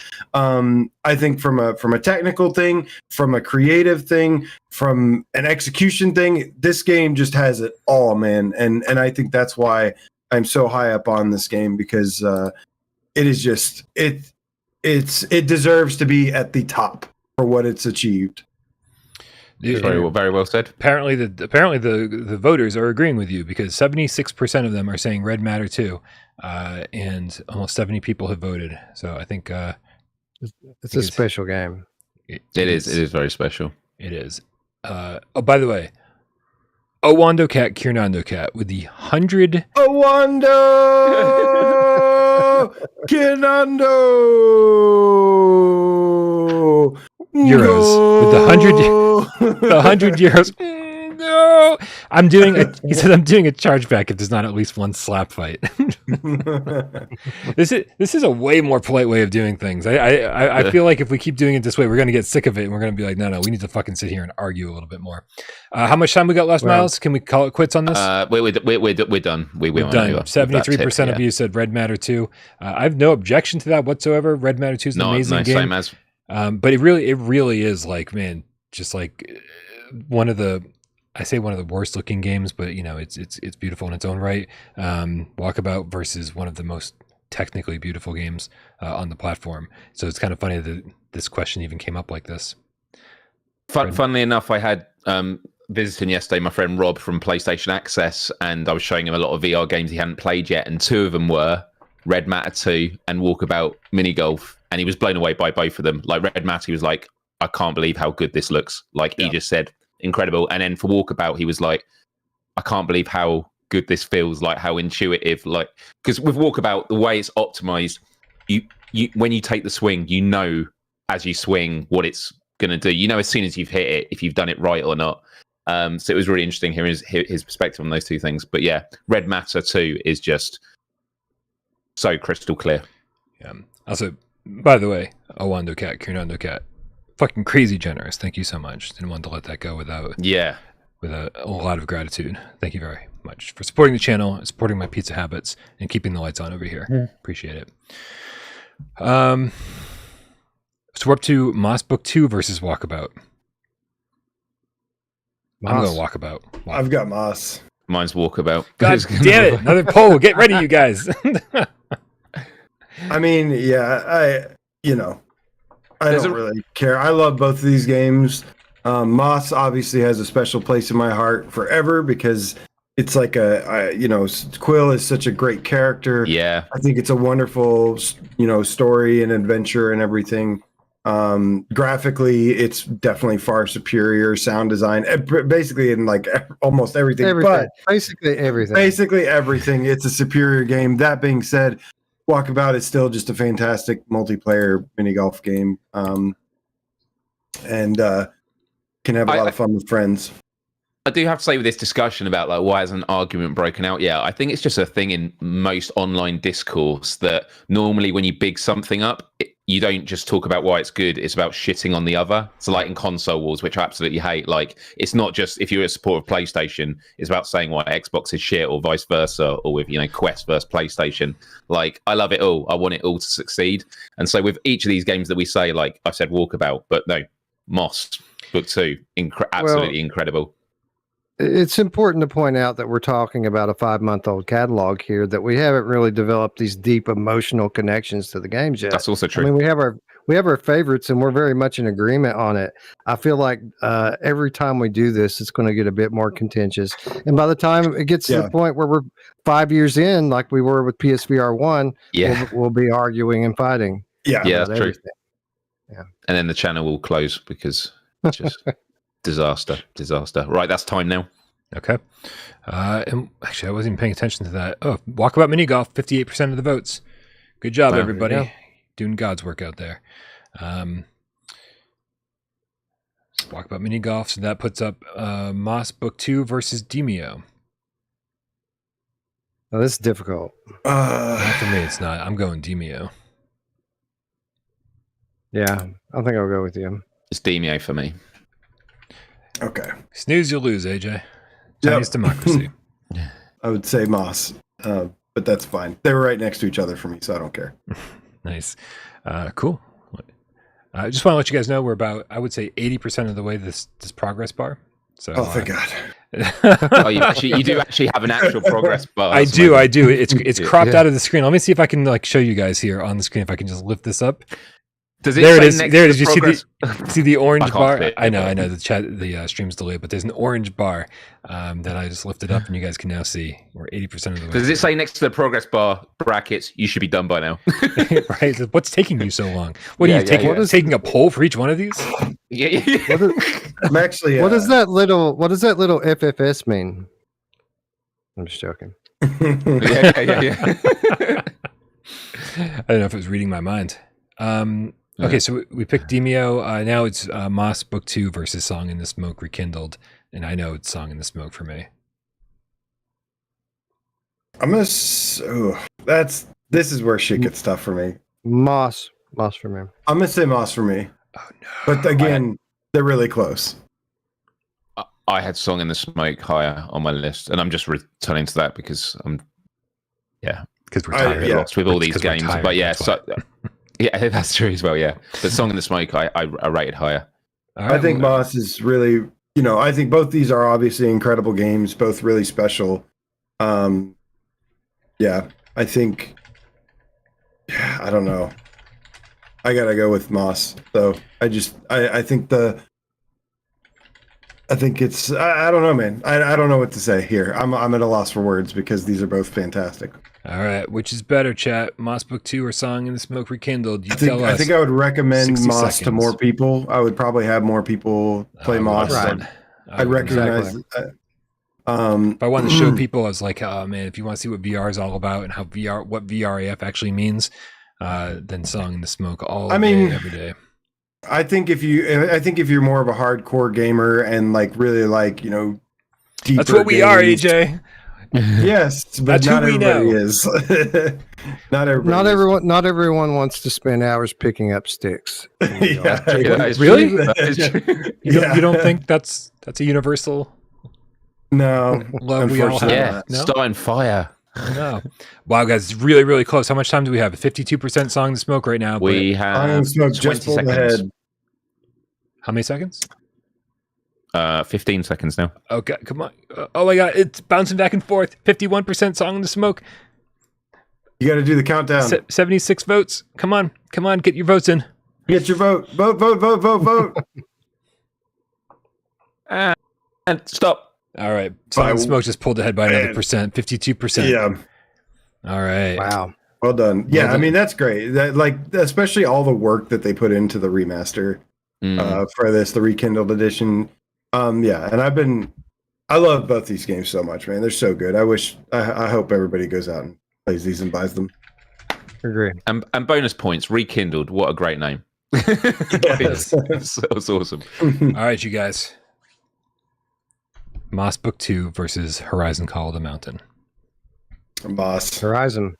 Horizon. Yeah, Horizon was 2 above Moss for me. Yeah, it was Horizon. Just Horizon was before we move on, I know there's a lot of things that people wish this game had, Horizon had, but man, for what it Fun. is, for just looking at the game that we got versus the game that Moss Book 2 is and that we love, yeah, man, I think Call of the Mountain is severely underrated. I think too many people look at what Agreed. they didn't get and were unhappy about it. I think it no. suffers. I look. I agree with you that there's maybe some of that going on, but no, I very much judge this game by just what is there and what it is, and yeah, there. I do not like some of the design decisions and things like that. Anyways, go ahead. What's Sorry. I think it suffers from being the pack-in game and the first thing that everyone played, and that everyone's kind of forgotten how awesome that first experience was.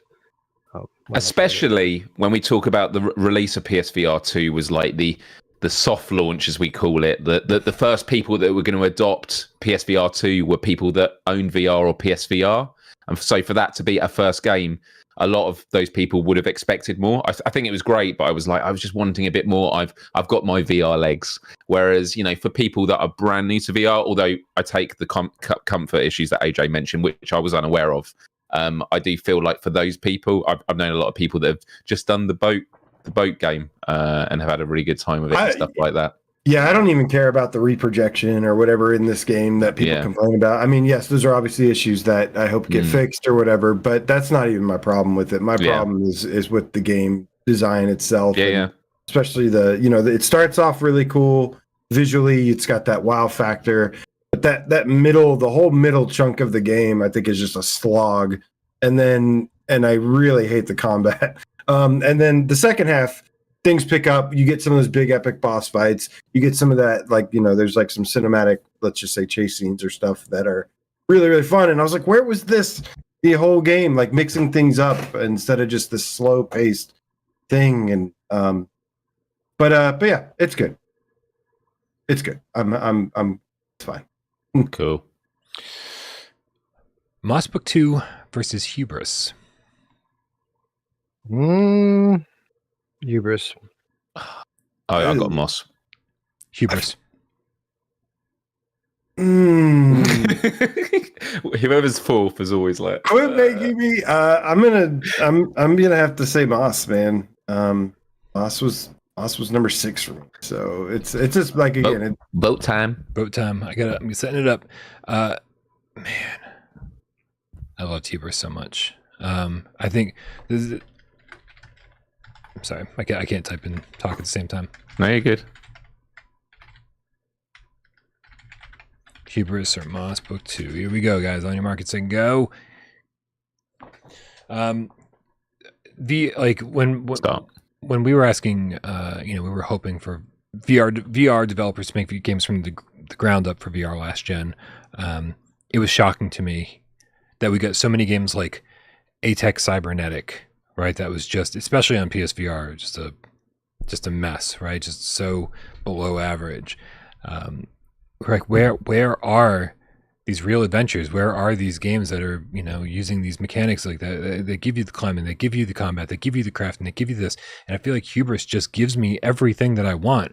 And the story was decent. Like it was not only kind of in the forefront, but never obtrusive. I just really liked Hubris, like everything about it.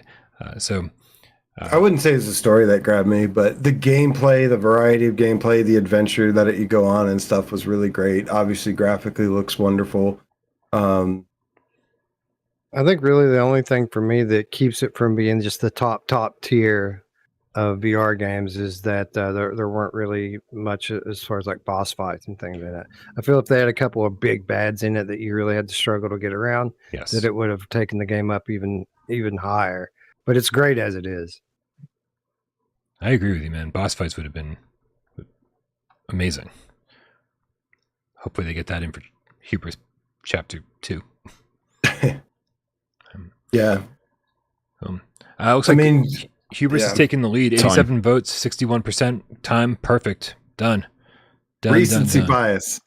Well, how about this recency bias, AJ? Moss Book 2 versus Runner. Ooh, why? No. There you go. No. Right? AJ's 2 favorites. This is an easy choice, AJ. I know you want to pretend like it isn't, but I gotta put Moss.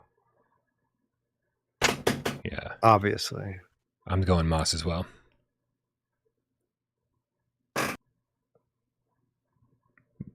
Myles?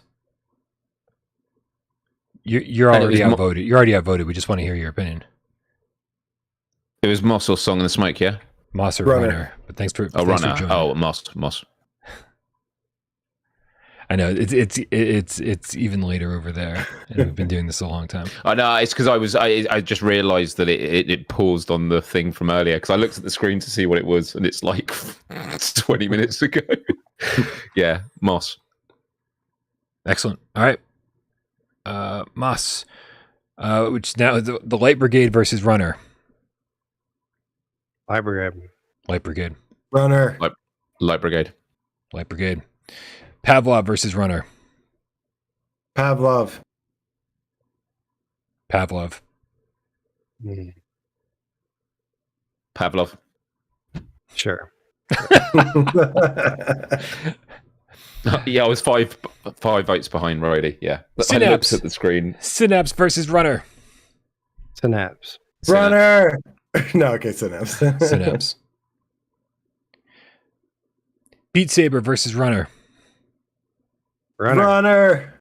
Beat Saber. Beat Saber. God damn it. All right. Come on, let's do this, chat. Another Cinderella story. Come on. Beat Saber. You love Runner. You love Runner. You know what I love about Runner? On Everything. Yeah. Yeah. I think the adaptive triggers are just fantastic. Thank you. I try to tell people I think it's one of the best implementations of haptics and adaptive triggers. Even the little headset rumble they do is fantastic, and visually the game is really nice too. Yeah. And dude, it's just so much fun. What a badass game, dude. It's so fun to replay it. I know some people were saying it's a little too hard for them at first. They've actually added an easy mode now. But yeah, man, you talk about boss fights and stuff. That just everything about this game, man, is so cool. I actually could see them really expanding on this game a little bit too. Like, there's some things they could update to make it even cooler, and then they could really build off it. But this is the closest thing, man. The reason I love this game is, again, Final Fantasy VII fan. This is the closest thing to like the G-Bike, the Final Fantasy G-Bike motorcycle thing. This game is that. They've also tweaked the sword now to where it's actually usable, and it's still skill based. But yeah, I mean, just awesome mix of shooting and melee on a motorcycle. Come on, what's not to love here? How much time? Done just now. He's like, whatever. I forgot to time it. I was counting the last few seconds. Like when you asked me, I'm not going to say 2 seconds left. 53% of you said Runner. So let's go. Took it, guys. Wow, that was closer than I was expecting. I thought Beat Saber would have just edged it. Well, how about this one? Beat Saber versus Res Infinite. Res. You know what I feel about Res. Beat Saber. Beat Saber. There we go. Nice. They're right next to each other with Beat Saber right above it. Tales from the Galaxy's Edge versus Res Infinite. Res Infinite. Tails.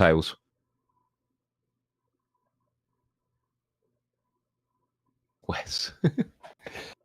Come on, Wes. Don't give us the answer. Don't you want to get a little crazy, Wes? Don't you want to get a little crazy? Before he gives his answer, Wes, what are your thoughts on both of them? What is your thought process right now? I'd probably rather play Res. Tails is a more complete game in terms of scope. They're very close. They're both very good. At the end of the day, I'd rather play Res. So I guess I'm gonna go Res. Yes. So is it 3 Res, or is it 2 Res?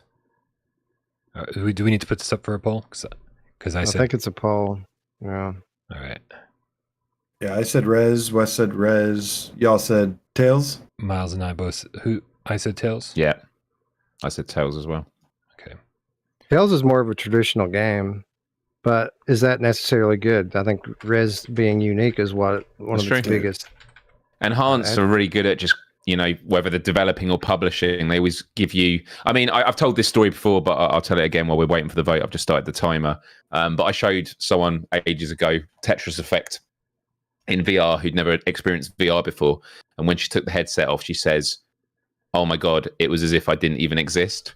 And I was like, I just love that description of like the immersion it's not even about like always being a person in a VR world. It's not you in a VR world. Sometimes it's about experiencing things that are like adjacent to human existence without getting too philosophical about it. But like Res Infinite, Humanity are less so, but Tetris Effect, it's you're just removed, aren't you? And you're just experiencing it. You become one with it. Moving the blocks and hearing the music. When you get the lock-ons on Res Infinite. Blocks. Yeah. falling.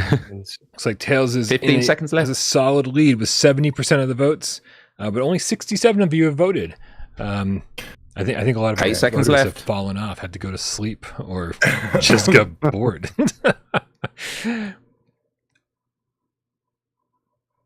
Yeah, Rez is Now, dope. time. Just All got to right. give some love to Rez. 71%. Tales from the so Galaxy's good. Edge. Dude, Rez is fantastic. I mean, As a PSVR 2 game, even. Like, as a that's the surprising PlayStation part. 2 game, it was amazing. Okay, Zombieland versus Rez. Zombieland. I'm probably going to be alone on this. Or is Wes going to surprise me? Yeah, I'll go with Zombieland here. I really like Zombieland that's a fine. lot. Solidarity, man. Solidarity. And how are we feeling up there? I just say that because AJ and we're the Bryan are Brady above bunch. me. Yeah. Yeah. Basically, mine's a column next to my camera, so I've got Bryan at the top. Bryan's on top, then AJ, then me, Can we then get Wes. Ann B. Davis as Alice to pop up in the middle somehow? I mean, look, which game do I feel like going to play right now? Zombieland, but I'm gonna still have to vote for Rez just because it's so fucking quality, man. It's so quality. Like the contrast visually in the headset with the HDR, the blacks are black, the colors are beautiful. Mhm. The eye tracking gameplay is super cool. You're right. I'm changing my vote to Rez. Oh, thank God we don't have to do a Whoa. poll. Perfect. Because I was about to say Rez as well. Cool. Wes. You're right. I respect your choice to change your mind. I do hope Zombieland lands on this list though, because it's great. Oh, it's I think totally it will. making the list. It's out. It's won a lot of these, and it might win this one too. Zombieland versus Tetris Effect. Zombieland. Zombieland, yeah. Zombieland. Okay. Yeah. Okay. Tetris Effect versus Pistol Whip. Pistol Tetris Whip. Effect. Pistol Whip. It was Pistol Whip or what? Tetris. Tetris. Tetris Effect for me, but it doesn't matter. Cosmodread versus Tetris Effect. Wait a minute. Hold on, I that voted did for matter. Tetris. Because that was a split. That needs a vote. That was a split. Wait. Yeah. It was a wait. Who had? Let me go back one. Pistol Whip. It was Pistol Whip and Tetris Effect. Yeah. So who else had Tetris Effect? I had it. Oh. Myles had it. Whoa. Okay. Well, that's split then. We're gonna go up for a poll. Pistol Whip versus Tetris Effect. Ooh. I think Tetris Effect doesn't get the appreciation that it deserves. So many people wrote it off as just being Tetris in VR, but it's not. It's the most incredible thing. Just there's not a single other game in VR that Side. blends the senses. yes. The way there's a synchronicity to what you're seeing and hearing and feeling. It's true. That's expertly done. You're absolutely right, Wes, because it's the fact that the song plays, it's playing as it is, but they've done it where they've clearly mapped out the notes, and when you turn a block, it plays that note. So you feel like you're composing, like you are literally one with the environment. It's just, yeah. And so diverse environments, the different music and different visuals, like, yeah. Button presses bring sounds, which bring particle effects, which you know what I mean. It's. I don't think I voted Tetris Effect once today, but I like it a lot. Yeah. I think Tetris Effect for me really shines on PSVR2. Like I couldn't understand why. I mean, 10 seconds. Thank you. I love the particle effects, but I couldn't understand why on PSVR1 it ran at such a low resolution. PSVR2, it's crystal clear, and so it just adds to the immersion. And Pistol Whip wins this, by the way, by a large majority. Wow. Good. So let's do that. Pistol Whip, Fair and play, now fair. it's Tetris Effect versus Cosmodread. I will vote Tetris Effect here. Tetris Effect for me. Tetris for sure. Wait, did all three of you said Tetris? Yep. Yes. Oh, I'm outvoted because I was definitely going to go Cosmodread. Tetris Effect it is. Cosmodread versus Survive. Ooh. These were my 24 and 25. Cosmodread was 24. Survive was 25. So I'm going with Cosmodread. Same. Even though I'm going to be playing Survive way more. But Cosmodread, the immersion was just, yeah. Yeah, I don't know, man. Like, I think Cosmodread's probably more polished. I think Survive is so much more game in terms of scope and the minute to minute and the co. I think I'm going to go Survive on this one, honestly. Okay. I think I'm going to go Survive as well. All right, I'm actually going to switch my vote. I'm going to go Survive. All right, Survive it is. Yeah. Survive. Cosmodread versus Zenith. Zenith. Yeah. Well, I would say Cosmodread, but I totally understand. Yeah, I mean, Cosmodread was on my list and Zenith wasn't, but I do think overall Zenith is a much more expansive game. So I'm going to go with Zenith. Zenith I'm very conflicted with because I put about 60 hours into that game. Like when it first came out, like I loved it. I literally lived in it because I was very unwell, stuck at home. It was a really good bit of escapism. And then I think since completing, as in platinum in it and getting to the end, I've just not got back into it since. So I always have to sort of put myself in the shoes of someone who's new to it again, you know, because it's more content than ever before, even if at the moment I'm not really enjoying it as much. But yeah, Zenith. Magnum Gaming in the chat with the $5 tip says, my puppy Charlie, who's a good boy Charlie, lightly chewed my PSVR2 cable. And not a good boy. Not a good boy at all. Who's a good boy now? Who's a bad boy? And after a week, it started freezing when it scans the room before the game starts. I'm bummed.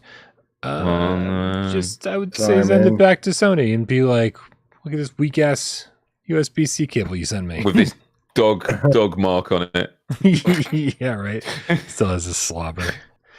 Sorry to hear that, man. I think I got very, very lucky with Tornado. I guess a lot of cats will chew wires and fuck with shit, and she's been good. So, Creed and Cosmodread. Cosmo.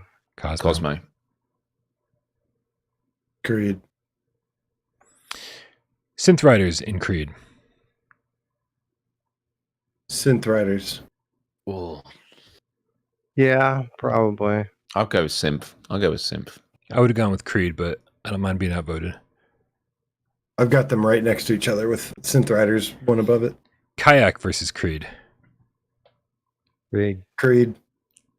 Kayak for me, but you know, I don't think Creed's on my list, but I would, between these two, I would pick Creed.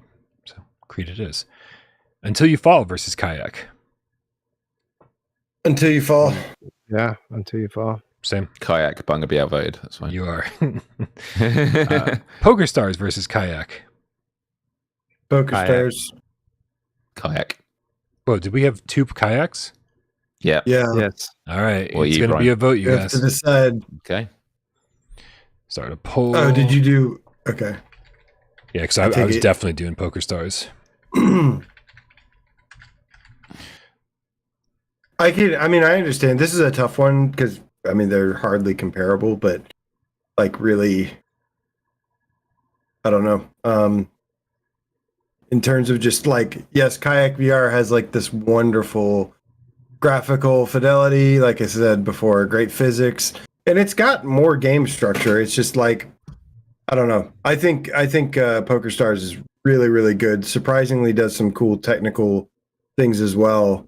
Definitely not as polished, but also has a bunch of cool, all the playing poker with your friends, all the items you can buy and mess around with and stuff and have fun with.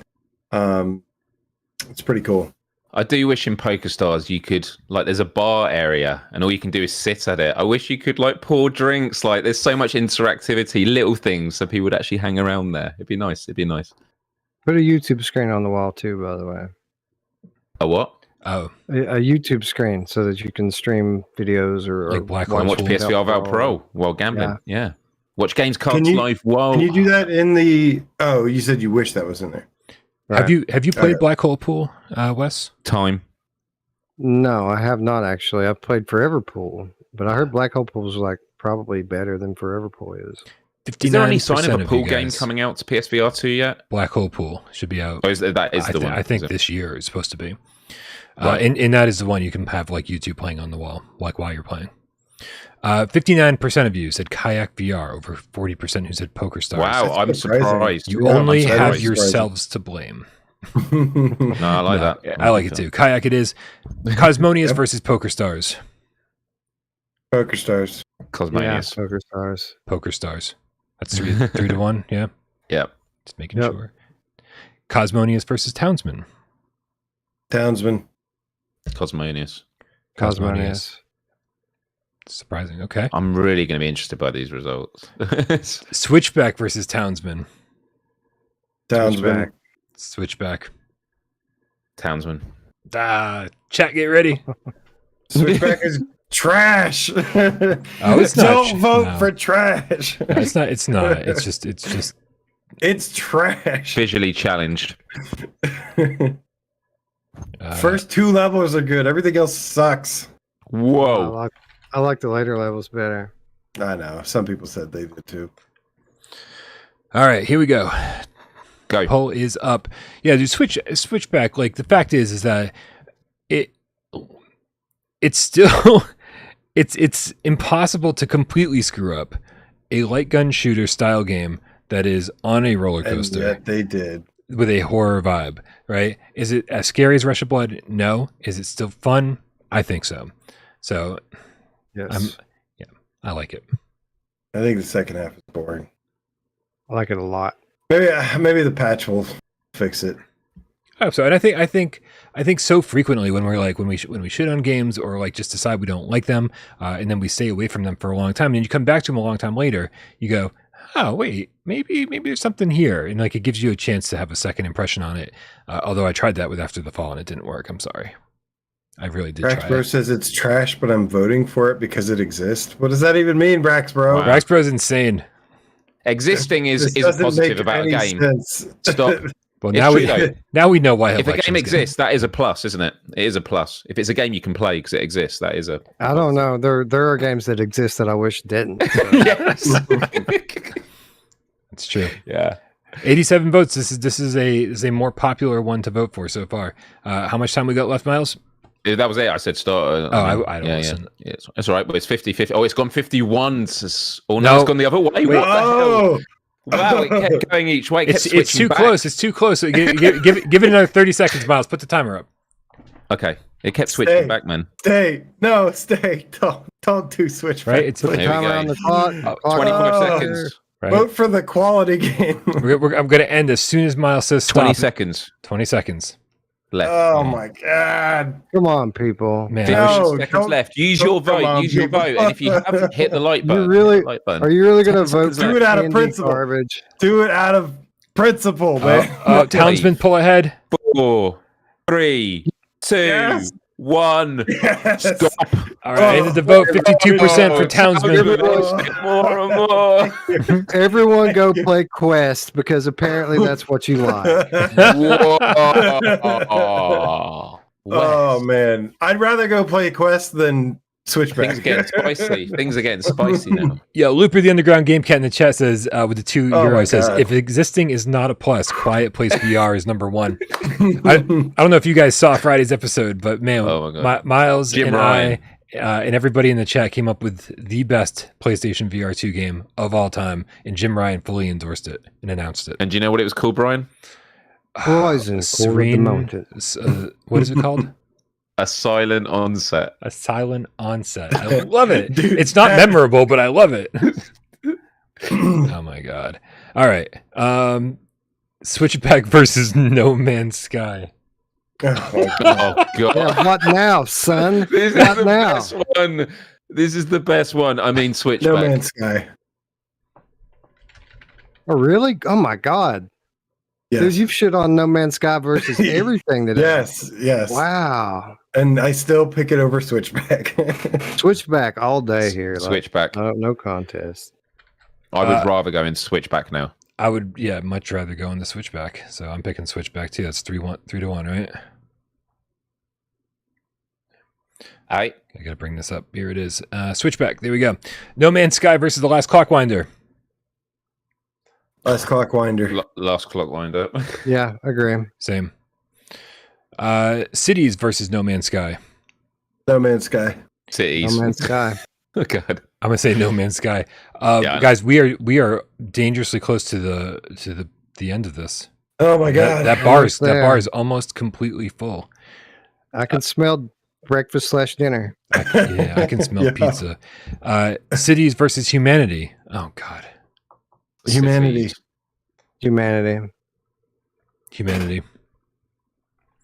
Cities versus After the Fall. After the fall. Cities. I know. Cities is the thing I'm completely overruled with, and I'm fine. No judgment here, friend. It's just I did not like it one bit. for sure. No, I knew when I voted it was going to be controversial. So Yeah, After the Fall is not making any of my list, but the time I've spent in Cities has not been pleasant so far. Hopefully that'll change when I spend more time with it, but as of right now, I actually have to say After the Fall. Cities versus Nock. Nock. Who's there? I'm gonna have to say Nock here. Pizza. We needed one more knock. I did it too early. Sorry, I should have waited for the third knock, but I didn't think it was coming. I'm assuming West would say Cities, but Sure. you don't care. The list is complete, you guys. Oh my god. We did it. Whoa, what is this? Oh my All right, God. here we go. I'm bringing the list up. You got to do the countdown from 2025. I got to admit. Well, two things. First, I like the format. I haven't seen the list yet, but I like the format. Wait, you might want to. We like the process, not necessarily the outcome. Yeah. Secondly, that took way longer than I thought it was going to take. Yeah. I mean, 4.5 hours, I will say, is one of our shorter debates. However, it did take longer than I thought too. I think the more we use this, the more we'll get the process down. Having to say, hey, like we just vote for the first Oh my god. hour, right? Okay. Please let this turn out well. I fucking hope it does. Here we go. We've got, starting from the very bottom with number 25. No, wait. The very bottom is 39 because we voted on so many games. So let's see. The very bottom is technically 25. Creed: Rise to Glory. Wow. Number 24, Synth Riders. Number 23, Cosmodread. Number 22, Zenith: The Last City. Number 21, Survive. Number 20, Tetris Effect Connected. Number 19, Pistol Whip. Number 18, Zombieland Headshot Fever. Number 17, Res Infinite. Number 16, Tales from the Galaxy's Edge. Number 15, oh, Wes is so happy right now, Beat Saber. Number 14, Runner. Number 13, Synapse. By the way, I think Runner fell into a good place. Wait, Runner fell into top 15? Yep. 14, we did it! We did it! Number 12, Pavlov. Number 11, The Light Brigade. Number 10, Moss. Number 9, Hubris. Number 8, Call of the Mountain. Number 7, Song in the Smoke Rekindled. Number 6, Demeo. Number 5, Walkabout Mini Golf. Number 4, Red Matter 2. Number 3, Saints and Sinners.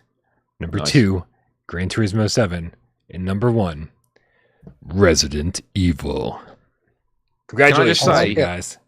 I think this is definitely the best way of it working. And Truant Pixel is here in the chat saying my productivity over the last 4 hours dropped to basically 0. and did actually tweet earlier, retweeted my post about this saying, what was it? Oh my god, this is cool, but also stressful to watch. True and Pixel, of course, productivity drops to 0 when you have your 17 alt accounts all open, voting it simultaneously. Just kidding, Em. We love you. Yeah, from what I saw, it sounded like seemed pretty good. Make sure you copy that and paste it. Can you paste it in the Discord chat so I can see it? I will, absolutely. Look for the Underground Game Cat with the €5 says the format is more fun than I expected, but not even close to the old bracket system. Definitely curious to hear what everybody thought. Like this was, it was more structured and it was easier because you're only dealing with one game at a time. I felt like we were always dealing with a minimum of 5 games at once. Sometimes we were dealing with like 15 games at once, trying to like get all the games that hadn't been included yet into the top 25. And so this was much more structured. But I would love to hear if anybody wants us to go back to the old system. And technically, this was a bracket. It was head to head, like March Madness style. Yeah, is what the app was doing, and I think it's fair. And obviously, some of the things on the list I would have liked to have been higher and some lower, but I feel like it's a good representation of our channel and our community. And do we do any, hey, this doesn't look right, this needs to move something? Do we do any of that here? Because we have the ability to. Oh, yeah. I mean, I'm happy with it. I feel it's just a good average overall. Like, even if there's stuff I would personally move, I just like that it's a good amalgamation. And where was Synapse? Where was Synapse? Let me bring this up here. Synapse is number 13. Oh, 13. I mean, it feels right. You know, like there's. I mean, certainly people in the chat are going to have their opinions. Macho Vasquez, Macho Vasquez with the $2 tip says Call of the Mountain and Pavlov needs to switch on the list. Pavlov did come in a little bit further down the list than I would have expected, but that is, you know, don't forget, guys, that, you know, we all had our own list. They were all slightly different than each other, and then you guys were the ones who really decided a lot of this stuff. Y'all voted it. Bryan, I don't know. I can't see the list. From what I saw, it was good. I don't necessarily remember the whole countdown, so I'd like a visual thing of it right now, please. But seemed pretty good from what I saw. The reality is there's never going to be a perfect system, but this is definitely by far the best, the most interactive. And I think if we were to do it again, like maybe tomorrow, but if we were to do it again, I like the idea that, you know, if a game is quickly decided among us, we move on. And then if it goes to a vote during that time, we can have that discussion while everyone votes. I mean, it's kind of a general good goal. So no, thanks everyone for sticking around and getting involved in the discussions and also in the voting, because it's been super engaging. Yeah. Okay. Yeah. This turned out pretty damn good.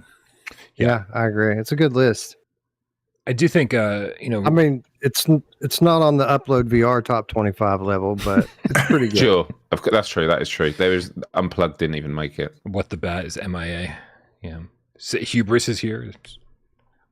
Yeah.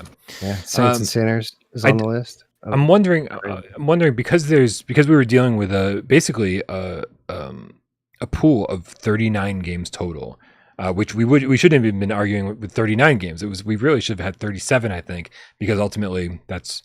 But next time we do this, there's going to be way more games in the pool. We're going to be fighting to get more games on. There's going to be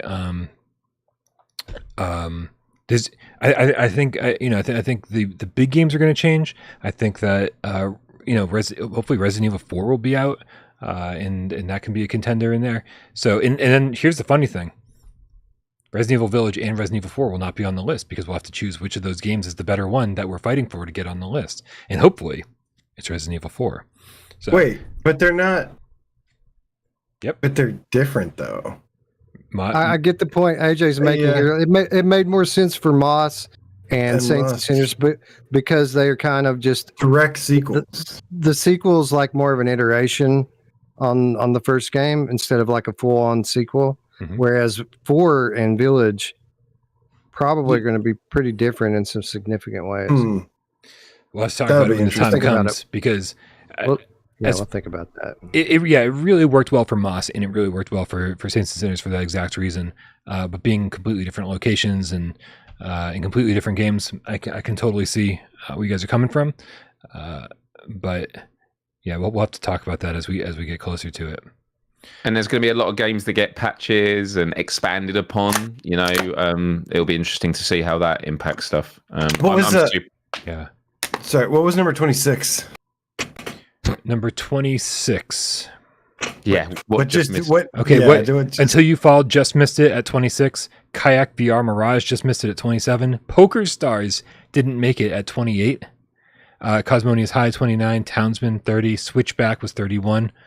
Last Clockwinder was 32. Bullshit. No Man's Sky 33. Dodged a bullet. Yeah. I like this format. Sounds good to me. 10. I had Switchback at 10 on my list. You enjoyed that game that much? I mean, yes. Wow. Yes, it was good. I wish it was a little better, but it was pretty good, man. Virtual Slayer Cat with the level 1 membership said, number 1 is a damned no-brainer. I agree with you, Virtual Slayer Cat. We have Get in My Belly, Game Cat Wilkins with the $20 tip says Switchback moved to number 1 for AJ. LOL. What does that mean? No. I don't think that was the thing. I don't. Maybe we said something that I didn't mean. Et.2k9.now with the $20 tip says, "Forgot how much I missed the top 25 debates. List turned out pretty good. Seems like we don't have enough titles that inspire passion to fight for their reason for superiority. Hopefully, this time next year we do." Yeah, I agree. The more titles we have, the more different our lists become. More passionate. The more we play these games. Yeah, I think a lot of changes will happen. Well, I think the system that we had in place made it a little bit easier too. Yeah. Not everything was like such a manual process. Yeah, because we were having to facilitate the comparisons in discussion, which is completely messy. Where here, right. I mean, I'm asking a really stupid question now about the whole process. So I assume when we did those brackets, we were literally voting every game against every game, right? That's what it was? Pretty much. We were, it was nice because we were actually able to take games and put them into groups saying, well, this group is better than this group, and this group is better than this group, and this group is better than this group. And then you go in and you get into the real minutia of it and say, well, this game is better than this game within that bracket, and you start like whittling it down. And I will say the one thing I miss about the old format, where the rider dies. Right, when people are like, I'm giving up so much in order to get this one game I want on the list, and I really enjoyed that. That's fair. We get 3 more tips. Macho Vasquez with the $5 tip says, Geronimo is a tactical breach and clear shooter inspired by Ready or Not, Rainbow Six, and Sandstorm, just listed on Steam.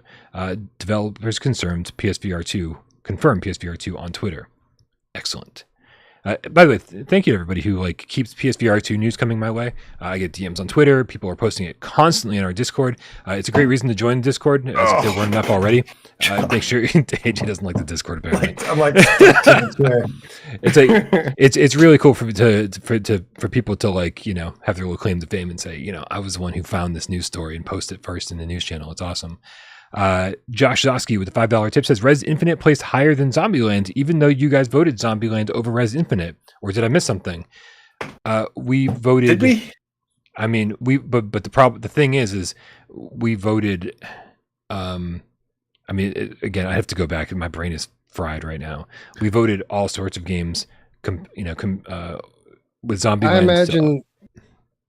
I imagine we have an equivalent here of what many people refer to as MMA math, where maybe Res beat Zombieland. And I don't remember whether we picked Res or Zombieland, but maybe Res did beat Zombieland, but then Res beat games that Zombieland beat or something. Zombieland beat a bunch of games that ended up beating Res. Right. Yeah. And you know what I mean?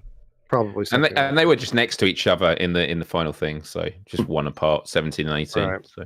PZ with the $2 tip says, thank you for the long vid. Definitely going to try out Zombieland. Dude, I'm excited because, again, I only played Zombieland to get a better feel for it before this, and I didn't want to stop. I stopped because we had to do this. Yeah. I'm so happy to hear that. Man. Weasel VR on PS on the PlayStation Network. Come and get it if you think you can.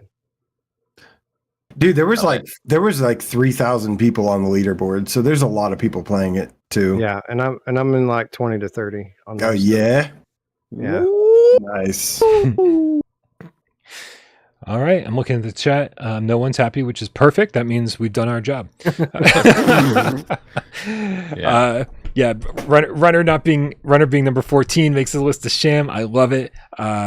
Fuck off. Runner's amazing. Fuck you. Pavlov not being in the top 10 is a problem. You're a sham. I absolutely agree. Kleenex. All sorts of things. This is 4 people's opinions plus 300 opinions, and that is what happens when we leave it up to everybody instead of just leaving it up to me, which is, trust me, Runner's amazing, dude. What's your problem with Runner? Yeah, Runner's great. That's why I'm like, I don't have a problem with this list at all, because like I said at the beginning of the show, if Before Your Eyes had made it in somewhere on the list, I'd be like, that's cool. Wasn't for me, but I can totally get that. GameCat, get in my belly. GameCat Wilkins with $10 tip says, great show, guys. As usual, a little more for the pizza fund. Thank you very much, GameCat Wilkins. Macho Vasquez with the $2 tip says, I think Pavlov was the only miss here, guys. Yeah. I agree, but in the other direction, it's like I don't think it's as good as you guys do, but whatever. It's fine. It's fine. No, I think the list is great. I think a lot of these. I like it. Yep. You know, I like it a lot. Cool. Well, we all like it. Good stuff.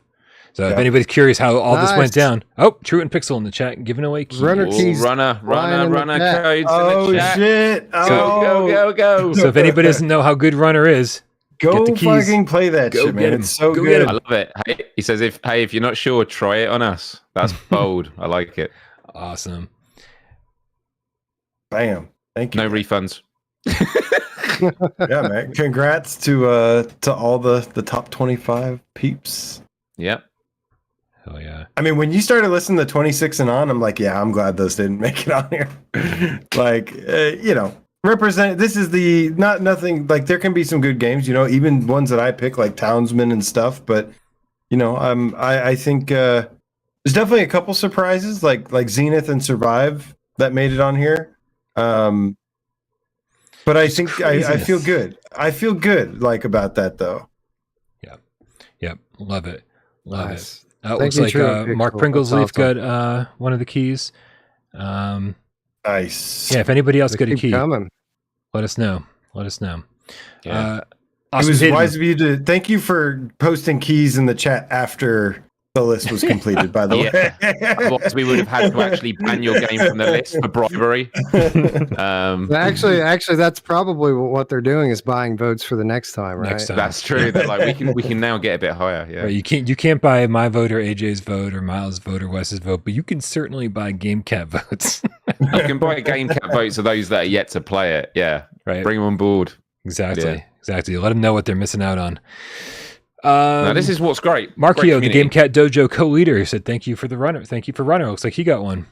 Brexbro, holy crap, I got one. Many thanks, Drew and Pixel. Excellent. Yeah. Good stuff, you guys. All right, listen, I know we're all hungry. I know we're all tired. Myles probably especially because it's the latest over there. Yeah, it's almost 10 p.m. here. I'm going to see if there's a pizza place open. Nice. On Sunday. If you don't know how we came up to these conclusions, if you don't know how this top 25 list got formed, you guys, well, there's video evidence, 5 hours of it. So thank you so much for hanging out. A lot of you were here the entire time, and I love you so very much for it. Make sure you go subscribe to AJ over at PSVR Underground, Wes and his friends over at Virtual Strangers, and Myles at youtube.com/Myles. All these links are in the description below. It's all the PSVR2 content you could ever possibly need, and then some. Thanks, guys, for being here. I appreciate it. No, thank you. Always wonderful sharing time with the three of you. So yeah, and all the game cats. Like it's been really fun. We'll have to plan our we need to December play a game debate soon. now, so we can actually find a day that works for everybody. Yeah. Well, December's tough, man, because we're both going to be having like year-end things going on. Yeah, maybe we'll wait till January then. Yeah. That's perfect. Yeah. That's perfect. All right, keep you posted, or we'll just quietly do it without you, Wes. Yes, and join the Discord if you haven't already. Hit the like button, join the Discord. Radies, just put it in the chat. Hell yeah! Thanks Let the everybody. conversation continue. We love you all, and thanks so much for buying me pizza. I really need it. Good night. Happy Sunday. Bye.